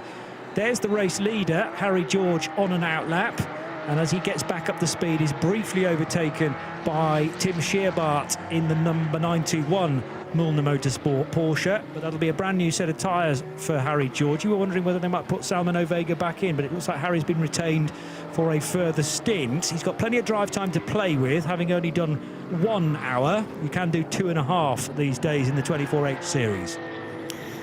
Yeah, and I think they may be in a situation where obviously they're trying to split. I think, as you picked up on, you can split them equally. Yeah. Those drivers can have the exact same amount of drive time over the course of the 12 hours. So it could well be that, you know, the team manager, Jamie Wall, has said, right, okay, we'll just do exactly that. We'll try and give you guys as equal a time in the car as possible. Salman had a bit more time in the car yesterday, I think. Freddie seems to have had a bit more today, so I think they will probably average themselves out as we see coming in. Looks like is it Hoffa coming in. Torsten Kratz going to be clambering out. Can't see which driver that is getting yet. I don't know, Carla might be able to tell us who's jumping in. Torsten Kratz is out and Chantal Prince is in, and I'm looking at the car and I think the damage is less than they expected. They have prepared some tape because it's the front bonnet that is bent up a slight bit, so they are taping that down to make sure the bonnet doesn't just flap up while driving, which is something we have seen in the past before. But other than that, yes, of course, some scratches, some bruises, but the car looks good to me from the outside. Torsten is out. I will have a little chat with him as soon as the helmet is off. But for now, the Mercedes looks good and is off with Chantal. It's almost as if it's had a few of its teeth knocked out, because it's got those vertical strakes in the very large grille on the front of that car, and two of those are broken and snapped. But to be honest, Mercedes refer to those as lamellas. Do they? That's their lamellas. Lamellas. That's the different, because when you look at the difference between an AMG Mercedes and a regular Mercedes, they have different thicknesses and different designs of grille, if you like. But yeah, is the official term. Okay, I'll remember that. I'm just trying to remember whether some of them are different colours sometimes, but that might be a different manufacturer. Yeah, well, obviously, like say, for example, with Audi, you have black, sometimes a black edition car, which has things like black window cappings and black grills and such like. Yeah, but also BMW like to incorporate the M Motorsport. That's right. The red and the blue and the white. So lamellas. I'm trying to remember that moving forward. Work that in somehow. That's my random fact of the day for you. I'm sure I've got plenty more equally as random and pointless facts, but hey, that's what gets us through. We've got an hour and 42 minutes to carry on talking yet, Simon, so hold some of them back. And there's another car with plenty of extra tank tape on it, which is the number 2 Stephen Pallette driven Haas RT car. Meanwhile, or is that the 21 car, in fact? The number 2 Stephen Pallette car is obviously the better play. So, yeah, that was the 21 of Peter Greelinks, that's had the rear toe link replaced. Good lap time from Yannick Redant in the Agit Red Ant Racing Mercedes that time through as well, 2:16.8, which is certainly the best lap time that car has done for the day. Might even be a best for the weekend for car number 93. And remember, we also had a new fastest lap of the whole of the race as well earlier in the piece. Patrick Liddy is running in second position for Get Speed Team JR286. Haas RT's much better placed car, the one with far fewer dramas, is running in third. And in the 992 class, Tim Scheerbart leading Anthony de Barn now. So Chazelle Technology Course have had a good last few hours, and Anthony's been doing quite a bit of driving in that 920 car, now up ahead of the 910 Seb Lejeune Racing example for Alessandro Tudisca. Yeah, it's interesting, isn't it? I mean, even at this getting much later stage of the race, you've got 3 992 category cars, 5th, 6th and 7th overall, which shows you just how well they've used the strategy. May well have been also that, combination of the way that they were running the car during the mixed conditions that we had early on. But it's super impressive. I'm really impressed by Anthony de Barn as well. We're not seeing much of him, certainly Tim Scheerbart recently in this category. Some of the other drivers you perhaps we're all a bit more familiar with in the 992 class, the Julian of this world and Fabian Dance, those sort of drivers. But those guys that we've just mentioned have done a superb job. As we see Chantal Prince making her way, is she coming into fuel or coming back out again? It's still showing us Torsten Kratz on the screen, which means it's not crossed the exit line, and I would expect it to say to CHP. Yeah, Chantal Prince, there you go. Perfect. Chantal will take that car out because we know Torsten Kratz isn't in the car because he's talking to Carla. He is. Torsten stood next to me, and he did say some words in German that I will not translate ahead of coming to me to the interview. Torsten, what happened out there with your Hofer number 11? It was just a mistake from my side. So it was just a driving mistake. We used tires which we have already on during the qualifying. So I felt already that the tire performance is going down, but I have to adapt my driving. So and at this corner, it was not precise enough. So I just hit the inside curb a little bit wrong. So the car started to bounce, and then I tried to fight. I fought too long with the car because I don't want to lose the momentum, and this was the key mistake. So I just had to slow down. But I wanted to keep it, and then there was a counter swing, and this was just, yeah. Well, good. Good for you that you can say you made a mistake. That also means that you know what not to do next time around. Yeah, I mean, this kind of things happens, or happen if you go to the limit, and we have to push a bit to gain. So, but anyway, it kicks you harder if you make a mistake than a technical mistake, honestly. So, but okay, I know what I did wrong. So of course, you learn every time you learn something. So. But you are fine. You didn't hurt yourself. The impact was not. It was just in the gravel and then a little touch to the tie wall. So nothing hard. Well, that's the most important. Will you be back in the car, or what is going on now?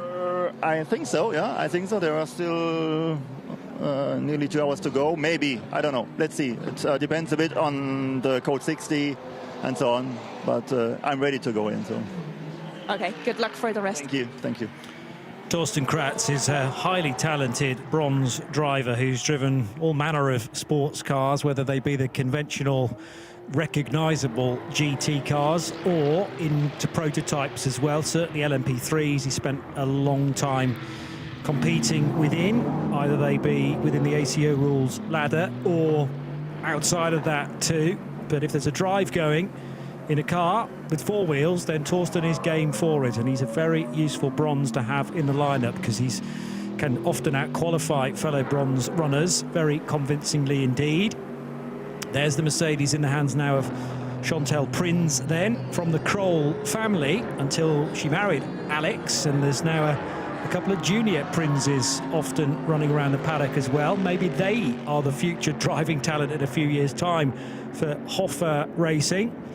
So she's having a lot of fun heading through Eau Rouge Radion, and I'm sure there was a quick word from Torsten as Chantal took over just to say car's generally fine, it's not too badly damaged. As he said, it was a gentle kiss with the tyre wall, but you can tell that Torsten was really kicking himself, maybe a fairly rudimentary error. But we must remember that a lot of these drivers have been concentrating on this race for over 10 hours now, and yes, it's a split race, so everybody had some dinner last night and a sound night's sleep, but nevertheless it is punishing on the body and the mind. 5.5 hours yesterday and 6.5 hours today, so it's certainly not just a short walk in the park, and intended to be the case. We had a split race in Mexico as well, again not quite a 50-50 split, and there are more split 12-hour races to come yet. The next of them is at Circuit Paul Ricard, Le Castellet, just up the road from Marseille in the south of France during the first weekend of June, and that's another 12-hour race but not straight through, and the same goes for the Nürburgring race at the start of July, which will be exclusively on the Nürburgring Grand Prix circuit. But nevertheless, that's a real challenge as well. And you speak about this place having a lot of gradient change. There's quite a bit of gradient change there as well, and just on the Grand Prix circuit too, with the start finish and the paddock at the top of the hill, but it goes all the way down to the, well, I probably can't mention actually the tyre manufacturer that sponsors the Carer at the bottom of the hill, but the tight hairpin, then back up through the Michael Schumacher S, Vidal chicane, all of those corner names trip off the tongue very nicely. Yeah, looking forward to that very much. It's we heard earlier that our colleague Sarah S had a walk around the Spa circuit. I don't know if she'd be brave enough to take on the Nordschleife, but maybe the Nürburgring GP circuit is.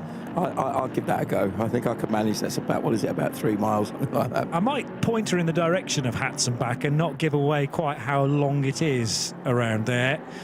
Obviously, we're bearing in mind, we're talking about the Nürburgring, very, very knowledgeable about the crash that happened yesterday during the first of 2 qualifier races, and thoughts with family and friends of Yuho Miettinen, who very, very sadly lost his life in that something like 7-car accident at the base of the carousel.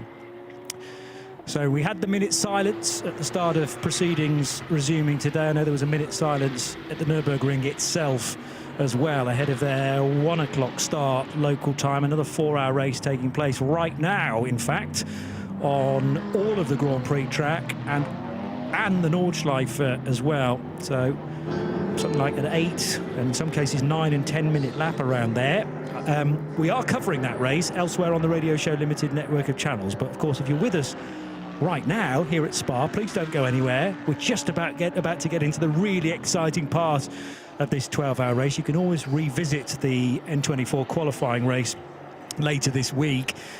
And I'm hearing from a few other teams that this rain, the theory that rain might arrive between 4 and 5, is rife now. So the fact that quite a number of people have mentioned it, and also that it might even extend for the whole of the final hour, is reason above anything else to stay with us, because it could generate a very, very different result as to what we've become used to. Just noticed also that Harry George now is on obviously after having his stop, was on I would assume a new set of tyres, because he's just done a 2:17.311, which is a very, very quick time. Robert De Haan is doing a 2:17.462. We know how quick Robert has been throughout. There's a little spin for the TCE Audi. He's had a fairly tumultuous day, so hopefully nothing too serious there, just a minor off. But yeah, the front, Harry George has now got 221 laps under their belt for the Optimum Motorsport McLaren, with Liddy on 220 laps in the Get Speed Mercedes in second, and leading the AM class, with third place the Stephen Paulette Haas RT Audi, also in the AM class. Leader of the Pro-Am class, now Robert De Haan, because Yannick Redon had been in recently for some fuel. So we watch with interest to see how that plays. I think that's going to be a real battle to the end of those 2 cars. Yeah, if Robert is in the same sort of mood as he was at the start of yesterday's race, or the start of the race yesterday, more accurately, then he's going to have the bit between his teeth, because he'll be keen to get that 73 car up as high through the order as possible, but will not be able to do all the way to the finish by my shorthand calculations. Can't do more than 4 hours in total, and therefore when he took over the car, there was just a bit too much time left on the clock to finish the race. But he might be doing a double here with a fuel stop in the middle and a new set of tyres as well, should the track status permit that. McLaren of Harry George onto lap 223. This is the Chantal Prins driven Hoffer Racing Mercedes. Patrick Liddy, again, one to watch today, just as he proved yesterday. He's just about the quickest driver in 286. The Get Speed team JR286 Mercedes entered AMG. And Stephen Paulette kind of turned into the single bullet in the Haas RT gun now. They definitely had 2 of them at the resumption of the race earlier today. There he is, going through Pouhon and clearing the RPM Racing Porsche One Make Cup car in the process. Well, according to the screens, if we've understood correctly, he's around about Paulette. This is who we're talking about here. Paulette in the Audi is about 18 seconds behind Patrick Liddy. We just saw the white and black Get Speed Mercedes AMG just going into Les Cons, and now we've obviously seen the Haas RT Audi on the rest of the lap. And looking at the previous lap, there was around about a 0.6 of a second gap in favour, or sorry, a difference rather, in favour of Paulette in the Audi. He was a little bit quicker. So just watch with interest. He's had a bit of traffic on this lap, so I would be surprised if he's able to maintain that pace on this particular lap, simply because he's had to do a bit of overtaking. Dominic Ang in the Viper Niza Racing. We heard from his colleague Douglas Koo a little bit earlier. He's just set the fastest lap of today of that car with a 2:17.985. That's a very strong lap. Really impressed with that. So most of the real quick cars are lapping in the 17s at the moment. Paulette crosses the line. Let's have a look what he did that time. 2:17.957. Again, about 6/10 of a second, not 6 seconds, 6/10 of a second quicker than Liddy. So taking little chunks out of him, but not massive amounts. Valerio Prezzetti, the Swiss driver for the driving experiences, due across the line any moment now, unless he's deciding to pit. He drives the 911 numbered Porsche Cup car, which is 5th in 992 AM. The class now led by Chazelle Technology Course. So again, Anthony de Barn doing a good job in the 920 numbered car, but you can bet your bottom dollar that QMMF by HRT Performance will not be too far away in the shake-up. 3rd position right now for Holmgaard Motorsport. That's the D-Volt car, and Jonas Holmgaard in 902. At the moment, hanging on to the bottom step of the podium in 992 AM, but that's been changing pretty much for the last couple of days. You know, yes, for some of the time the 992 non-AMs have cycled to the top, and then they drop down a little bit because they need to take some fuel. I still don't quite know who's going to be leading, whether it's an AM car or a non-AM car by the end. I know what it is expected to be, but you just never know with Chazelle's rise to the surface. I didn't think they were that strong yesterday, but they've found something overnight, maybe. Yeah, I mean, they've certainly, and it's specifically with Anthony de Barn on board the car, they've really found some very strong performance out of that car, haven't they? But, you know, but I do wonder at the moment, I'm just wondering if they owe us a pit stop, because I just think that, I know Abdullah Ali Al-Khalifi is fairly recently on board that car and has been in for tyres and fuel. Yeah. So that would potentially close that gap up at the front. But certainly going to be fascinated to see how that one plays up. We get notification of a yellow flag at turn 19 at the end of the lap. So let's see what exactly that is. A green flag flying there as they come through the bus stop chicane. So it must be on the way into that, mustn't it? Yes, I didn't actually see a hazard though for this Audi as it completed its lap. Stephen Pillette. Tim Schubart's peeled off, by the way, at the end of that lap and into pit lane, into fuel. So 921 topping their Mühlner Motorsport car up. Anthony de Barn, therefore, who will stay out. I take your point about maybe needing a pit stop, and that will equalise their performance versus QMMF, the HRT gang that prepare the car for the Qataris. And Holmgaard Motorsport, well, going to wait to see how they are doing on fuel as well. Going to go code 60 because of this problem at turn 19 then. And maybe it's a bit more than just debris, therefore. It certainly is. It's a BMW from JMEC Engineering, which has come to a halt. James Collins is driving it, and that's the reason why we couldn't see it, because it's way back. That's deep into the corner, isn't it? Almost as if it's out-braked. It's, oh no, yeah, so it's gone straight on. I've now got the perspective of look at it as it camera angle. The braking area here. It's just sort of pulled off. Yeah, but that's really weird, because if you were going to pull off, you'd have just turned right and got into the pits. Yes. And it's almost like there was something that stopped it from turning right. Maybe had some sort of a now remember, they had a steering problem yesterday. They had a power steering pump failure or power steering failure and a rack issue. And I wondered if, you know, again, just massively guessing, but the fact that he didn't, at that point on the lap, slow down and turn right to go into the pit, maybe the car wouldn't turn. It could have been perhaps the issue. Was obviously discussing it with the marshals to see what the step forwards would be. The car that's been shared by James Oliver and Kevin Clark.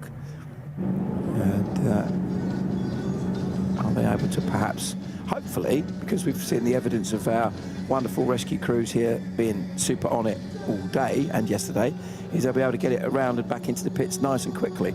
So this gives us a chance, whilst that BMW is being recovered, to give you an exclusive reveal on the entry list for the next race in the championship, because we've been holding this back. It's obviously been a couple of weeks in the making, and we're still a few weeks out from the next 12-hour race as part of the Creventic Championship for 2026. But over the opening weekend of June, we'll be going to Le Castellet, to Circuit Paul Ricard.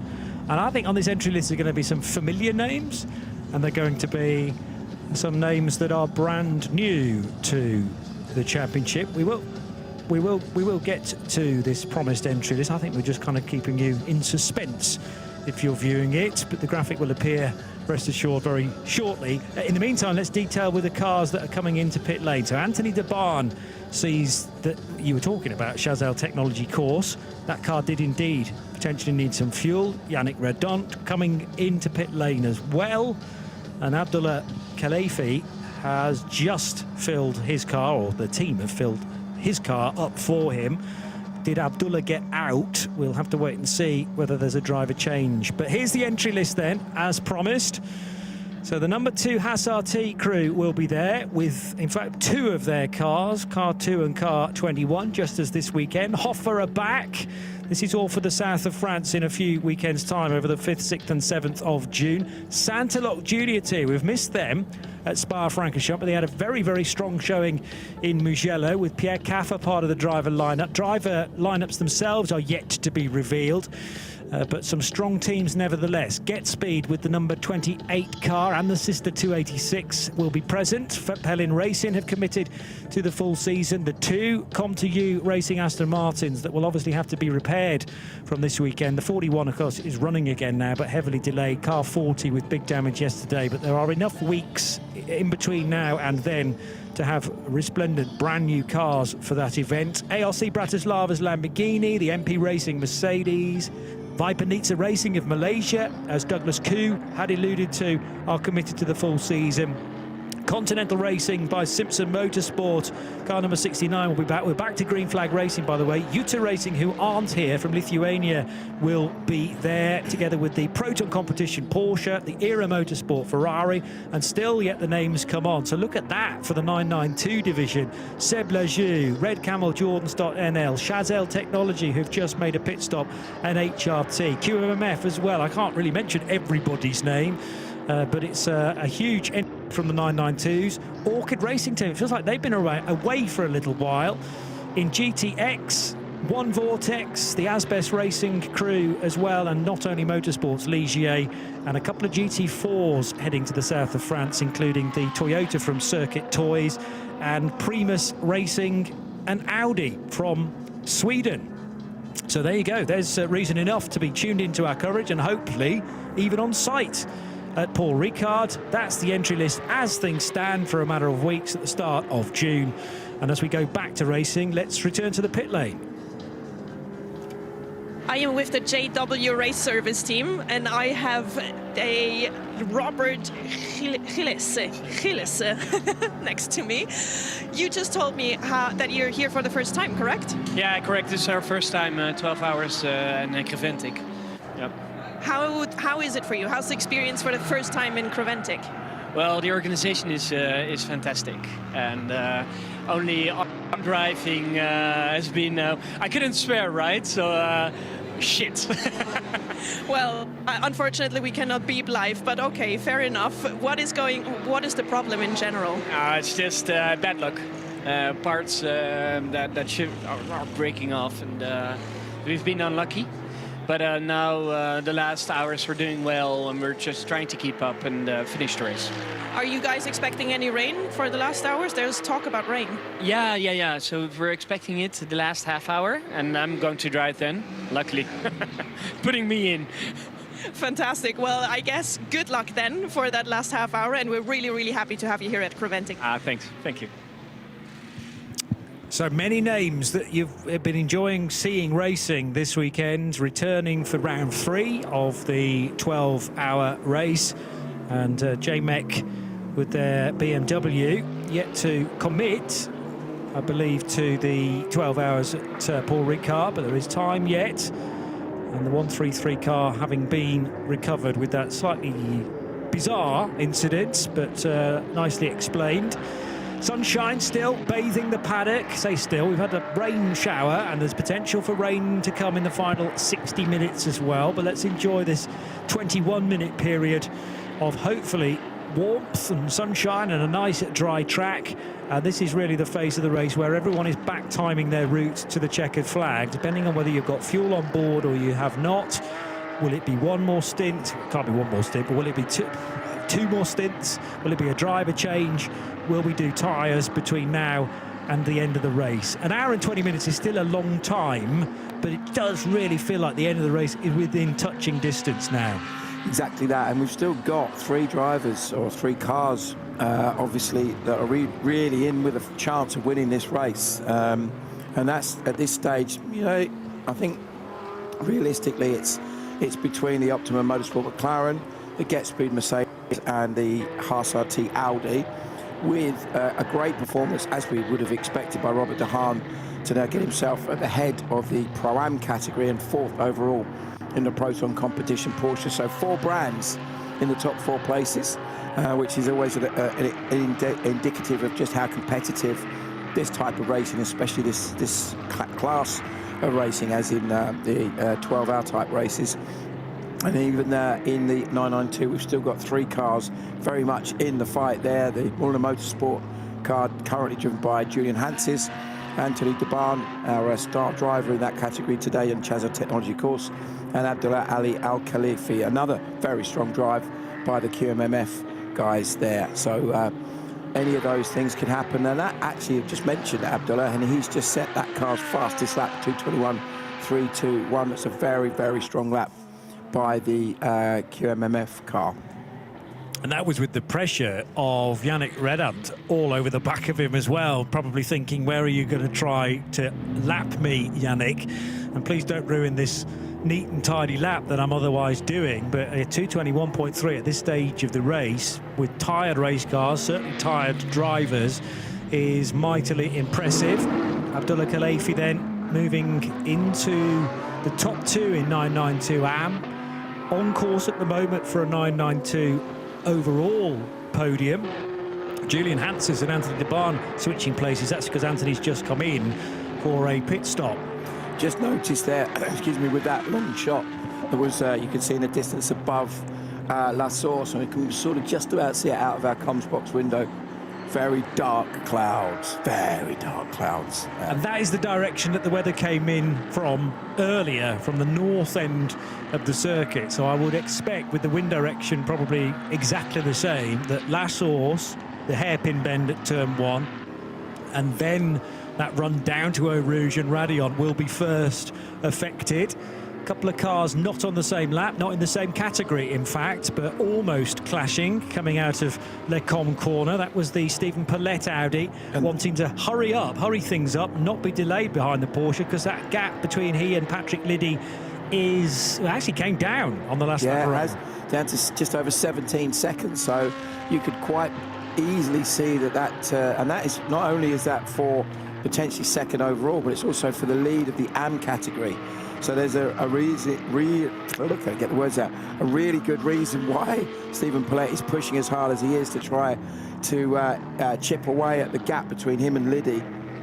So on the last lap, Paulette was, let's have a look, about 0.7 of a second quicker than Patrick Liddy. The gap's 17 seconds, so it would take a while on that basis, but there is a strong opportunity, especially if Liddy had some traffic, for example, or a couple of slow laps because of things that were out of his control, then that could easily play into the hands of Stephen Paulette. And Paulette has been super impressive in that car. He has, as you quite rightly put it earlier, John, he's very much been the hired gun in that car, hasn't he?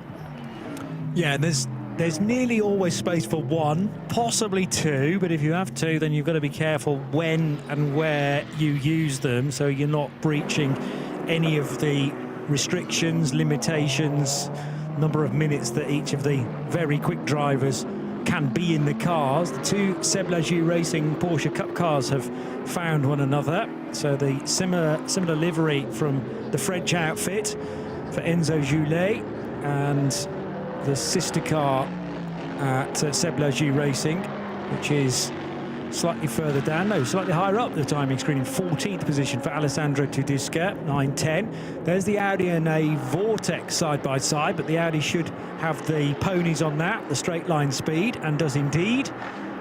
Very busy actually on the Camel Straight all of a sudden. 2, 4, 6 cars finding one another, and yeah, the Seb Lagier Racing cars are in flying formation right now. Yeah, just looking at what's happening in the other classes, that Vortex you just mentioned there, that Philippe Bonnell driven, the orange car, leading that class ahead of Neil Monserrat, who's currently in the pits in the NM Racing Mercedes, the GT2 car. And with third place still being shown on the screen as Thierry Chocandalali, unfortunately out of the race with damage. So that's looking very good for one Vortex anyway. And then TCA still Gino Rocchio on the Not Only Motorsport Ligier, leading that from where are we? I've lost myself there. Stephen Turlick in the Asbest Seat, and then Samuel Shea in the Asbest Cupra. So that's how that one's looking.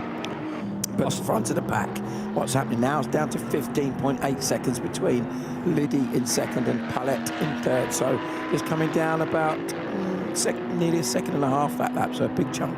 Yeah, and again, Palette has been the star in the number 2 Audi. You could tell that as he was trying to stay with the starting driver in the McLaren earlier on today, Salmon Ovega. And although Ovega eventually dropped the Frenchman, Palette was able to stick with a British car, sports car, for longer than I had expected. Meantime, into the braking area for the bus stop chicane, turns 19 and 20. We're paying close attention to that gap. So this is the chasing car. Patrick Liddy's a further 15 or so seconds up the road. Actually, that's extended again. Yes, it has, because that was a slower lap from Stephen Palette. So maybe a bit of traffic that Patrick Liddy had to encounter only a few minutes ago. Now Stephen Palette's having to take that pain through the very same traffic. Huge black cloud up the other side of the trees, which are the other side of La Source. That time I noticed. And we're only about 15 minutes or so away from when everyone expects the rain to arrive. And I wonder whether it's going to be in a higher amount than earlier on, where we had that shower for about 20 minutes or so, but never really covering the full bit of the Spa circuit at the same time. And rain on top of what is gravel for a lot of Les Combes could be an absolute nightmare there. There's a racing line even in the dry because of all the gravel that has run onto the track surface, but rain on top of that will add an extra entity for sure. Let's go back to Carla in the pits with more news. Currently, I am your eyes for your ears because I'm without camera, but I'm standing in the NM Racing Team box of the car number 718 with Neil Montserrat. The car just got pulled in. I see 3 mechanics leaning on top of an open bonnet. What's going on? We have a problem on the turbos. They are leaking, and we have to find out where and why it's leaking. It's a shame. The car was very, very strong. The pace was very, very strong, and yeah, it's been a very good race until now. Yesterday we had a fuel tank problem, so we lost 7 laps. Today we were recovering, and we were already 3 laps to the leader of our class. So yeah, shame. So let's see if we can recover this 1-hour race. I did see you guys earlier in the pit lane during a code 60. I think it was to change some brake pads. Is that possible? Yeah. Brake pads and brake discs. That was on the plan. The AMG GT2 needs to do brake pads and brake discs in 12 hours, but we use a code 60 and it's okay. How did you realize this problem? Is that a message that you got from the car, or did you feel something going on? Yeah, it was an alarm on the car. So yeah, let's see where is the leak, and we will try to go on track again. Fantastic, thank you very much. Thank you. Carla Velti bringing us all of the latest stories with just over an hour to go at Spa-Francorchamps, and Harry George on lap 230 now. He is an hour and 40 minutes into his stint, and I seem to remember he pitted with about an hour and 7 minutes done of his drive time stint last time around. So let's say he can do another hour, maybe an hour and 10 minutes. Then he'll need to get out, because otherwise he'll go over the 2-hour 30-minute drive limit to doing one go. But that leaves a tiny bit of time, and it also means that Salmon Ovega will get on board potentially when it's going to rain as well.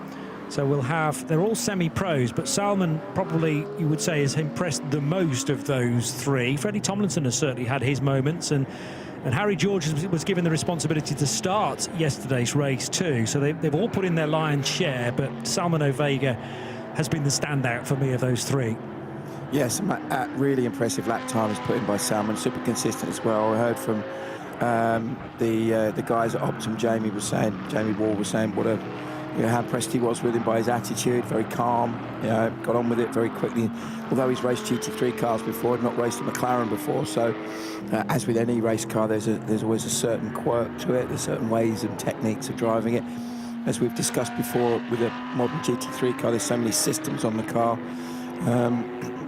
I know, again, just having a look at the Ferrari and the Porsche that Jake was driving both this weekend, that they very different ways to it. Even things like, for example, where the paddle shifts and the hand clutches are on the steering wheels in a different position. It seems like a small thing, but it means that when you're cornering and you're putting a lot of lock on, sometimes it's actually easier to have them in a better place than you perhaps would immediately thought. So, yeah, so quite interesting, those differences. And a lot of driving a race car has to be muscle memory as well, so you don't even know you're doing certain things until you get into another car that operates in a different way, or certain controls are in a different place, and then it takes a bit of time to properly adjust. From the little bits that I've heard from the Luke Broika's escapades this weekend, he's always had to be mindful of, because he was lucky enough to do a couple of radical races this weekend as well, which was one of the support categories. But that has added an extra element to his brain capacity to say, right, I'm now in a radical, but then I've got to go into a qualifying session behind the wheel of the much more familiar surroundings of the Red Camel Jordans.nl. But it's just taken him a couple of laps to switch from one to the other. Yeah, understandably.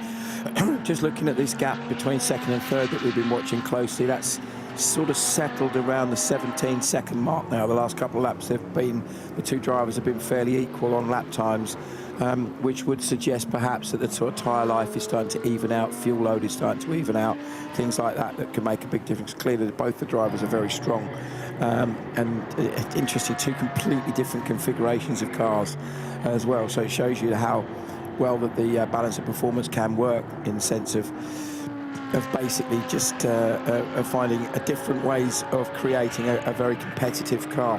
And especially if you look over the years, in all of the major endurance races that involve GT3 cars, both Audi and Mercedes have had such high levels of success in Spa, in Nürburgring and places like that, Daytona and such like. So yeah, no doubt that both those drivers are able to absolutely get the maximum out of these cars at this late stage in the race. Looking at the sector, just put it into context, sector times, Liddy did a 38.899 in sector 1, and Palette did a 38.689, so a couple of tenths in it, whereas Liddy did a 105.164 in sector 2 and a 103.516 rather from Palette. So little bits on the lap where you've got certain cars or maybe drivers that are being stronger than others. Was that Marshall's putting hoods up or putting thicker coats on, perhaps, with a potential temperature drop? I wonder whether the atmosphere is changing a little bit. Now from second place, Patrick Liddy will pit in the Get Speed Team JR286 Mercedes. And this car pitting close to pit in and not far away from the penalty box. Yes, Carla, I just caught a glimpse of one or two Marshalls on posts, thinking, might be time to put a coat on.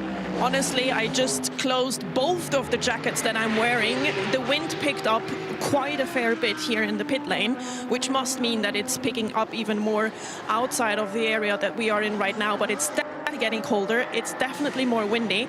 And if we look outside, and if the guys who are watching online pay attention to the clouds, it got way darker, much grayer, and I think all of these theories, there was a very close call here in the pit lane just now, with some cars leaving way too close for good measure together at the same time. But to finish that sentence, I think rain is coming. I'm not happy about it, but it looks like it.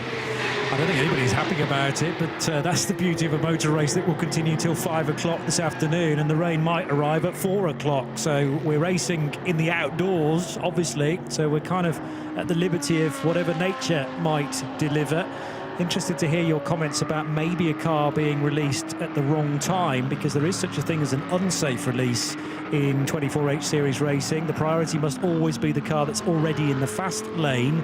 But if you're fighting somebody straight on pit road, like for like, and the mechanics are trying to turn the tyre change and the driver change around as quickly as possible, they obviously want their car out ahead of their rival. But what you can't do is wave it into the path of another car so that the other car has to check up. That's a big no-no, so there might be a penalty as a result of that. I didn't see it. It was obviously described to us by Carla, but the officials will be taking note, if nothing else.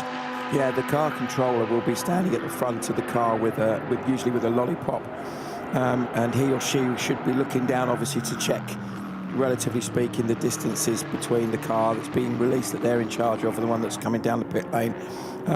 It can even be down to where the car controller is looking to see, where the crew is in terms of are they on the last tyre?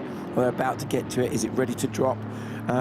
Some cars seem to have a slightly better sort of clutch system in terms of how quickly the car can get away.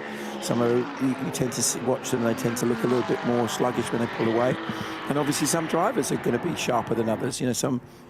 If you've got your pro driver in there that's used to doing that kind of stuff, the thing will hit the ground and metaphorically be, almost moving before it's hit the ground, and away they go. So you can time it very carefully, but that's still something that they need to obviously be very much on top of. Liddy's still in the pits. We're going to watch to see if there's been a driver change with that car as well at this relatively late stage. Patrick's done a fair bit today, hasn't he, I think? I seem to remember his name alongside the 286 for a fair portion of today, indeed.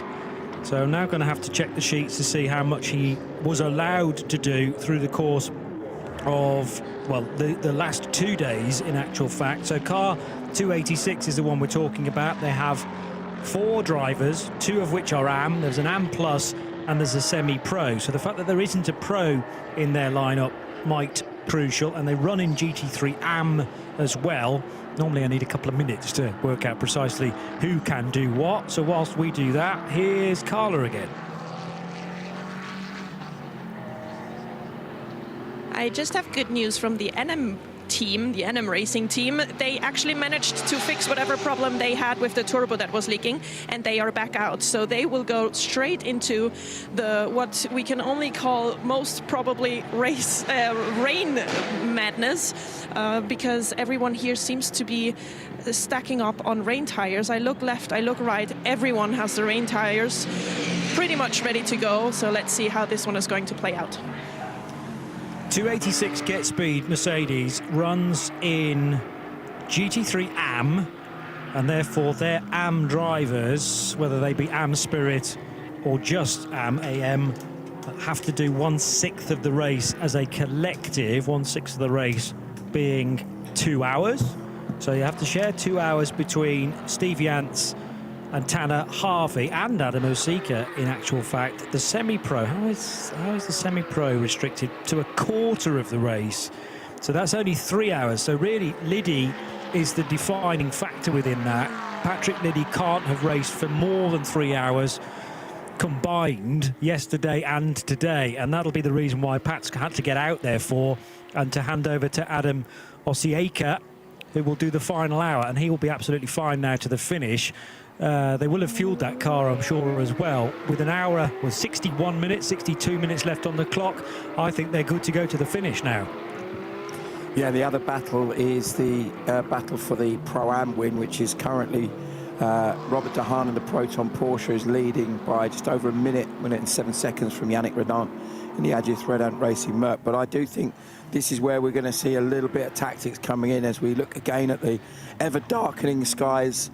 And probably the coolest place to watch a motor race ever, which is the bar restaurant at the end of the upper deck here at Circuit SPA-FRANCORCHAMPS. I've been up there and watched a few times in night racing and daytime racing, and it is a great view. You sit there with a cup of tea or whatever you fancy drinking and having a little watch of it. It's brilliant. Really love it up there. In the daytime, you'd have a carton full of frites and mayo, which is a big thing around here. Frites and mayo, yeah, you can't beat a bit of that, can you?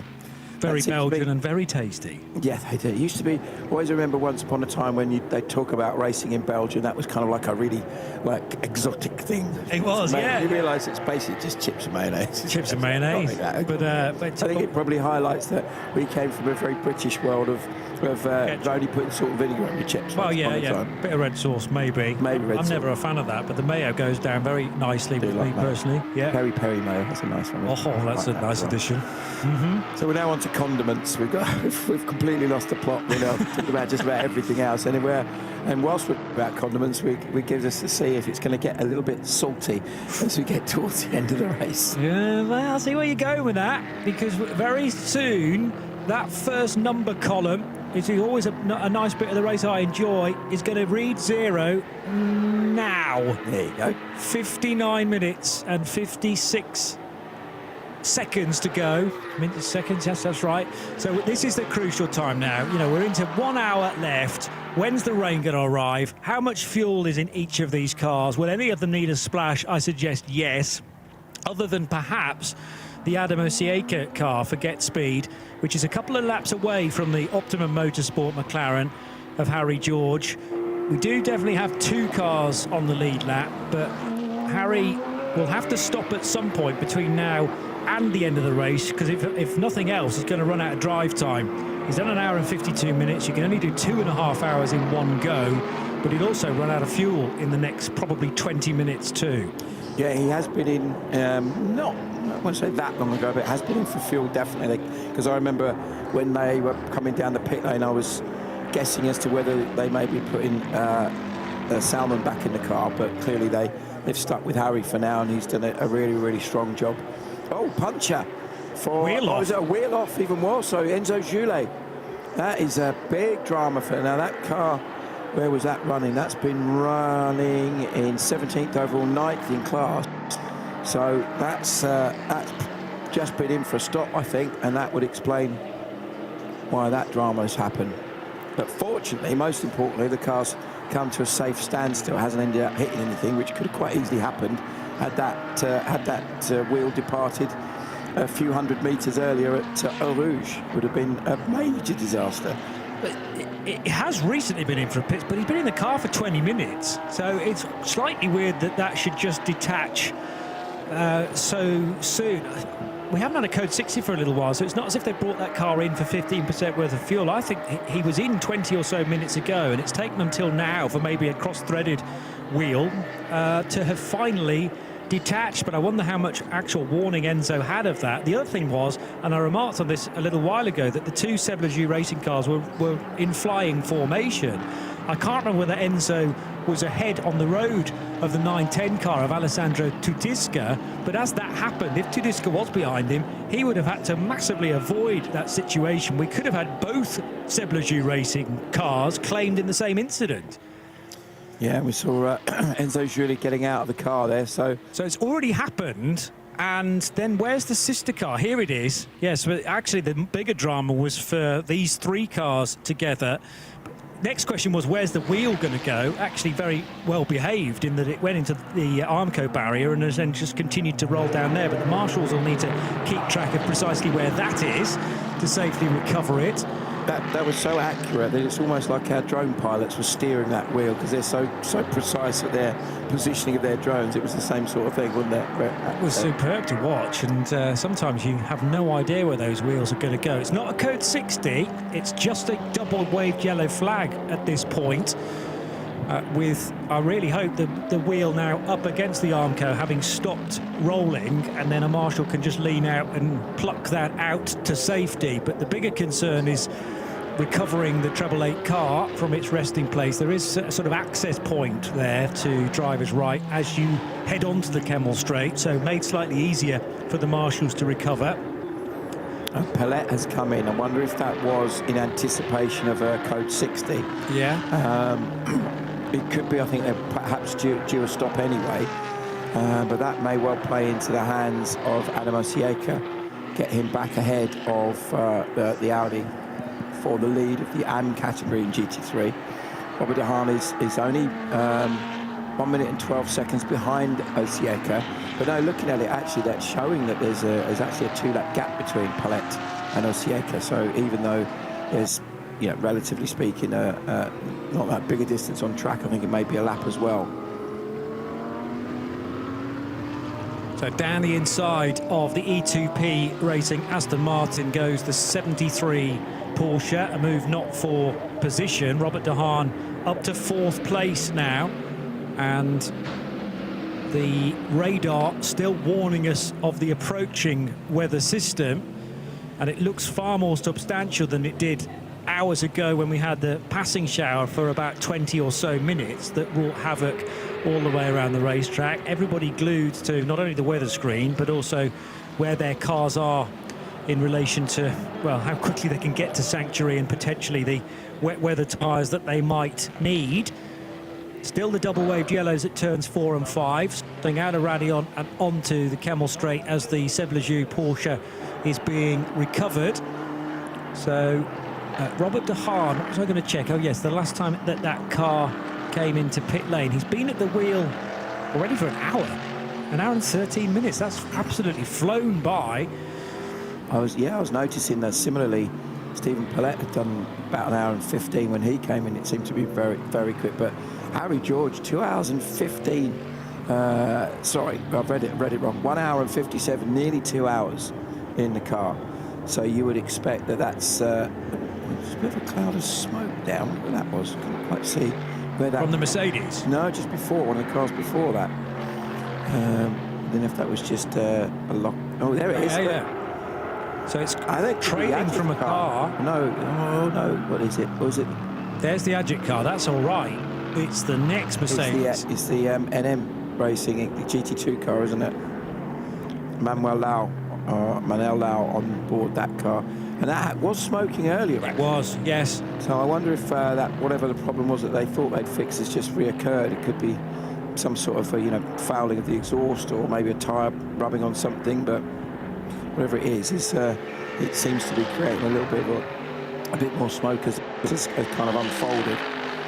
But you see, when you see the GT3 and the GT2 cars going through now, not to be confused with those of you who are long-term sports car fans, remember GT2 as we used to know it, which was a step up from GT3. Yes. This is now actually more like a GT4 car with some modifications on it. So it's kind of like not really a GT4 or GT3, it's sort of somewhere in the middle. I hope I've explained that sort of right. You have, but I do find it, it's quite difficult to explain to somebody, right, okay, why is the top class in GT racing GT3? Where's GT1 and GT2? But you're right, you have to go back through history to discover those.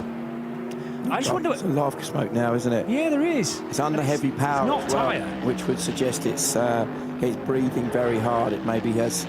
It looks a bit like oil smoke to me, which is a bit worrying, because that could mean that the engine's not long for this world. Suggestion from our guys back in Cologne that it looks like one of the old diesels that you might find on a German freeway, or the Autobahn, or on the UK motorways as well. It's like all the cars in this motor race, they've put in a lot of hard work to this point. The other thing I note about the NM racing car for Manuel Lau is that he's only 8 minutes in, so that might be quite a heavy race car as well. And maybe it happens when it's got a full fuel tank, but it's getting progressively worse, and whatever it is obviously no longer being contained within the car. So let's hope, but it's not a new problem. It's just getting progressively worse. Definitely worse when he's under heavy acceleration, was coming out of a lower speed corner. That seems to be sort of the one thing that creates the most amount of smoke. So I don't know what the relevance of that is. You were trying to get my attention about Robert de Haan, I think, coming into pit lane and into fuel. So this will be the last fuel stop for Porsche number 73. And yes, Yannick Redont, who's been pushing on to try and put some timing screen pressure at the very least on the Dutchman, might have an opportunity to close that gap now, but probably that Mercedes of Agit Red Ant Racing needs to stop too to get it into the final segment of the race. As we say, 60 minutes, 65 minutes in some cases, if there's a bit of yellow here and there, 70 minutes on a fuel load for a GT car. But you'll have to be sort of fleet of foot, driving with the slippers on, to get that amount of fuel consumption. The yellows are still being shown, turns 4 and 5, but it does appear to be a good decision from race control to not neutralise the whole of the racetrack. Such a long track, as we have been saying many, many times all weekend, and it's only the section initially onto the Camel that's affected by this, so why not allow everyone else to race in all the other corners? And now, in fact, the whole of the track is clear. However, rain is reported at turn 1, plus there's that loose wheel that still needs to be collected at some stage as well. So let's see what this rain looks like. Is it just going to be a little shower, or is it going to be something like we saw before where it really soaks the track and causes issues? Let's hope that that's not compounded with some oil that's being dropped by this car. So you imagine the combination of a heavy shower and a bit of oil coming out of the NM Racing Merc, and we're going to have a very exciting couple of corners, quite scary ones, I would imagine. So yeah, God forbid those two things don't combine. And at the moment, you know, it said sector 1, which is obviously the bit we were just looking at there, coming into this part of the lap. So this is the beginning of sector 1, going through La Source, down the hill into Eau Rouge, up the hill, along with Kemmel Straight, and then just before Les Combes is the sector line. It's not literally a line, but that's basically where the electronic line is that will conclude, and it's around about a mega sector through there is about 38 seconds. Yeah, I seem to remember. I think in quali it was a bit quicker, but certainly in the races it's about 38 seconds. And around about the 1 minute 2 mark is sector 2, and about the 34 mark is sector 3. And as we said, the fastest lap of the race is still by Salman of Ada at 2:15.717. And just looking down the list to see if anyone else. Sorry, I'll rephrase that. Is that today? Yes, it is. No, they did a 2:55 yesterday, I think. Need to check that. I can't remember. I certainly remember the... No, did a 2:16.5 yesterday. 2:16.5, yes. 5. So that is the fastest lap of the race. 2:15.717 is the fastest lap of the race. So second overall, Stephen Palette. 237 laps in the book. He's now ahead of the Adamo Sieka driven Get Speed 286. That's been sort of switching around a little bit the last few laps. The other one that we're watching with great interest is where the now Manuel Lauck driven Proton. So that was all they could put De Haan in, because as you quite rightly said, he did such a long stint yesterday that he'd used up quite a large chunk of his drive time. But Manuel Lauck is the second quickest of the drivers that they have in there. So he will be able to put some pressure on Yannick Redant.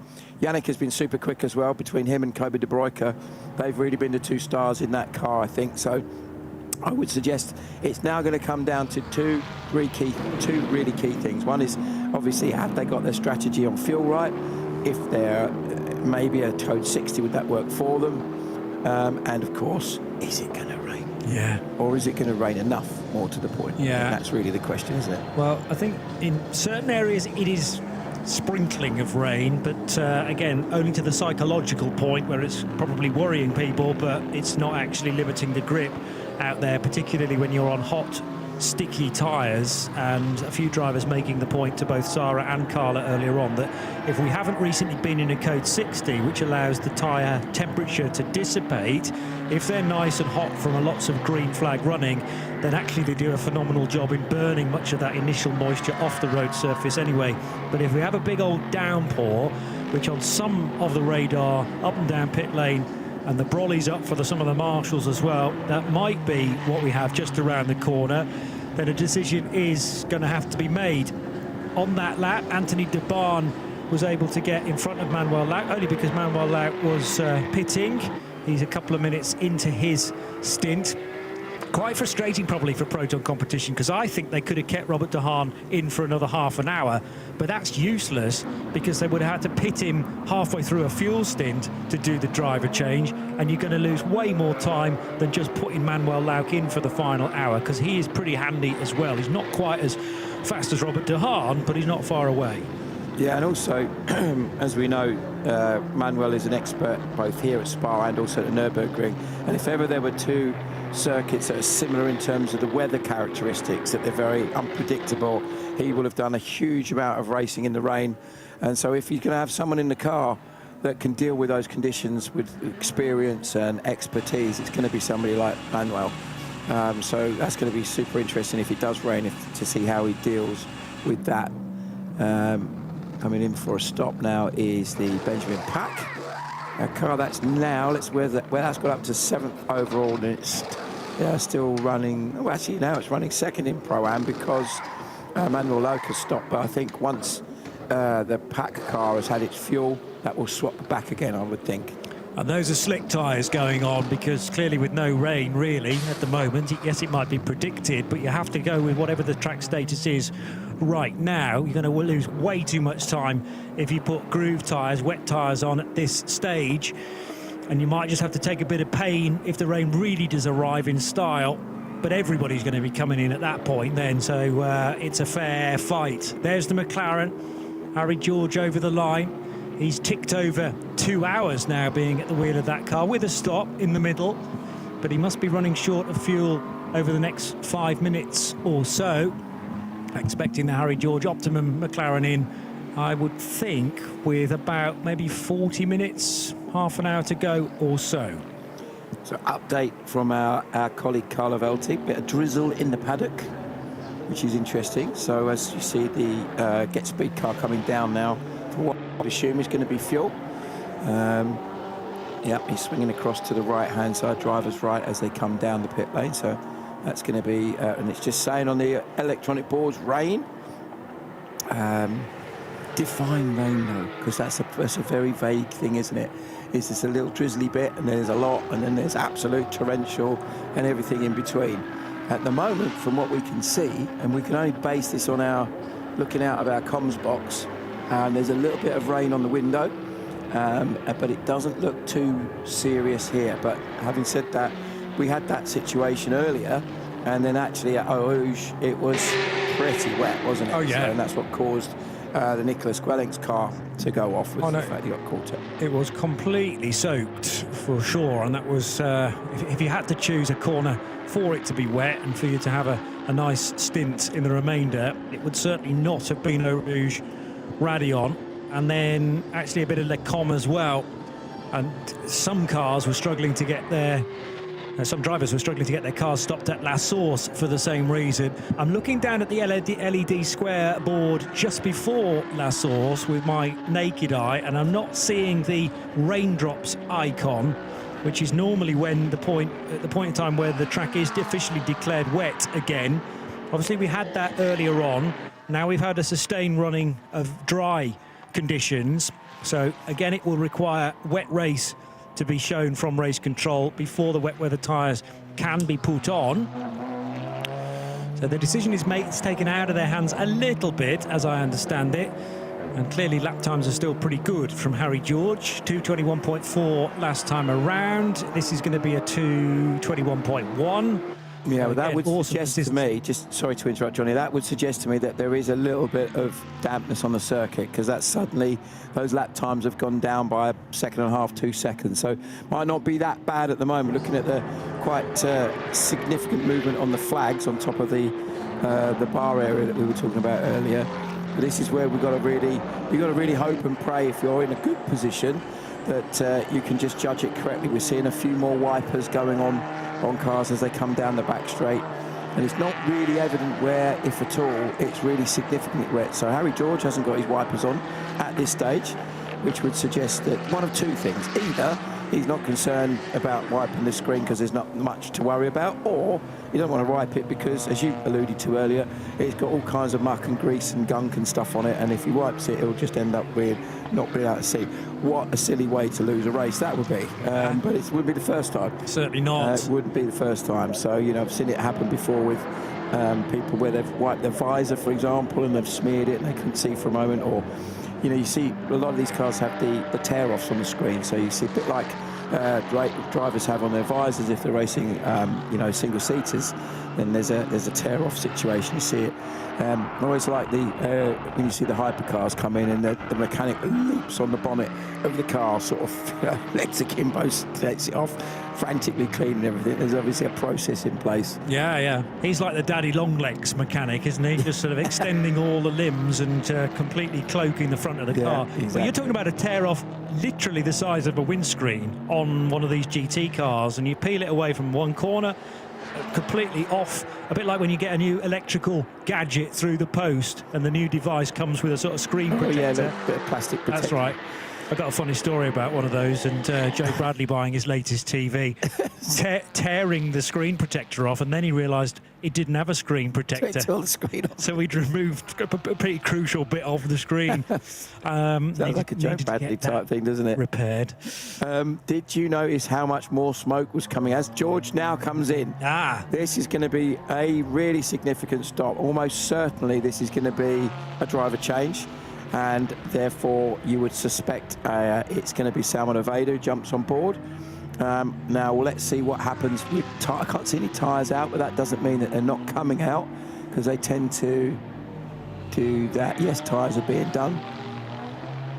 There we go. Car up on the internal jacks. And I think that is Salman that's getting in. So it'll be slick tyres all around. I honestly don't think they can change the wets yet, because it's not been redeclared as a wet race just yet. And what's the point in putting a grooved tyre on? It's just going to slow you down. There, you can see the bubbles on the windscreen. Well, that's the air gaps of the tear-off that we were telling you about.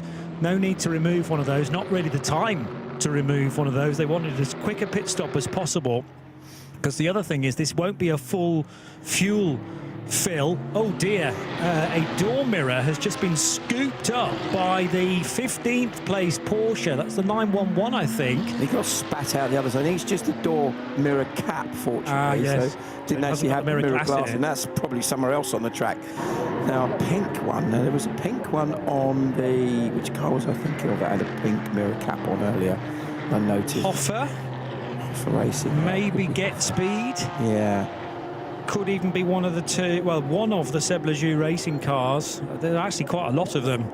We're trying to work out which... That's a real new level of anorakness, if there is such a word. I think I know what colour cap the cars have on them. I was only able to label 3 cars because of the fabulous spotter's guide that's given to us at the start of each of the weekend. It's looking pretty weather beaten now, because it's had 3 days of me staring at it and scribbling on it and screwing it up in a ball out of frustration. I've not been able to identify the car in a hurry. 38 minutes to go, and we're going to go back to Sarah. Still no rain yet, but I know it's pretty chilly down with you. Chilly, a little bit of drizzle with Harry George from Optimum currently leading the race. I don't want to say anything too soon, but it was so far lights to nearly on the way to the flag. 38 minutes to go. Yeah. No, we look in a very strong position. I mean, the weather looks like it's about to change, so, you know, anything can still happen. But as for me, it was just a case of managing with the conditions, trying to find the limit but not overstepping that mark. So, yeah, we look in a really good place, and hopefully someone can bring it back P1. It's starting to come down a little bit heavier here in the pit lane. How is it all the way over the other end of the circuit? Do you know what? It's only really the first sector up until Eau Rouge and the last corner. Everywhere else is pretty much dry. So, yeah, it can be a bit deceiving on the windscreen with spots flying at you. But, yeah, just got to keep cracking on, I guess. We saw some new slicks go on the tyres. Yeah, I don't think it's nowhere near ready for wets yet. So, yeah, definitely the right call. Well, good luck. Not long to go, 38 minutes. Hopefully Salman can bring it home for you. Fingers crossed, eh? Thank you very much.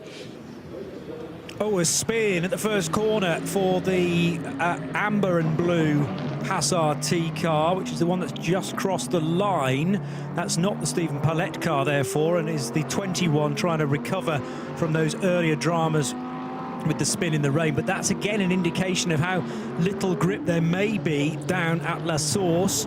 Still no official declaration by race control of it being a wet race, but grip levels that are a real premium now. Windscreen wiper goes back on, so clearly keen Big to... wobble there for the Haas car, wasn't it? It was Goulinks, wasn't it? Peter Goulinks for Haas RT. So, yeah, the car swapping ends, but not to the extent of the incident for the other Goulinks, Junior, a few hours ago now. Code 60 coming up soon. So we've probably got somebody that's got stuck somewhere, I would reckon. So we'll have to wait and find out who that is and where that is. Haven't given us any indication on our timing screen as yet. We know it's not the McLaren because that's still in fueling. Also the barn Porsche, that's still in the pit lane. The other Haas RT Audi, which has found its way to just behind this one that we're concentrating on, it just went straight on at the end of the Kemmels and had to take to the escape road where you have to swing left and right through the tyre bale. That looks like the Ajit car. It does. I agree with you. So Ajit Red Out Racing. What a great shame. Having found its way to the gravel trap at the exit of Blanchimont, number 93, Yannick Redont. The Mercedes that looks a bit like that is the 28 car, but no, it is Yannick Redont, confirmed by our graphics.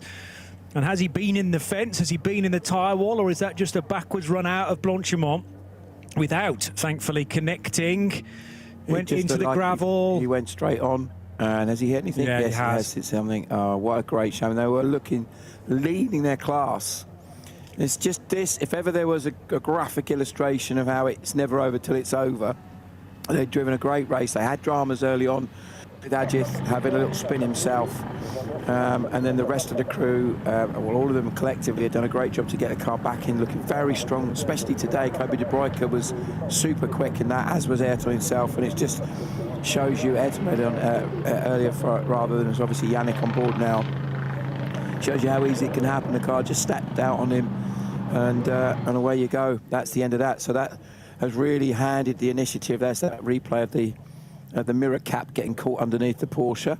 That's really handed the initiative to Manuel Lauck in the Proton competition car, because although it's still showing us Yannick Redon in 4th place, it won't be long now before that is going to change, I think. Yeah, Manuel Lauck then 1 lap behind the Yannick Redant car. That happened on the Ajit Redant Racing Mercedes. How many laps? 241. Very heavy rain, though, now appearing in the pit lane, and this is where the wet weather tyres are being found. This is where I think, as a team manager, you're going to be grilling the driver and say, right now, what do you think? Do you need to come in for wets? Because I think there's going to be drivers that, if I'm, for example, Salman of Vega, I'm thinking, maybe do 1 lap round just to get a feel for it, because obviously he's just come out the pits. Let's see, where are these? He's, last stint, 155. So he's literally 2 minutes in. But the problem for Salman is he was already out of the normal pit lane where you would do the tyre change and into fuel as the rain really arrived. So we know that the McLaren is almost certainly still on the slick tyre. Plenty of other cars, though, coming down pit lane now, Sarah, to have this late change of tyres to the wet weather. Yes, car 29 just came in. I can see some wets going on the QMMF 992. They look like that's about to be released. Who else is making the decision to come in for wets? Hear that one as it... Oh, a little bit of a speed as they're speeding away. Got another car further down. Wets going all round, to be honest. I think... Is it still code 60? I can't see a screen anyway. Oh, so smart time to stop. Well, I'll come back to you until someone else comes back in. But there's no restriction now as to how long these slicks have been on, because as soon as the rain arrives, it wipes that rule away from the regulations. So normally there's a 50-minute rule as to when the tyres were first put on, but you can switch to wets whenever you wish, and plenty of callers are doing that. But my big concern is that Salman Vega is not on the wet tyre quite yet, and we assume he is not. How long's the code 60 going to stay out for? And will they have to therefore change tyres under green? Whereas all these cars are having a free pit stop, effectively. I mean, I think the big difference here... is that we've got... rain seems to be much more widespread. Last time it seemed, when we had the rain earlier, it was more isolated. It was only one or 2 places on the track that were really wet. Here it seems to be like the whole circuit has got a smattering. There is Salman Aveda. I can't quite work out where he is on the circuit at the moment. I'll have a little look at the driver tracker in just a moment, and then we can get a bit of a feel for where...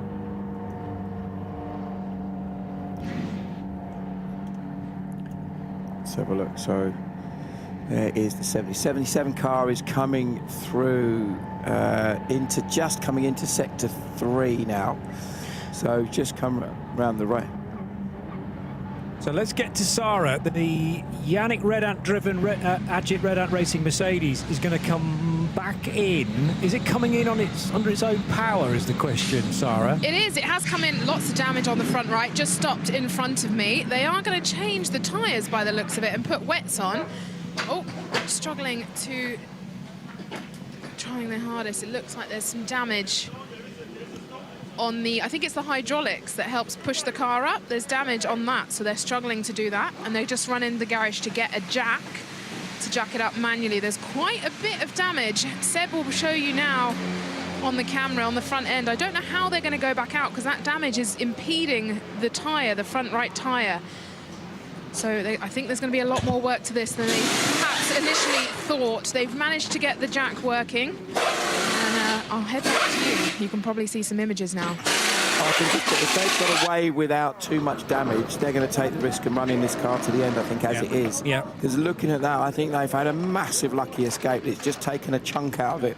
Interestingly, last year, I remember... Get rid of the headlight, by the way. That's what remains of the headlight, I think, and its assembly. Paul Ricard last year, they got within a gnats of winning the race there with some quite bad damage on the front end of the car with a splitter bouncing around. And they got very close to beating the Proton car, but in fact, they didn't. Now, does he need to fuel as well, or is he going to be able to just bring it in and go straight back out on these tyres? Because at the moment, if we're correct, he's still actually leading the Pro-Am class. Yeah. So we have to watch with interest to see once everything's shaken out, once the Code 60 ends, and everyone's made their stops that needs to make their stops, if that is still the case. Now, the McLaren's in. This is going to be for tyres. What happened there with the Get Speed car? It was all of a sudden a very peculiar angle, almost as if the Porsche caught it out a bit. It was trying to get to its pit bay, and I wonder whether the Mercedes has started to peel away and realise I can't go to the right anymore. It's wets for the McLaren. So this is Salmon Vega.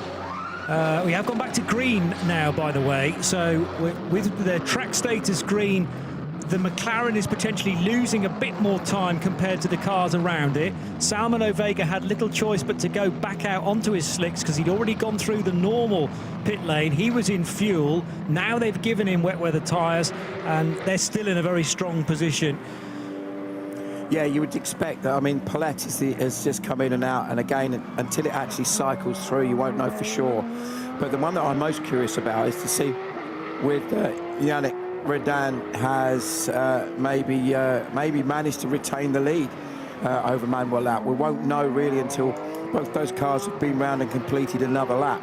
Now we've gone green. This is where we really get an indication. But anyone who's not come in for wet by now will need to do immediately, because there's no way you can carry on slicks. It's just too. It's starting to get standing water. You can see there the amount of water that's in the pit lane. Just how tricky it would be as these cars trickle down in this incredibly frustrating situation as a driver. You're like, oh God, I just want to get out there, get on power, get going again. So now we're going to see, just hope for, it shows Salmon Vega as fuel, but I think that's just because it's coming down. That's right. Coming down that section there, but he's not actually going for fuel, as we can see. He's coming down, staying in the left-hand sort of filter lane, as it were. Yeah, so he can keep going at 40 kph, whereas the Audi is restricted to 20 kph. And now this is very tippy-toe stuff, because on very cool, although wet tyres, Salmon Vega just needs to ease his way up the hill.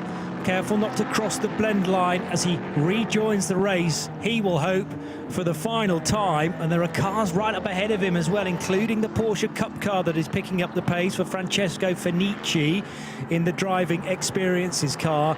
Just shows you that visibility is going to be a major problem. There's the Agit Red Ant Mercedes with the shark bite out of the front right-hand corner. They could not afford to repair that car any more than they did, in the hope that they hang on for Pro-Am honours. But I wonder what the gap is between Yannick Redant and Manuel Lauk. It can't be a huge amount at all, and I want Lauk really to complete the lap to work out precisely what the gap is, but we'll get that to you just as soon as we know.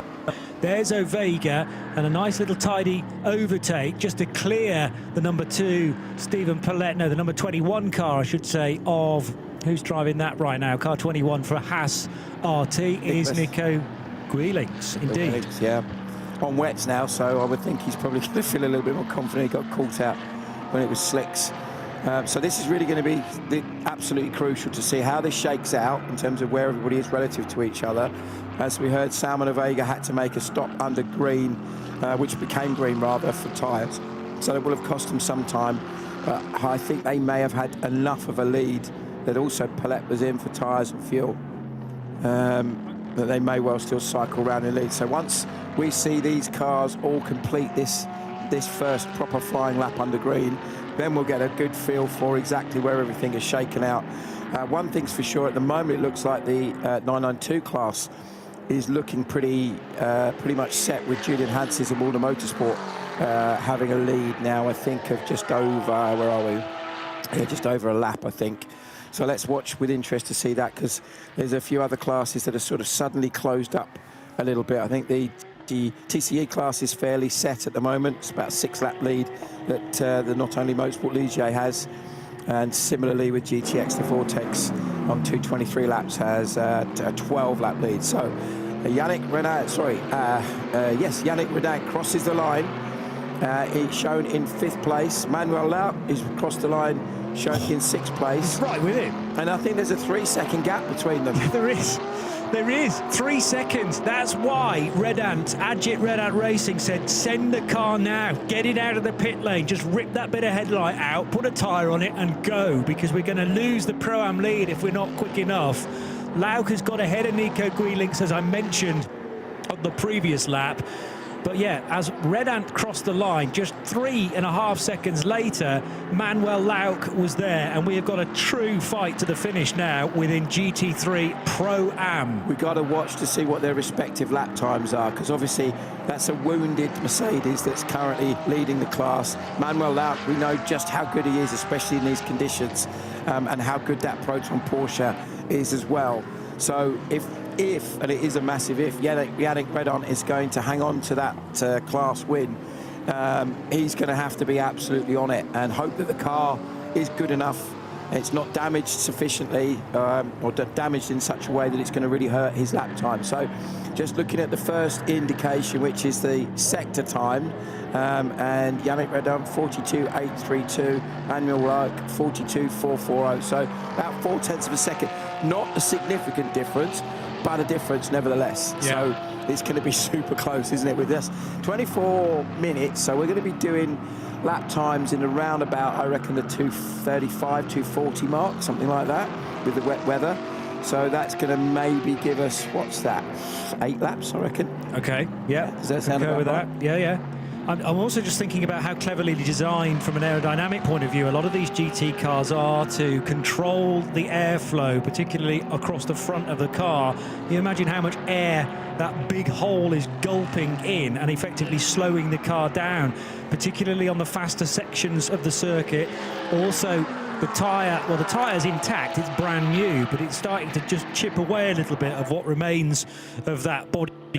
It's not going to be as quick through the air, minus the dive planes that would normally be sitting on the front right corner.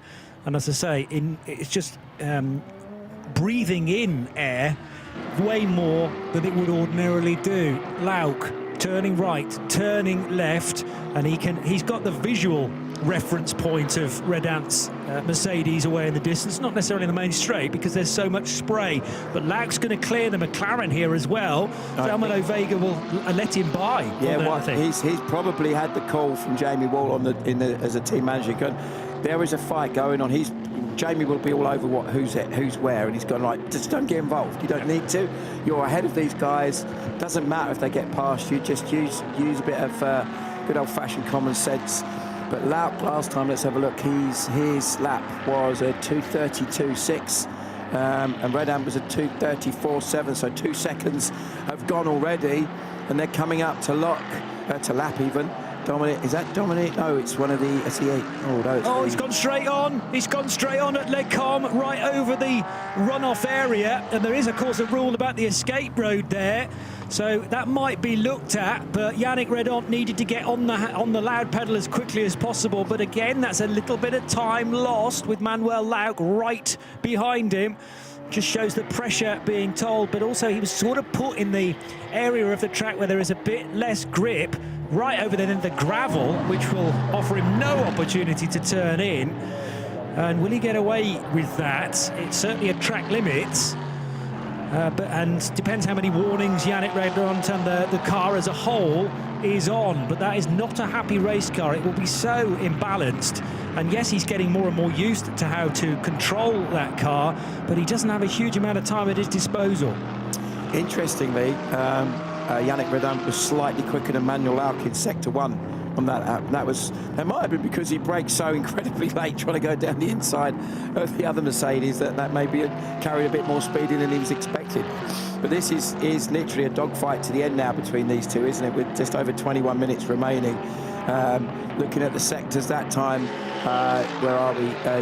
Yes, almost identical. 1:12.5 for Redant, 1:12.4 for Manuel Lauk. Now would include his little excursion as well. Yes. So that would suggest that potentially Lauk is quicker, because that was obviously an artificially quick sector, if that makes sense. True.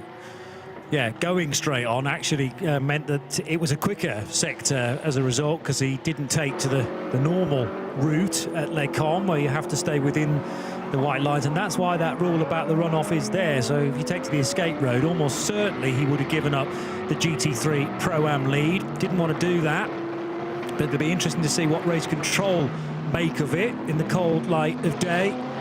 First to second in GT3 Pro-Am is a second and a bit, 1.7 seconds. Yeah, Red Ant was 2/10 quicker than Lauk on that lap. He was really good through sector 3 on that last lap. So this is where these guys are really going to have to work super hard to maintain. Bless you. Salmon Vega in the McLaren, still leading then for Optimum Motorsport. Hassart's Audi, Stephen Paulette running in second ahead of Adam Osieka for Get Speed Team JR286. That's looking like the GT3 overall podium. 992 is led by Julian Hanses, this time up at Les Combes, still just as wet as it was a lap ago. And again, here's the Mercedes in a bit of strife. It straightens up just about. A flash of the lights there from Manuel Lauk. And again, he's not going to make Bruxelles corner. This might be the Pro-Am change. No, it's not, because Yannick Redant somehow found just about the racing line coming out of the old Rivage corner. But now there really is less than, well, it's about a car length between them out of Speaker's corner and down towards Pouon. But Yannick Redant is thinking, I could not have a worse car to be driving at this stage in terms of its condition. It's been properly through the mill, whereas the Manuel Lauk Porsche almost looks brand new. Yeah, and we saw from the lap times that the respective quick drivers were doing, and that the Porsche is exceptionally fast around here. The Merc's a great car, but it does look there's certain bits of the lap where Redant, got to give him his credit, he's hanging on in there, and obviously being a local lad, you would suspect that he knows Spa as well as anyone. Both these guys are super quick, and they know the cars inside out, they know the tracks inside out, and as a Belgian and a German, they will have driven in these conditions regularly. Now look at the momentum that Manuel Lauk has got this time. He's got a real good run at Yannick Redant this time. And it's going to be down. You remember the conversation we had early on with Jake when he said about how much the aero wash affects the car when you're following closely. That could have been a factor there at Blanchimont. He's forcing Lauk to go the long way round. We get great on board. He tries to do the cutback. Is he going to get a better run out of the chicane? Let's watch. There was a spinner, I think, for the E2P Aston Martin as well, which provided even more of a hazard. Still, the Porsche's not got by, but he can draw level, but only to the outside line. It's the outside-inside trick from Manuel Lauk. That means he can get on the loud pedal a bit more readily. There is a yellow flag at turn 17. That could be for the Aston, although, no, it was at turn 20 that the E2P car looked half-stopped. Now, if Lauk finds or stays back for enough and then is able to get the momentum through Eau Rouge and Radion, this could be the point in time where we see the Pro-Am lead change in GT3. Remember, it's for positions a bit further down the order, but Lauk to the high side, picking out bits of traffic here and there. Is he by him? No, he's still not on it. Oh, and there's a bit of a tag. He did it. Yeah, there was a contact. That's pushed the Mercedes wide. And now we're into a code 60. So did the overtake happen? Look, he's gone back past him. They're still fighting it out. And they're going to be side by side into the code 60. So how on earth do we decide who should be ahead? Yannick Redant saying, well, you just smacked me in the rear, so that's not a fair overtake. You see Lauk signalling there. They're kind of... He's clearly convinced he should stay. He should have stayed behind him, but obviously Redant is like, well, you hit me and pushed me out of the way, so I'm not having that. So I thought touring cars were at Donington today, not here at Spa. So there we go. I did say it's grand touring car racing here, and this was why we stick with it, folks. With 16 minutes left, that's just crazy, isn't it? And we're watching this kind of action, and it shows you why, as you quite rightly said, Johnny, you've got to stay with this. Let's have a watch, because there's so much spray going on, we can't really see. Watch the back. Yes, bang, there's a whack. There's a definite whack up the back there. Now, I totally get why, if I'm Yannick Redant, I'm not having that, mate.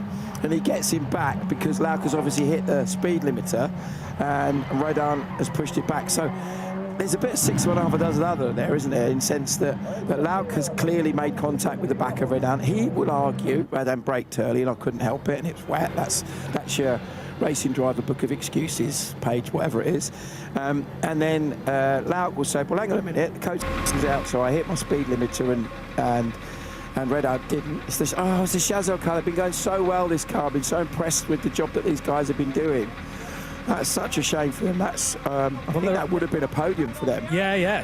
And they're still shown on our screen as in 3rd position in the 992, 2nd in 992 AM.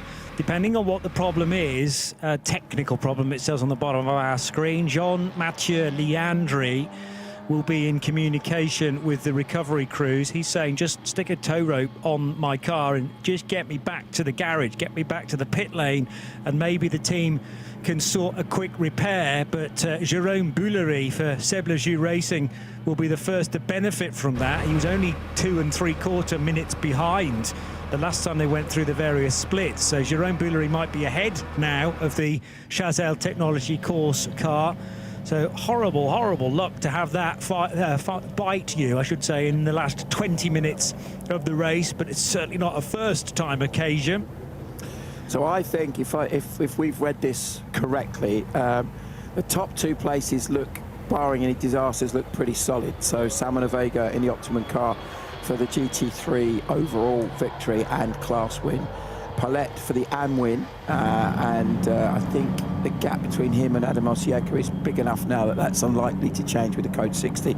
This is the action though, isn't it? This is the GT3 Pro-Am leaders, 1st and 2nd, who've been giving us some fantastic entertainment, and I'm certain that whichever way this goes, I bet both of these teams will end up in the official's office having conversation. There's a very tense, understandably tense looking Ajit Kumar, and I can only begin to. I don't even want to look at the chat that's going on our live feed from the Ajit fans, who will be absolutely buzzing at the idea of Ajit getting a win in this. Ajit is such a cool, calm, collected fella, but I would love to know what's going on beneath the skin there, because he must be on absolute tenterhooks. He knows he's put in all the mileage in that car through the course of his stints, and now it is entirely down to Yannick Redant, but he's driving an ill car. Code 60 is going to end in under 1 minute, probably about 45 seconds or so, and then it is down to when they all see the green LED boards, they see the green flags being waved. We're back to green now, and Yannick Redant gets a better start, a better restart than Manuel Lauk, but Lauk's not going to be that far behind him. Look how late Lauk was on the brakes. He took a big chunk of time out of Redant on the brakes there, but then the Redant car looks like it had better traction coming out of the chicane at the end of the lap. So this is going to be proper nip and tuck. I think traffic could be a factor in this as well. We're likely to see some cars that are going to be in the mix here, but it's always, as they say, easier to chase than follow. Yeah. Looking forward to seeing my Goldie when I get home. I've got a cockapoo, looks a bit like that. So I'll throw that in whilst we're watching this. That very cute dog is totally oblivious to the dog fight that's going on out on the racetrack right now. So Manuel Lauk, it's it's a prancing horse, isn't it, on a Porsche badge of sorts, not the Ferrari one, the other one, isn't it? Yeah. Stallion, I think it's not. Apparently that is Yannick Redant's dog. So is it? Yeah, okay. Being embraced. So through the single file route at Les Combes, because there is so much gravel that's been brought onto the racetrack, up and over the curbs, Robert de Haan style, but it's not Robert the wheel, it's Manuel Lauk, who had to be plugged into and again overcooking things. Yeah, again, Johnny. Very deep into Bruxelles. I'm starting to think Yannick Redant is almost squaring off the corner, karting style, because that just suits the Mercedes and its current condition, perhaps, rather than he's necessarily running out of brakes, unless there's a major problem on the front right corner. Of course, there's clearly cosmetic damage. Has it done some damage to the ABS system as well, somehow? I mean, looking at the lap times, I would suggest the car's running pretty well, considering, the pressure that Yannick is under, with Lauk really pushing him hard. But You know, their sector times last time through the first sector were almost identical. They're just about to come to the end of the second sector. Big slide on the curb there for Red Ant. Now, it was this last sector was where the Porsche was super strong, had really good momentum, and he obviously got to the point of almost passing as they braked for the bus stop chicane. Look at the momentum he's got on him now. Yeah. Now it's just a matter of how can Red Ant position the car to ensure that Laut can't get momentum. Their Team JR286 car. So looking for the sector splits between Yannick Redant and Manuel Lauch, and they are still in the same order as they reach Les Combes corner, nose to tail. As I said, the red and white Mercedes just ahead, and Laut will be sitting here assessing precisely where his best opportunity to get through is. It might be here, actually, because we know that the Mercedes tends to run deep into Bruxelles corner, and with traffic confusing matters. Actually, Yannick, judging his braking point, much better this time around. He's starting to use his car just to slow up Lauch in all the crucial places. So it might not be the quickest route through there for the Mercedes, but he's very much taking into account where the Porsche is stronger and trying to stop him in the corners. Yeah, and you can see Redant is definitely moving the car around on slightly different lines. You also then wonder that you're playing to the strengths of each car. We know that there is a very different configuration between the Mercedes and the Porsche, and each of the drivers in turn understand those cars so well. So now we've got some more traffic coming up. This could be absolutely crucial. If we watch what's happening in front there, both the cars get past the Seat quite easily. I think he was very aware. But look at Lauch, he takes so much speed in. It looks to me like, yeah, as you said, possibly because of the damage, but the front end of that Merc just isn't working anywhere near as well as the Porsche. And it's just the fact that Yannick is being so clever with where he's putting his car, driving it quickly enough, but he's really being intelligent with where he goes. So with 8 minutes remaining, this is about as tense as it gets, as the traffic is right in the way of the battle, and they're going to end up with 3 abreast, I think, 4 abreast. Now look at Lauch going around the outside. Can he make that one stick? He's got the car ahead, but Redant comes off the brakes, rolls the car in. They're going to go through here side by side. Lauch's going to get blocked by the other Merc, which in turn might block the Redant car. So one Merc doing the other Merc a massive favour. They're not in the same team, but those at Agit Red Hat Racing have suddenly become a massive Get Speed fan as well. Lauch nearly drills into the back of the red and white Mercedes. Also the RPM Racing Porsche is trying to stay out of it, actually, but was almost actively involved. He's got to clear it. He's cleared it. I was going to say, if he didn't clear that other car, now that's massively helped Agit Kumar. He's not in the car. He's not. The Agit car. He's past him now, is Lauch, but the cynic might say that actually Osika just eased off the throttle a little bit to make that job a tad easier for Yannick Redant. I'm not sure how much Get Speed know about this being the GT3 Pro-Am fight. They're still on course for second place in GT3 Am, by the way. Up towards Les Combes they go. We are running out of laps here and running out of opportunity for Manuel Lauch. That was a great chance. He was past him, of course, going into the chicane. He was actually leading Pro-Am for the space of 1 corner. Look how much the conditions are changing as well. Look at the you know, we're getting a bit of a dry line in certain places, but this is the worst kind of transition for any driver, because it's literally where it goes from being wet to dry. There's a point where it goes slower and it's kind of super greasy before it actually gets a proper dry line. So what Yannick Redant's got to hope is that he's got just enough of a buffer now that he can just keep driving he drive his own line, basically, not having to drive defensively. That will allow Lauch to get onto the back of him very easily. It's a little bit more traffic ahead. It looks like the Ligier is here. Once again, Lauch is so quick through this last part of the lap, into sort of the end of Sector 2, beginning of Sector 3. Poor Agit, he needs to lie down, doesn't he? He's just trying his hardest to look cool. Well, he does look cool. He always looks cool, but it's just inherent. I don't care even who now. you are, whether you've been racing 5 minutes or 50 years. This is works for is this kind of action, isn't it? And that's why Ajit is an immediate kind of, he's addicted to this stuff. He's still fairly new to the racing scene, but get used to this, Ajit. You're going to have many more weekends of it. It is literally nail-biting stuff. And what has Manuel Lau he runs wide. Got up his sleeve this time around? There was a little bit of a wide run coming out of Blanchimont, but I don't think Manuel's going to be close enough this time. If Yannick can stop the car, there's contact again. Contact again, but it didn't spin the Mercedes, so they'll still stay nose to tail. And Yannick and Ajit Redan can't watch anymore. There's something else hanging off the car. I think he's been hit where he's been hit behind. Is he going to hit him again? Well, Lauk has raced his touring cars as well as GT cars. Can you tell? You can see that, can't you? Hyundai's ran the Nordschleife, so yes, he's having to maybe adopt that style of racing. A few more segments of the Mercedes from Ajit Redant Racing are starting to detach. I don't think that was the ideal run onto the Kemmel this time for the Belgian, so Manuel Lauk is got a much better momentum. He's in the draft. Which side is he going to go, though? Because the Mercedes is sort of committed to the outside, to the inside. Manuel Lauk leaves his braking to the last possible moment, but again, the Mercedes driver has done a good job in holding the pace of the chasing Porsche.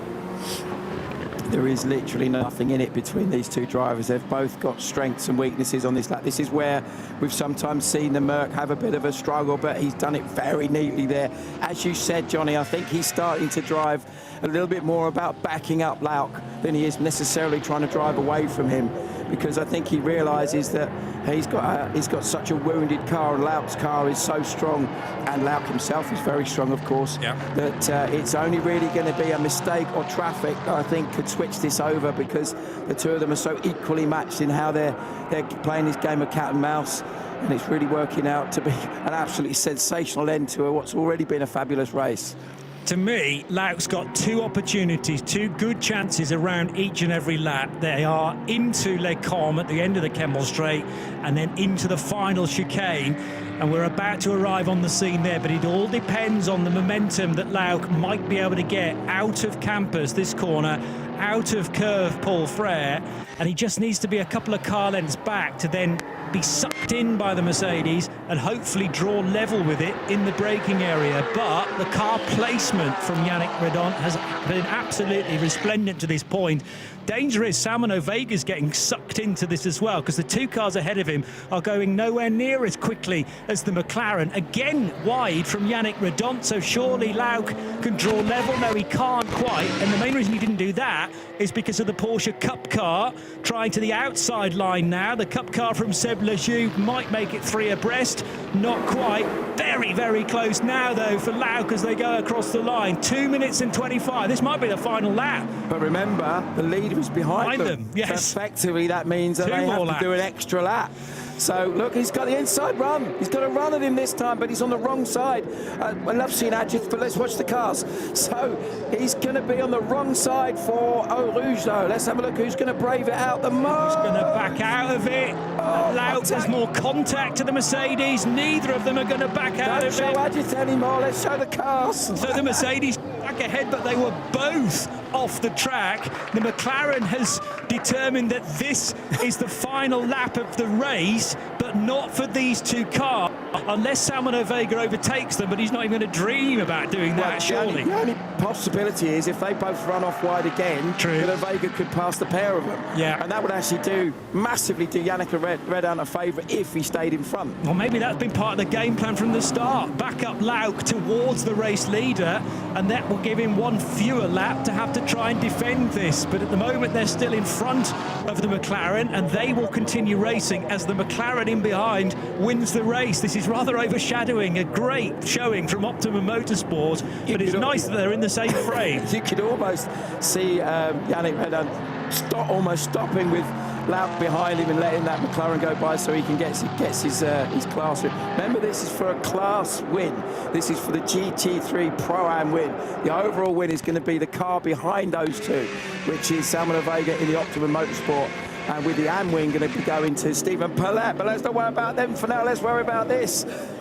pushing Yannick Redant literally through Le Fagnes corner, trying to force an error again. There's been so much paint traded in amongst this fight. Normally Creventic Racing is very genteel and very chilled out, but not when you get into the final few moments of a Pro-Am fight. And again, another excellent opportunity for Manuel Lauck, about to come up just around the corner.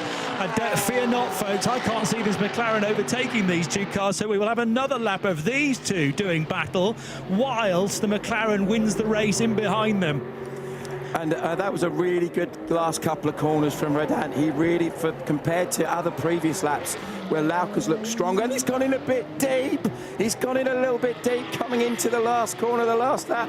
Meanwhile, the Michelin 12 Hours of Spa-Francorchamps is going to be won by the McLaren, number 77, their driver lineup, Harry George, Salmon Vega and Freddie Tomlinson. And are we going to have a change in the Pro-Ams immediately after it? Yes, we are. Manuel Lauck and Yannick Redant still racing. Remember, they're the final few cars that are racing onto the last lap. Ajit Kumar cannot watch, but I think that is it decided. Manuel Lauck has been trying absolutely everything for the last half an hour to get ahead of the Mercedes, which is off the road again. But I mean, we must not look beyond the victory for the McLaren, but how about this to finish the final few racing cars? He's coming back at him, and there was definitely contact there. That was definitely Lauck was into the back of Redant into La Source. And I wonder if Redant he's just decided to take the matter into his own hands. He got pushed out of the way, in his opinion. Yep. So he's like, well, you know, knock for knock, as it were. Sadly, I fear that this is going to end up in the steward's room. In fact, I'm certain it is. Now, watch Lauck. I reckon he's going to get his own back once again now and have a little bit of a nibble at the back of the Mercedes. But my goodness me, what an exciting way to end the 12th race. If you and I were feeling a little bit jaded having been doing this for 12 hours, that's gone right out the window. It's absolutely a buzz. This, oh no, look at that. They're both sideways, absolutely sideways into Pouhon, and I wondered whether Lauck was going to overtake him whilst he was four-wheel drifting through the Double Gauche. Didn't quite happen. I tell you, no manner of espressos would have perked me up as much as this battle, as they're now two abreast into Le Fagnes. This has turned into a Creventic classic to end the Michelin 12 Hours of Spa-Francorchamps, and there's still an overlap almost for Manuel Lauck. Well, Lauck almost pulled off the overtake a lap ago. In fact, he did it into La Source. They're not going to have a chance to go through that corner one more time, but with the Ajit Redant racing car a nose ahead of the Proton competition, Manuel Lauck driven car on the road, and that's the only way we can call it right now. The Mercedes is in front, unless it runs out wide coming out of Blanchimont. Well, they kind of both do that. Yannick Redant has done tremendously well with a heavily damaged car. The front right corner is not there, and can he get the car stopped in time? Here comes the Porsche. It's a drag race. Now there's more contact, and the Mercedes will get the inside line and will take the victory. Unbelievable finish here in Spa-Francorchamps to win the Pro-Am category in the GT3. That could have been taking place at Daytona or the Nürburgring or the Le Mans 24 Hours. Reminds me a great deal of Corvette versus Aston from what was that, 2017 or something. Hardly any of those race cars left. Lauck led at the final corner. They were then both off the track, and the Mercedes got back in front for Yannick Redant. Well, on the road, and as I say, that's the only way we can call it, the 93 car of Ajit Kumar, Kobe de Broeke, Ayrton Redant, Yannick Redant are victorious, but who knows what the final result will be. Wow, just wow, Johnny. I mean, I've had a sore throat for 2 days now, and whatever was left of my throat has gone completely. Is Lauck got a problem? Is he stopping? He's stopping on the last lap. What's happened there? I think the amount that they've been pummeling one another has taken its toll. Or some sort of damage, but... or maybe he's just so upset he just can't face going back. I don't know. But, oh my goodness me! I mean, what a great result for that team down there and for us as motorsport fans first and foremost. Well, that was about as good as it gets. Let's get to Sarah. The camera got Kobe and Ajit. Just the first couple of reactions from both of you. I mean, that last 30 minutes.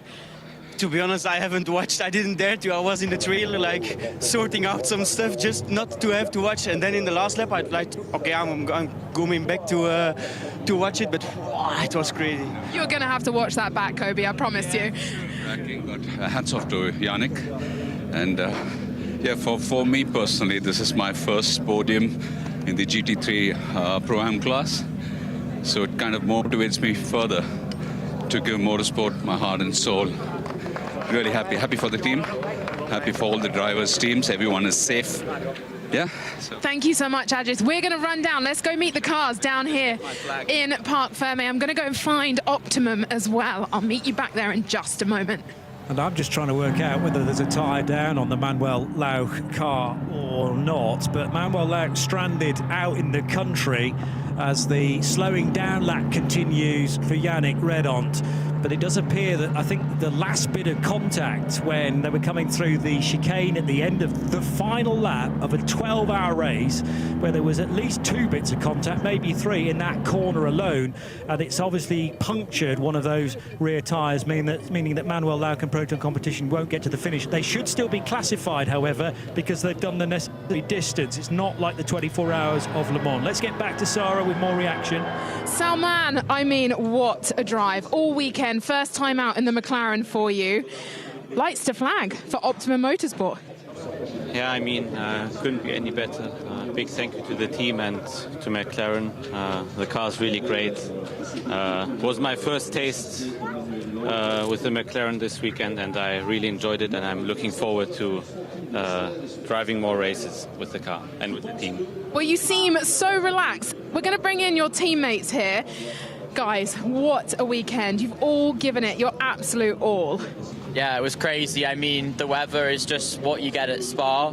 It's such a unique track, and yeah, what a great result for everyone. The team Optimum have done a great job this weekend. So just happy that Salmon could bring it home at the end in such style, which was super cool.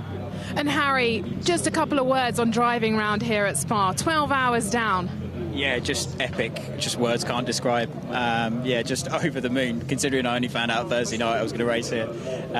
Yeah, just super happy. Well done to the boys and girls at Optimum, and yeah, thank you very much to my teammates as well. Well, thank you so much. Congratulations again to Optimum. One last question for you, Salman. Were you aware of the battle that was going on in front of you? Yeah, I mean, my engineer told me, so I was just sitting behind and enjoying it. I mean, I thought it was in the TV and the fans were enjoying it. I was also enjoying it from behind. Well, thank you so much, Salman. A wonderful weekend. We'll see you up on the podium shortly. I'm going to try and find someone from the Proton team, although I don't think they've come to the barriers, so I don't have anyone right here. And there's quite a crowd down here. Let me see if I can grab a word with Yannick. As he gets out the car, he's being greeted by Ajith and Kobe. Let me try and get a word with Yannick. Yannick, I know you want to run off and celebrate with your team, but I can't not discuss the racecraft that went into that last 25 minutes. Yeah, it was the most difficult stint of my life, but I like hard racing, but in the end, it was just a little bit too hard for me. I think when he touched me 10 times, I'm not lying, so that's a little bit too hard for me, especially in a endurance race like this. Well, congratulations. I mean, the car must... Tell us what it was feeling like in the car. It must have been very off balance. Yeah, the splitter and the bumper was damaged, so I felt that a lot, but it was just half hour surviving, so yeah, we made it, but it was just a little bit too hard fighting for me. Well, congratulations again. I know I've caught you as soon as you got out the car, so go and rightfully celebrate with your team. Yannick Redont. Was 992... And obviously we'd like to get the Manuel Lauch side of things, but he's quite a distance away from the pit lane. We'll also try and grab a word with the 992 winners, who are Mullner Motorsport, and the 992 AM winners, MMF by HRT Performance, who hung on, but they were flip-flopping with a number of different rivals in the 992 AM category, but 992, including Julian Hanses, and I know Sarah's lining him up, but we're just going to enjoy the scrap that well, really kept us entertained for 20-odd minutes between Manuel Lauch and the red and white Mercedes of Yannick Redon. There was a big hit there, for instance, but it wasn't all coming from one side. Yannick's made his feeling fairly clear. He said, if he hit me 10 times, I would not be lying. But then you've got Redon cutting corners left, right and centre, including mainly this one on the final lap to give him the race lead back again. This is one that's going to have to be looked at by race control from many, many different angles, and you can realise that it might take a number of hours to fully determine who won the class. Both cars almost fully out of control there into Pouon, and that would have been some overtake with Manuel Lauch at 45 degrees to the intended direction of travel. They were again right together, coming through Paul Frere, coming through Blanchimont. And how about this? Final lap, final corners of a 12-hour race, and Lauch down the inside, contact was made, both cars go off the track, and eventually the drag race goes the way of the Mercedes. That is where the puncture happened, because the Porsche's already down on the rear right corner, and hence Lauch did not complete the full slowing down lap. Here's Sarah Esser again. Congratulations, winner of the 992 here in Spa. It was a race of a bit of patience as well and a lot of strategy up against the other QMMF and the Red Camel. Yeah, it was great fun. I think this race was more for the engineers, let's say. The pace of the QMMF car was also really strong, especially the guys are improving a lot. I work with them together with Abdullah. I drove with him ELMS, and his let's say, his progress is insane, yes. He's really working hard, and it was also great to fight now against each other on track, but I enjoyed every lap of it, and especially the rain in the end was exactly what I hoped for, because it was pure entertainment, let's say. It really was. Well, just a quick word for your incredible helmet. Who are some of the signatures on there? Just family, friends, and the closest of my life, I would say, so the close bubble. Yeah. And you've carried them around the circuit for you for a full 12 hours. Congratulations once again. We'll see you up on the podium. For sure. Thank you very much. Now we can go over to Abdullah Al-Halafi. Well, the whole team are here, but I think it's just going to be Abdullah. What a weekend again for QMMF. Congratulations in winning in class. Good battle, though, with the Molnar Motorsport all weekend. Yeah, with my former, or let's say, teammate still. He's this time in the competitor car.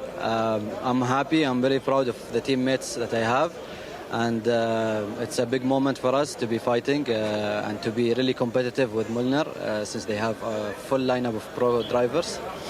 Really happy. And you've competed in the Middle Eastern Series here again last year in the European Creventic Series. But you as an individual, being recognised for a lot of your talent, is it like improving a lot? Yeah, honestly, I don't know is it from the mileage or from the consistent results and focus on preparation. But yeah, we have seen a trend in getting better, faster, more professional, and we are hoping to keep this trend with the new generation. And you were met with some rain. You said you didn't have a lot of rain experience. Well, you can add Spa to that. Yes, and I also was cheating from some drivers, so I was lucky. I tried to follow the rain racing line, and it worked. Tried to bring it home by the last 15 minutes because our direct competitor also suffered from a DNF. So the engineer just told me to back down and bring the car home. Well, congratulations again to you, the rest of your team. Thank you. Thank you. Thank you so much. I'll try and get oh, here we've got Proton. Let me go and find out. They don't want to speak. Let me see if I can get someone else from the team to have a word. One moment. It was just Dressler that walked past me. All we want to know, Sarah, if anybody will tell you, is precisely why the car could not complete the final lap. But I think we've pretty much answered the question. Results, and I'll come back to you. Pretty much answered the question with the tyre that was deflating very quickly. We will give you the provisional, and they remain very provisional results in just a tick. But Simon, I know you've got a dash, so thank you so much for your help this weekend. Our patience has been rewarded with that stellar GT3 Pro-Am fight. Fantastic racing, absolutely loved it. Thank you for having me as part of the team. Sorry about my croaky voice, I'll be all nice and clear next time. Excellent. Well, Take care, folks. We will hear your voice again as part of the Creventic 24H Series Championship. I have no doubt about that. Well done, and as I say, very important, very easy for the victory within the McLaren camp to be slightly overshadowed by the fight that we had beyond the finish for a further lap. But Harry George and Salmon Ovega and Freddie Tomlinson take the victory in the number 77 McLaren from the number 2 Audi of Haas RT, Pierre Castellan, Mathieu Castellan, Stephen Paulette and Simon Balcan. Then the 286 car completes the top 3 with Steve Yance and Tanner Harvey, Patrick Liddy and Adam Osika for Get Speed. Beyond that, it was the 921 Mulliner Motorsport Porsche that won its 992 class from that stellar fight between the 2 GT3 Pro-Am first and second place cars, but winning Ajit Redant Racing and an excellent drive from Yannick Redant in an injured, wounded car. Manuel Lack did not complete the full slowing down lap, but should still be classified in second, number 73, ahead of the 21 Haas RT Audi, 7th, 8th position for the 992 AM winners and QMMF by HRT Performance. That's the car and crew that Sarah has just spoken to, ahead of the 28 Get Speed car, and Dominic Ang, Vipenitsa Racing, make it into the top 10 overall. 11th position, these are a lot of the 992 cars for Seb Lejeune Racing and the 910. The race completed by Jerome Boulery, ahead of Holmgard Motorsport 902, who finished 3rd in the 992 AM division. 2nd in 992 non-AM Red Camel Jordans.NL, their 909 numbered car, ahead of 911 and 907, the Driving Experiences and RPM Racing crews respectively. Ferrari from Pellin Racing made the finish in 16th place, number 29. And Chazelle Technology Course, that was the car that broke down very late on, remember. It remains to be seen whether they will be a classified finisher, ahead of MM Racing, Hoffer Racing and MP Racing, 1 Porsche Cup car and 2 Mercedes AMG teams. The closing drivers, Alex Prinz and David Gosner. GTX winner, the 701 Vortex. Congratulations to all 3 drivers there. In 2nd position in GTX, a bit further down that page, was the 714 NM Racing Mercedes. Manuel Lau bringing home that car, and in between the TCE, TCX victors, and they led a lot of laps over the last 12 hours. Not only Motorsport with their 114 numbered Ligier JS2R. So congratulations to Felipe Tornaghi and Gino Rocchio.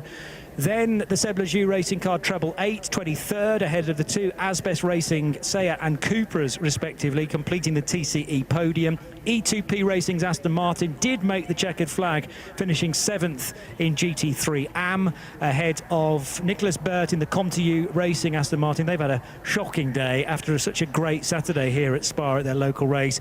Klaus Bachler brought the Herbert Motorsport Porsche to the checkered flag, number 269. But they'd already had mechanical dramas yesterday, kind of took them out of contention. Neil Mustard in the 178 CWS Engineering Ginetta gets that car into 4th in class, ahead of the JW Race Service Audi 31st. And the cars beyond that, sadly, all not finishing, all finishing in the pits. So the 133 James Collins driven JMEC Engineering BMW had been in the pits for a little while, over an hour in fact, so they were nursing various problems. Crubile Sport retirement, as with the Continental Racing by Simpson Motorsport Audi. ARC Bratislavas Lamborghini had a huge off at Blanchimont today, and sadly the other Vortex was accounted for with a crash with Paul Scheusner at the final corner, the 702. Which hit the concrete wall rather heavily, but Thierry Ciocandali was checked, was okay. And the final few cars did not actually make it into day 2 after big crashes here on Saturday. So the sun sets on a hugely dramatic day here at Spa, We had many, many hours of cars just going about their own business. Here is Yannick Redant taking a walk past the... in fact, is that Manuel Lauck, in actual fact? Yeah. Yeah, Manuel Lauck. So is this an almost Michael Schumacher-esque pounce, waltz down the pit lane? Remember, and that was here at Spa, wasn't it? And he was looking for David Coulthard after they had major contact in the 1998 Belgian Grand Prix. So Manuel Lauck stomping down pit road after his car was not able to get to the finish. One standout highlight for sure, but that was not the only highlight of this weekend's 12 hours of Spa-Francorchamps with Michelin. We got the race restarted at 10:30 this morning with still just over half the race distance to be completed. Glorious conditions. It wasn't necessarily warm, but it was certainly very sunny here at Spa-Francorchamps after a lot of overnight rain. A lurid, massively long spin from one of the Porsche Cup cars early on, amazingly keeping it out of the wall through part luck and part judgment. Sadly for Contieu and the Aston Martin that was third overnight, they could not start that car with everybody else, and this was the big off for the ARC Bratislava Lamborghini, where Gerhard Troassa maybe had something fail on the car. Then Paul Scheusner and Thierry Ciccandali tripped over one another. Ciccandali's moment, and Scheusner had little choice but to make contact, put the Vortex hard into the wall.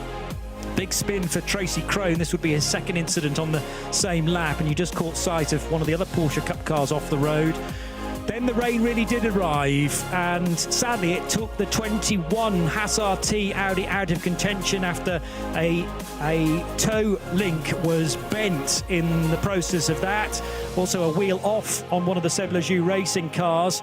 We've had door mirrors in the middle of the track, we've had loose wheels, and then this, the grandstand finish for the GT3 Pro-Am honours between Yannick Redant in a heavily damaged Mercedes and Manuel Lauck in his Porsche. Total drag race to the finish, which was won in the end by the Agit Redant Racing crew.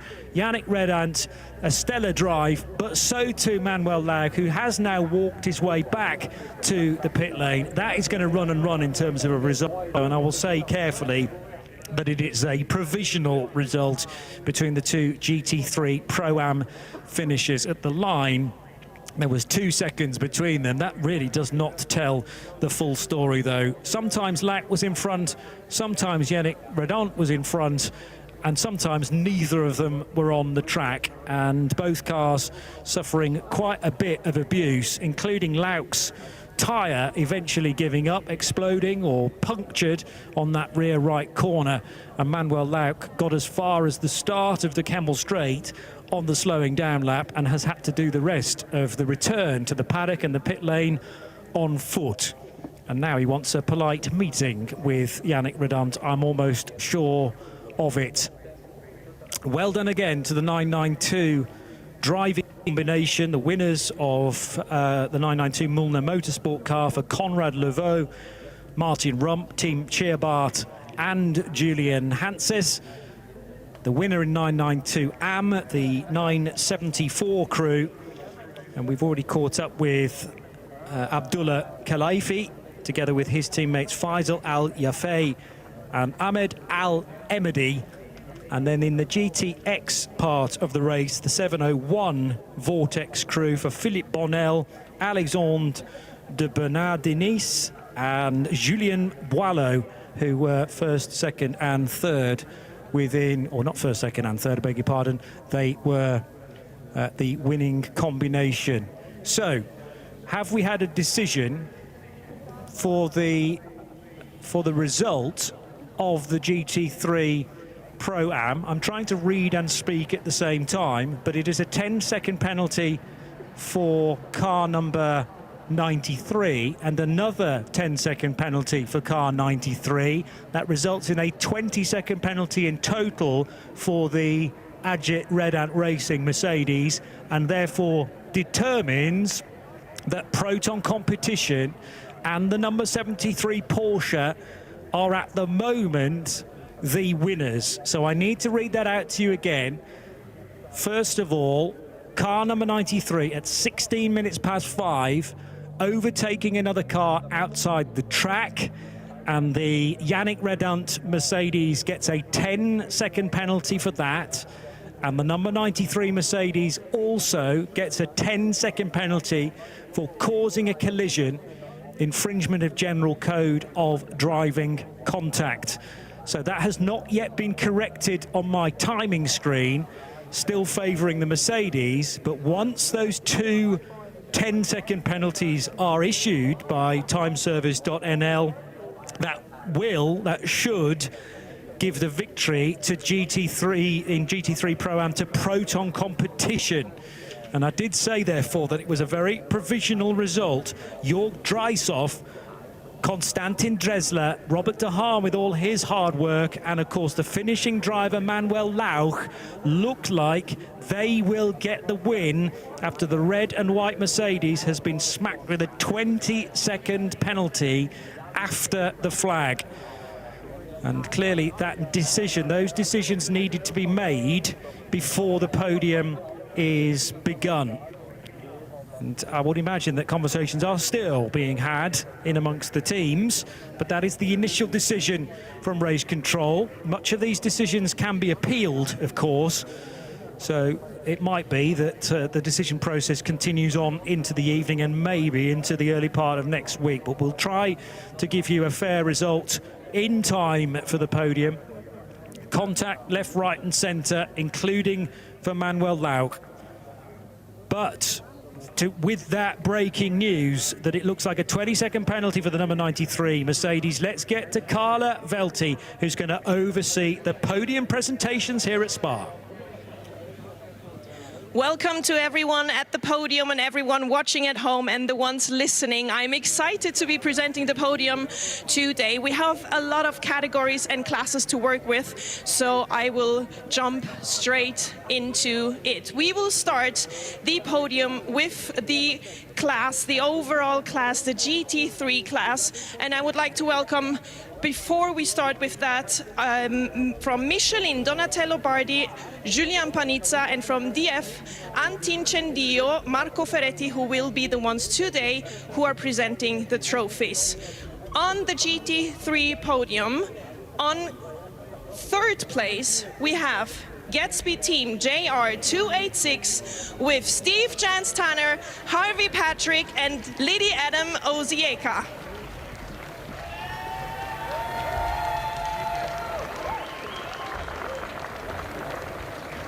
I have to correct myself with the writing. Steve Jans, Tanner Harvey, Patrick Liddy, and Adam Ozieka. Excuse me, please. On second place, the Haas RT team with Pierre Castellane, Mathieu Castellane, Steve Pallet, and Simon Balkien.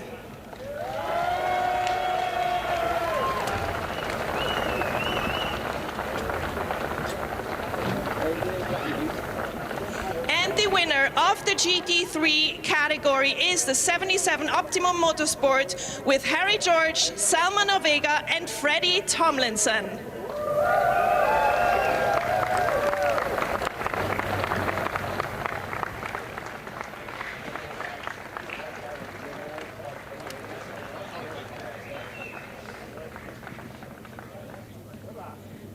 And now, please, the national anthem for the Optimum team.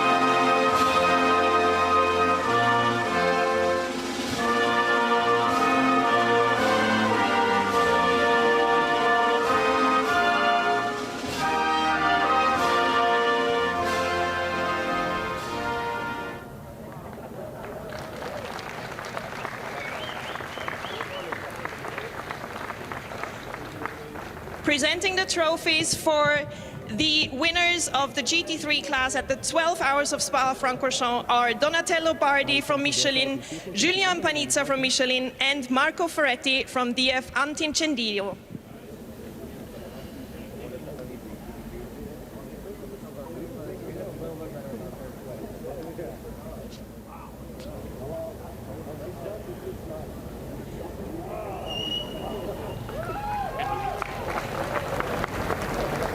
Trophies for the second Haas RT.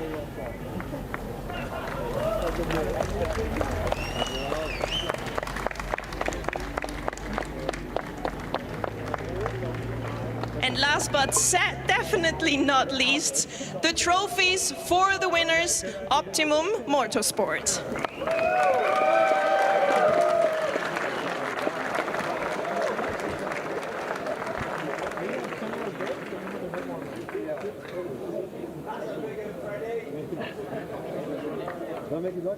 Please get together, guys, for the pictures. Pictures first, champagne later. Be patient. And now it's time for some champagne.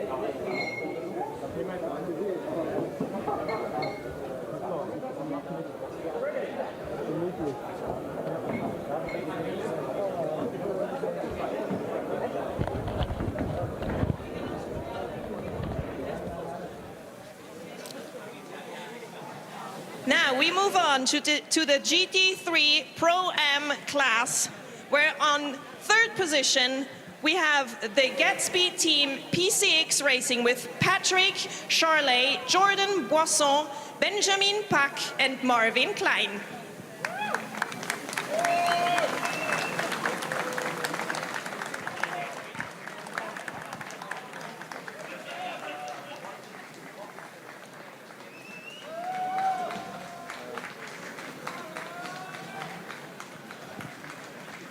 On second position, the number 93, Ajit Redend Racing with Ajit Kumar, Kobe de Broek, Ayrton Redend and Yannick Redend.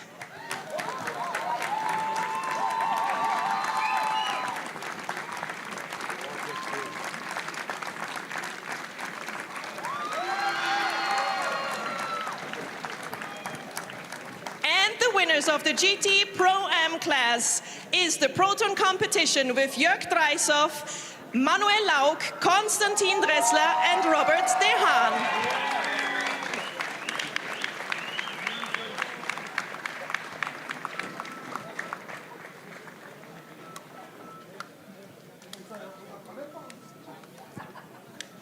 On to the trophies for the third positioned GetSpeed team.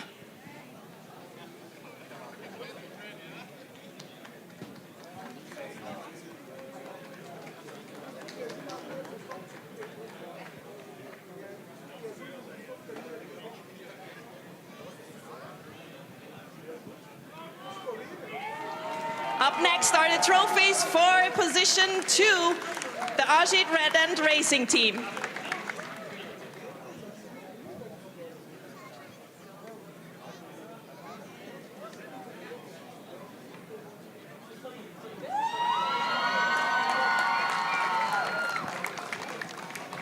And immediately on we go to the winning trophies for the Proton competition team.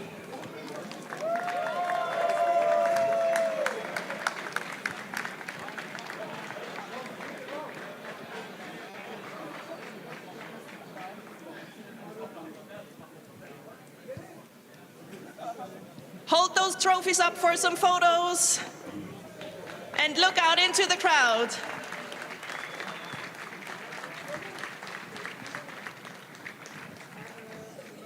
And off we go with champagne.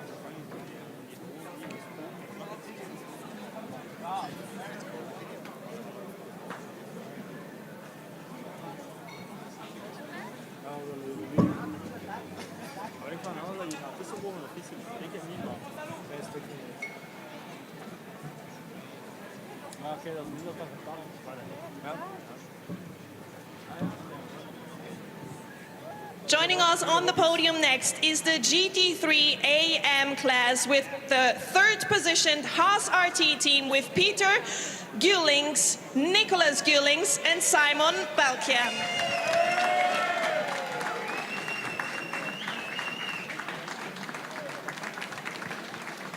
On second position, the Gatsby team JR286 with Steve Jans, Tanner Harvey, Patrick Liddy and Adam Ozieka.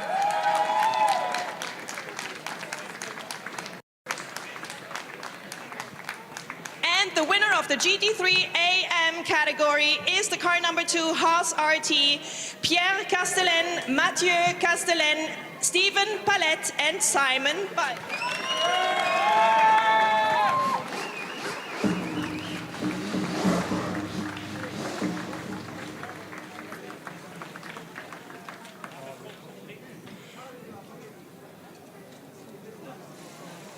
And please, the trophies for the third positioned Haas RT team.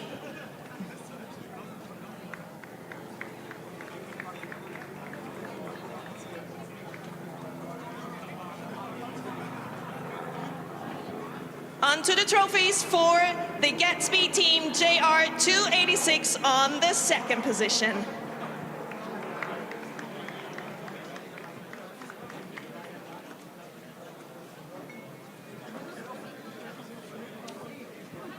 And the biggest trophy of them all for the Haas RT team on first position for the GT3 AM class.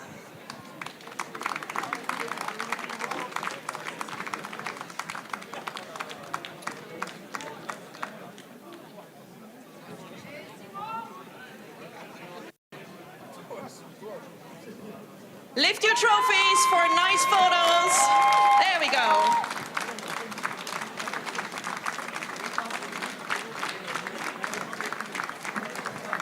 And it's time for champagne.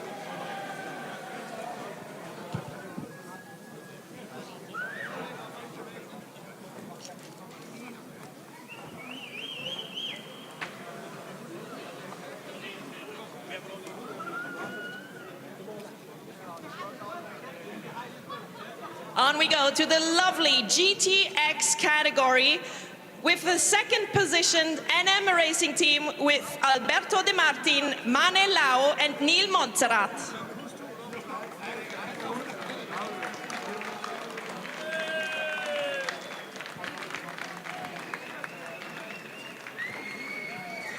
Surviving a great fight is on first position the Vortex team with Philippe Bonnel, Alexandre de Bernardinis and Julien Boilotte.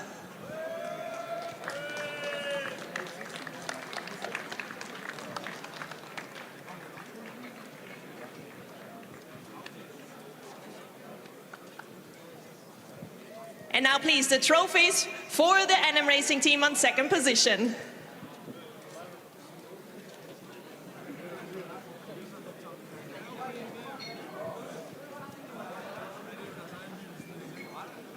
And the biggest trophy for the first position for the Vortex team.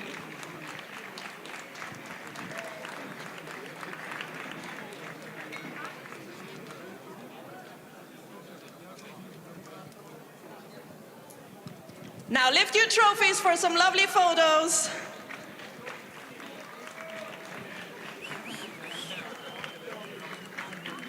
Well done, guys, and celebrate with some champagne.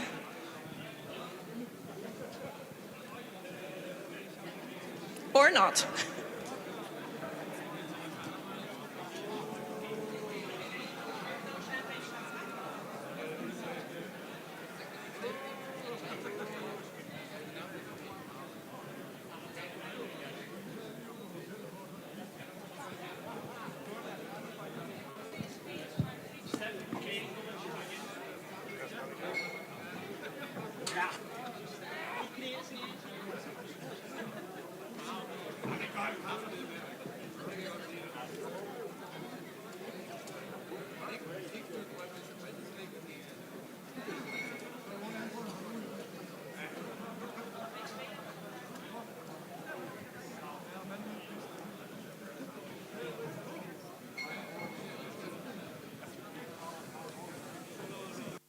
On we go to the 992 Porsche 911 GT3 Cup category with Zeb Lajou Racing on the third place with Lionel Amrouche, Alessandro Tudisca-Gari, Alessandro Tudisca, Gary Terclavers, Sébastien Lajou and Jérôme Boulry.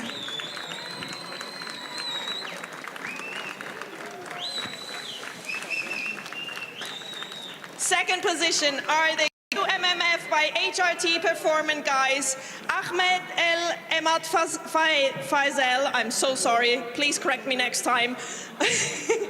I have no way. Ali Afel and Abdullah Ali Al Khalifi. I'm gonna have to learn these names, I will for next time, I promise.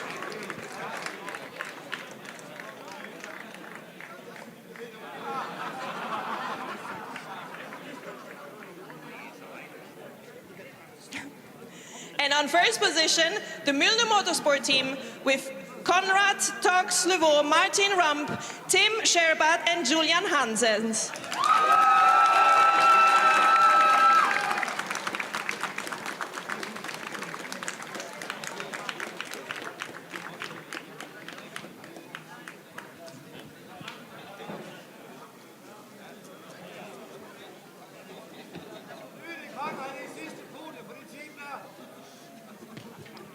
Trophies for the third position for the Zeb Lajou Racing team.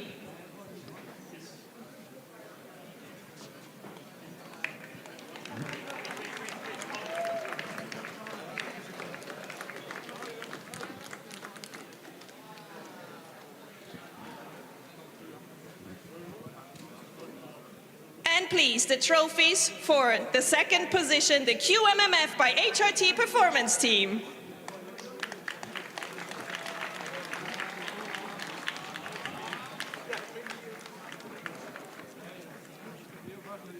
And the winner of the 992 category is the Milner Motorsport team with the biggest trophy.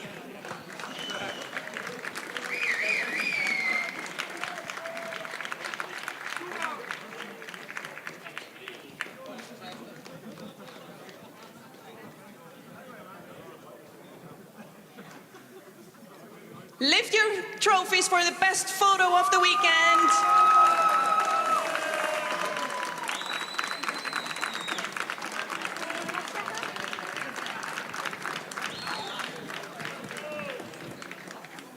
And for those who feel like it, celebrate with champagne.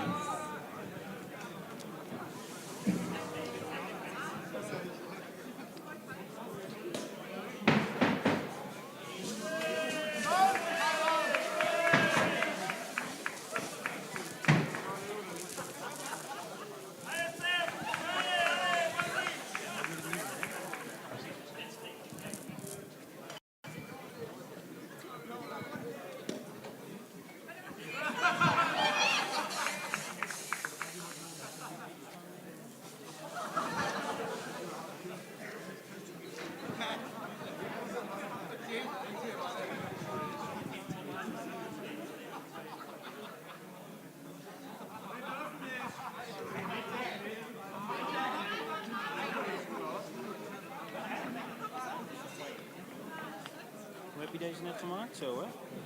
Ja. En dan focus op de lamp van mij. Oh, ik heb hem met portret.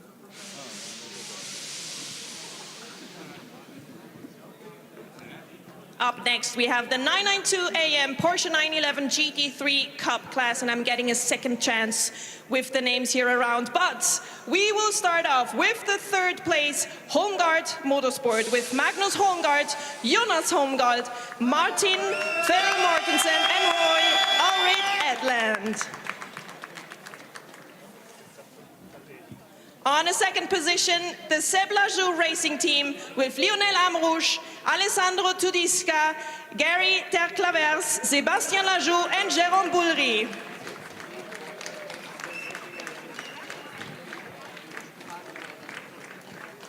And the winner of the 992 AM category, QMMF by HRT Performance, with Ahmed El Amadi, Faisal Al Yafei, and Abdullah Ali Al Khalifi.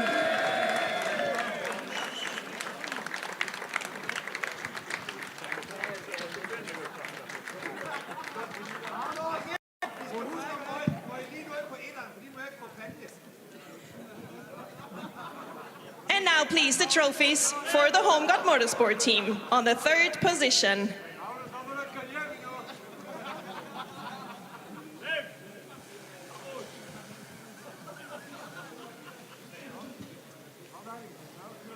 On the step with the number 2 on it, the Seb Lajou Racing Team with their trophies.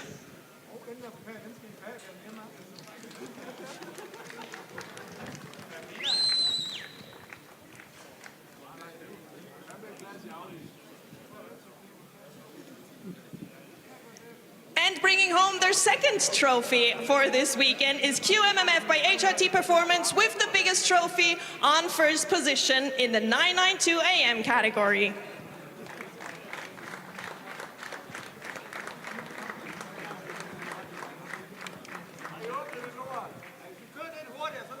Please lift your trophies for lovely photos.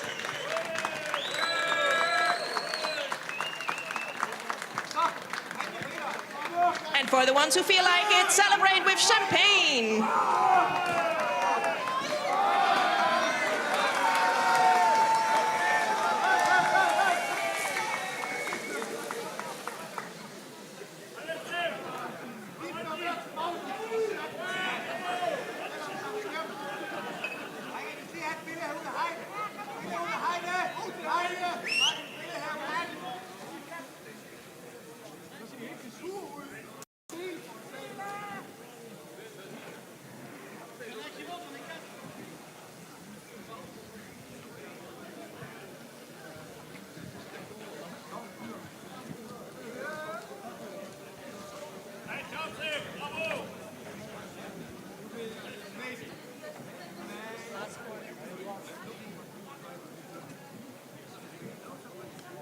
And last but not least, the ones who fought the way through with lots of traffic is the TCE category. On third position, the 101 Aspas Racing Team with Lutz Obermann, Junichi Umemoto, and Samuel Chie.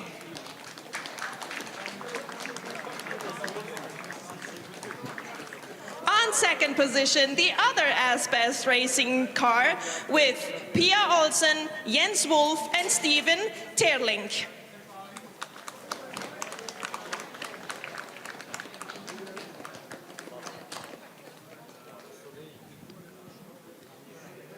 And the winner of the TCE category is the Not Only Motorsport team with Filippo Tornaghi and Gino Rocchio.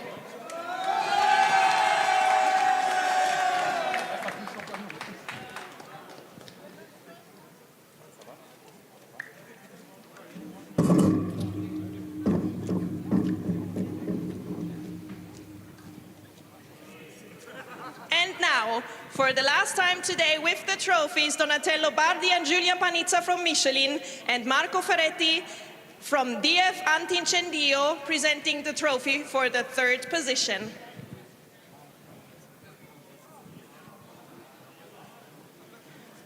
On to the second set of trophies for the second position for the as-best racing team.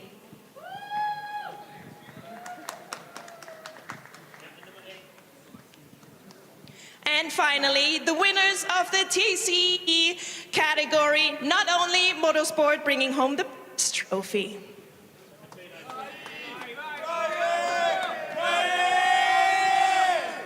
Show those trophies for some photos.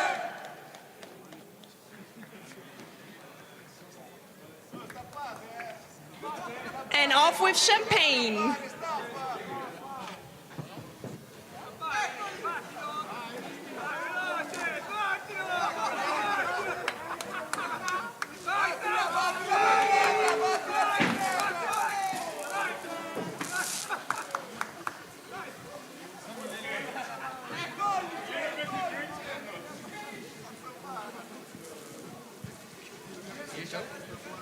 Here?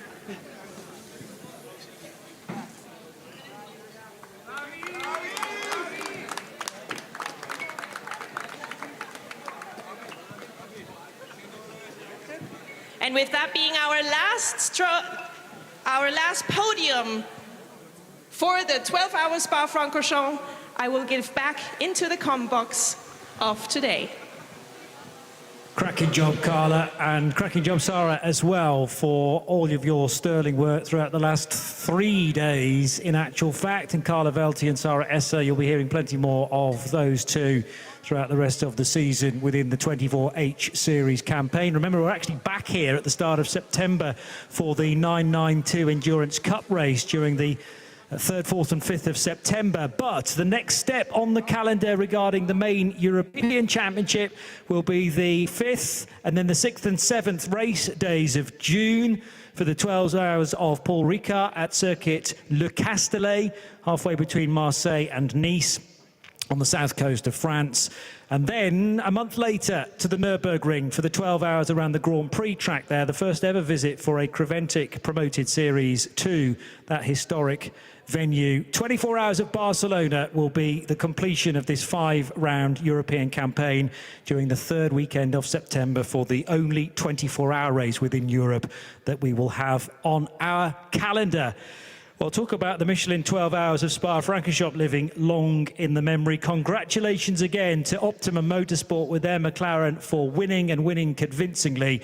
But I'm sure so many of you will remember that absolutely awesome arm wrestle between Agit Red Ant Racing, Proton Competition, eventually Proton Competition given the win because of the penalty for the Mercedes. But stand by your beds and the social media outlets for 24H Series for any changes in that result, as the race directors and the stewards, I'm sure, have a few more decisions to make. But it's a Proton Competition Pro-Am victory. It is Haas-RT who win GT3 Am, Mullner Motorsport in the 992 class. Congratulations to QMMF by HRT Performance for winning 992 Am.